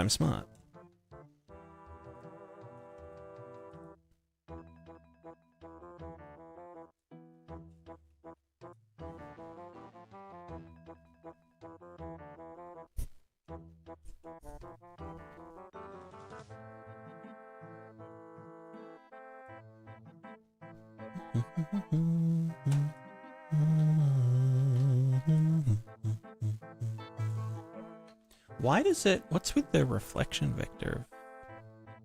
I wonder if that's my fault. Hold on. Kind of. But not really. Hello, funny boy. Alright, sorry, I was getting distracted. I just wanted to see what it would look like if it was like... You know... If the normals flattened out as well. Slurp. Yeah, so... The problem is once it gets past this point... It's hard to get it to go back in.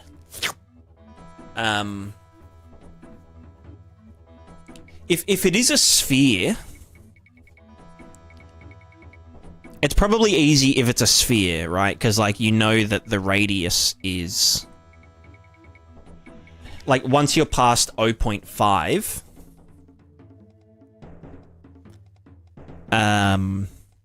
you can then start, yeah, like, shrinking it in based on... I guess it's, like, the sine or the fucking arc cos or something. And you just shrink it in XY.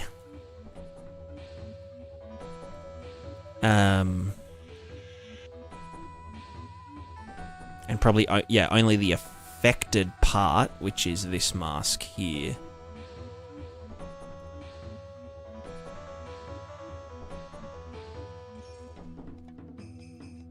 What do you want, cat?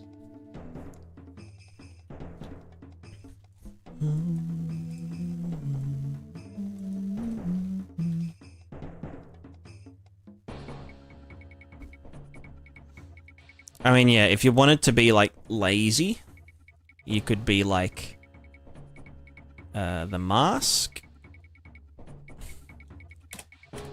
multiplied by...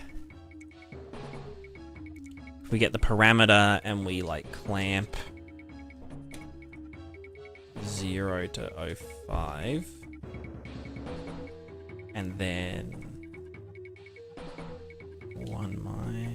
no, we could do it this way. So then... Yeah, no, 1 minus? Trying to think. We could do remap. We could remap it. So, from 0.5 down to 0.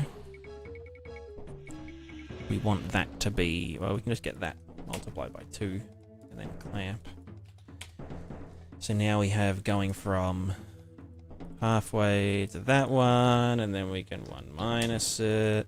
So now we have the color changing.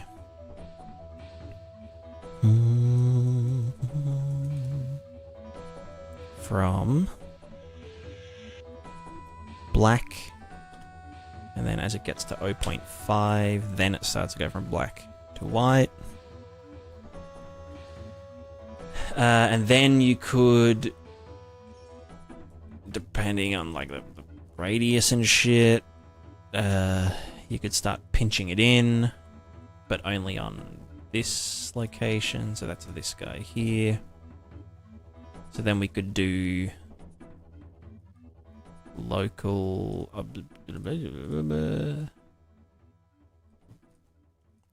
We can do like local... what's it called? Local position.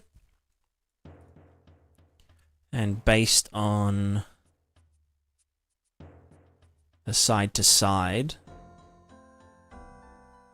we can go normalize if we wanted. So that'll give us the direction that it needs to shrink in. And then some kind of... I guess it's like a...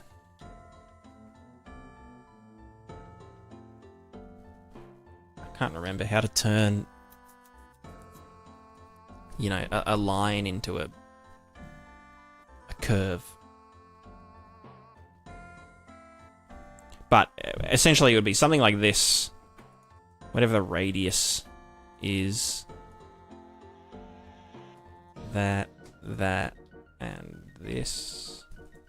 Or the inverse of that. I don't fucking know. Then... go append XY.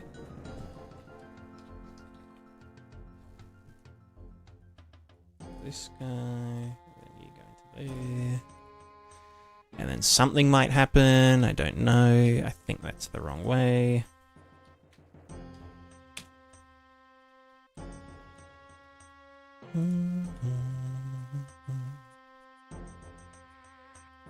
Oh, interesting. I mean, I don't fucking know. But basically, there's a way. There is a way.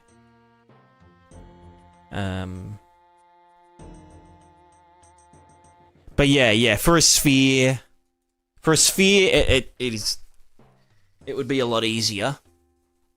You just need to know math, which I don't. But I'm just thinking like more the oh, that's... Wait, local position. Based on this local... Oh, yeah, no, it's... Yeah, local position. I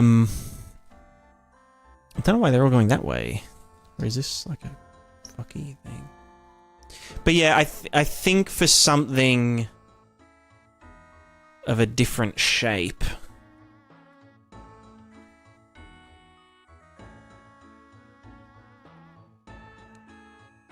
that, yeah, just the world position squishing might not suffice because of overhangs and stuff.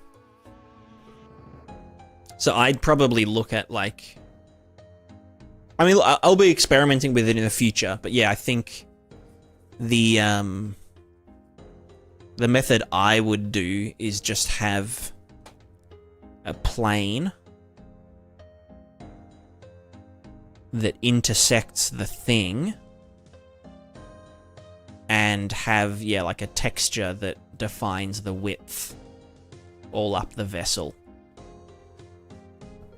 So then, given the orientation of the plane and the thing, you can then mask out, you know, the exact kind of surface of the thing. Although, you then wouldn't get... Well, okay, no, hold on. Maybe doing the squishing is the play, but then you mask out... So, like, for the bottle on its side, this would squish down to here, and this would squish up to there. Or, well, no, sorry, not... You wouldn't do the underside one. Just, yeet that out. So you'd still squish the mesh from gravity downwards, so that you could still have, yeah, like, all the stuff in here. So you'd have, like, the mesh inside the bottle. Then you'd squish that mesh down, but then mask out the bits that are clipping based on the post WPO. Like you apply the WPO to the position to then do the masking that you'd do from, like, a texture lookup. That way it could then... It could work with procedural meshes, as long as those meshes knew how wide they were. I mean, you could do, like, a screen capture and, like, measure the fucking... You know... Measure from here to there. Or you could just do line traces with a, you know... Line traces against complex at given points. Or... Yeah. Every vertex outside of intersection marks would also squish into it. You'd just use, like, an opacity mask. So it would still exist, and the verts would still be getting squished down to form the flat bit, but then you'd use masking to just make it invisible post-squish. Or you could... Alternatively, you could, if this is like the plane center, which the center of the plane is always in the bottle, or like in the center of the bottle, you could, yeah, you could shrink it. So if it was out here, you could shrink the verts in the plane direction. As in, like from bird's eye view, yeah, shrink them in XY until they're within the bottle.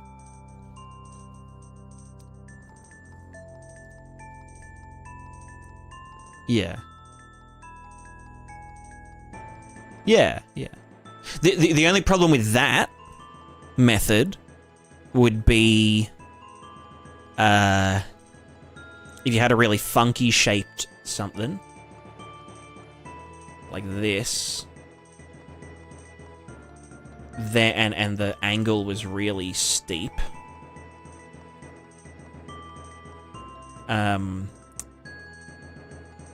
Then the surface of the water would either clip through or not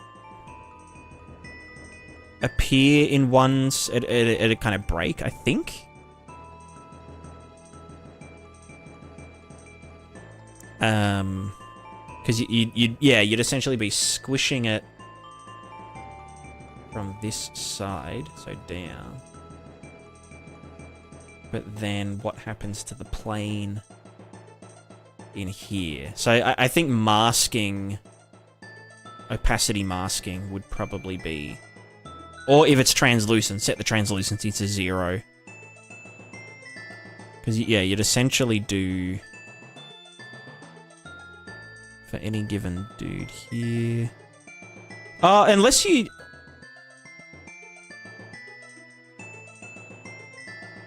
No, maybe it would work. Because it's shrinking it in. No, yeah, no, it would work. It's not... Because it's not pushing things out this way to the plane. It's just taking anything on... Here's the plane. Taking anything on this side and moving it in the plane direction so that it hugs the plane.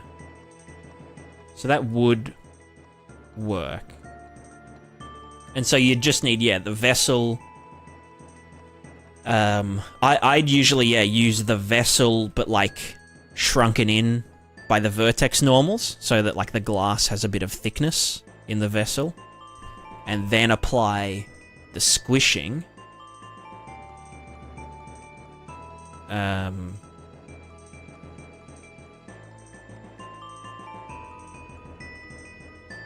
Yeah,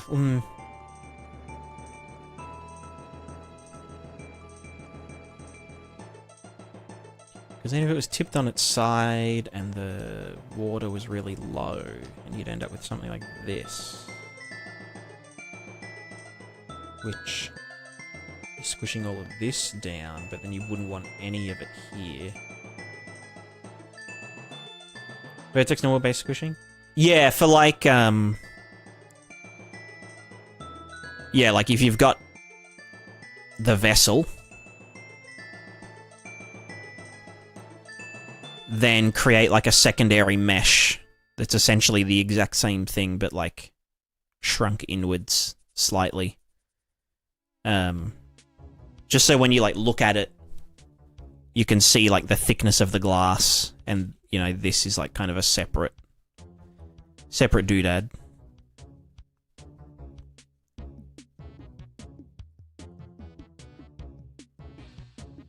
But yeah, no, I think the squishing plus masking is the play. But again, you'd need to know the thickness at any given, you know, along the point of radial symmetry. You'd need to know the thickness, which you could bake the thickness to vertex color. Because if this is just a copy of this, you could encode it into, yeah, the vertex data. So then you don't have to fuck with the texture.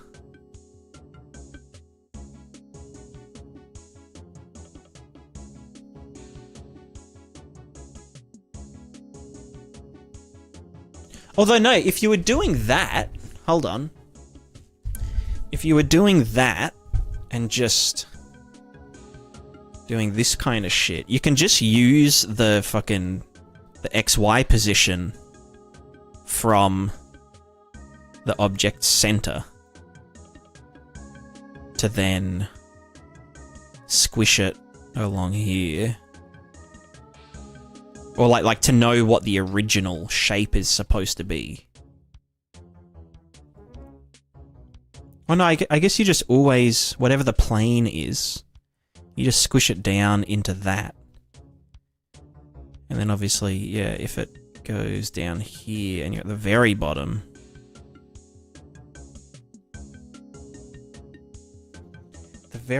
how would you know what to mask? Like, how would you know that everything... Let's say it's like an inverse vessel. Then how do these guys know about the data down here? They don't. So I think you would need a texture, because then these verts can sample this value.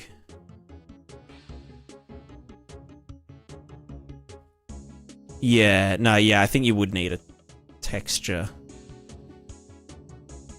So that these verts can... Yeah, okay, yeah, you'd have to sample the thickness lookup table down here for these guys to then know, you know, when you get down to here, you need to know which ones to... Like, essentially, like, yeah, the water is down here. So, therefore, everything will like hide itself.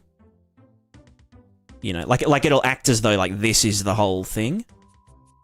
And the top will still come down like this to match this, but all of this will be invisible, truncated.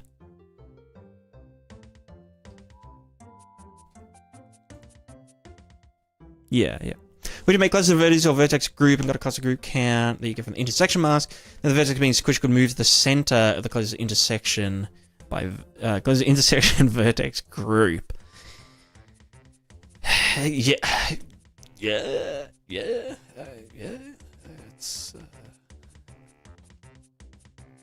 loop with HLSL. Yeah, I don't know.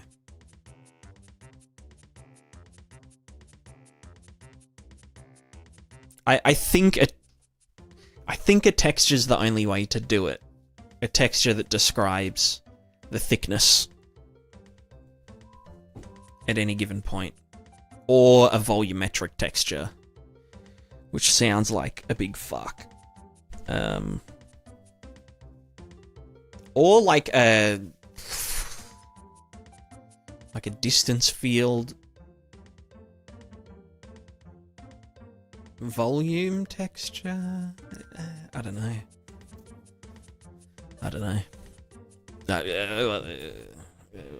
You know, well, yeah.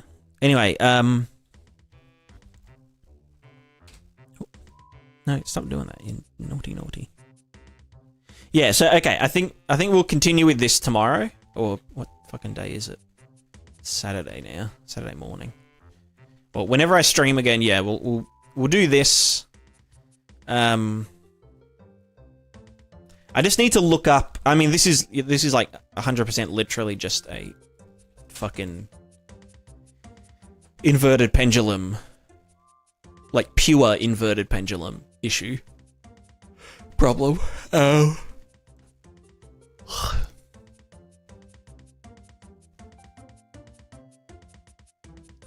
So yeah, we just need to know what is the floor doing to us? What are we doing to the floor? How do we, you know, move sideways? Like when we do this, when we're leaning this way, right?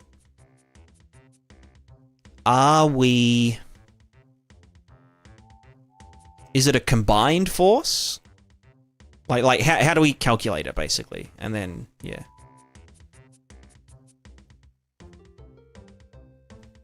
Yeah.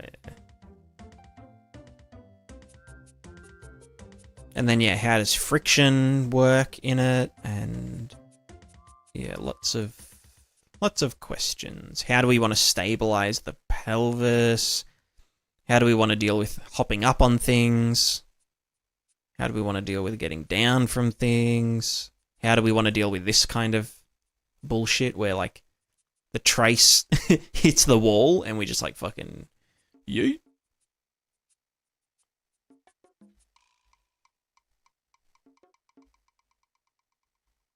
Like, in theory, this should be able to, like, do a loop-de-loop, you know?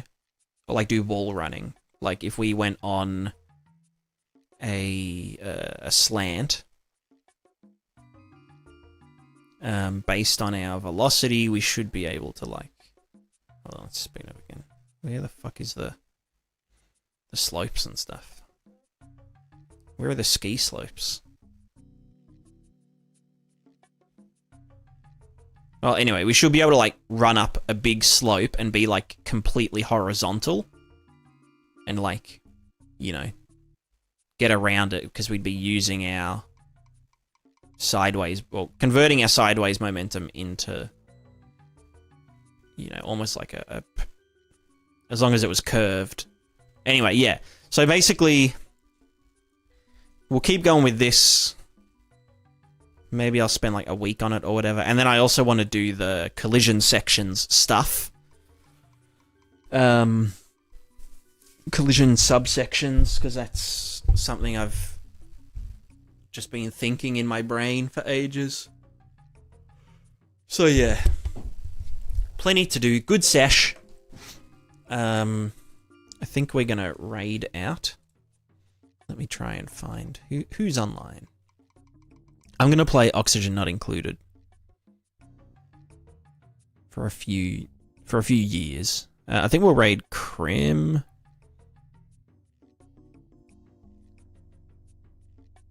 Yeah, you know what? We'll do that. Can I just raid from here? No. How the fuck? Can they just like make it easier to raid?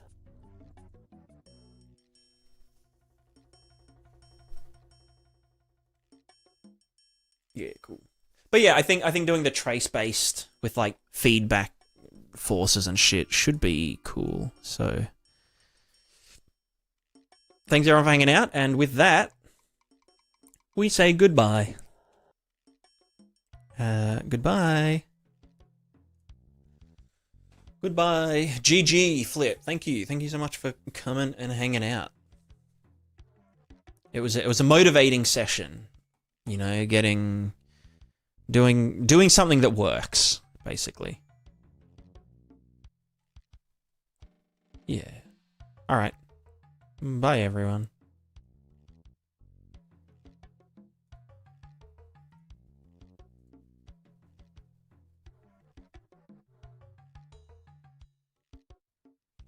Goodbye, YouTubes.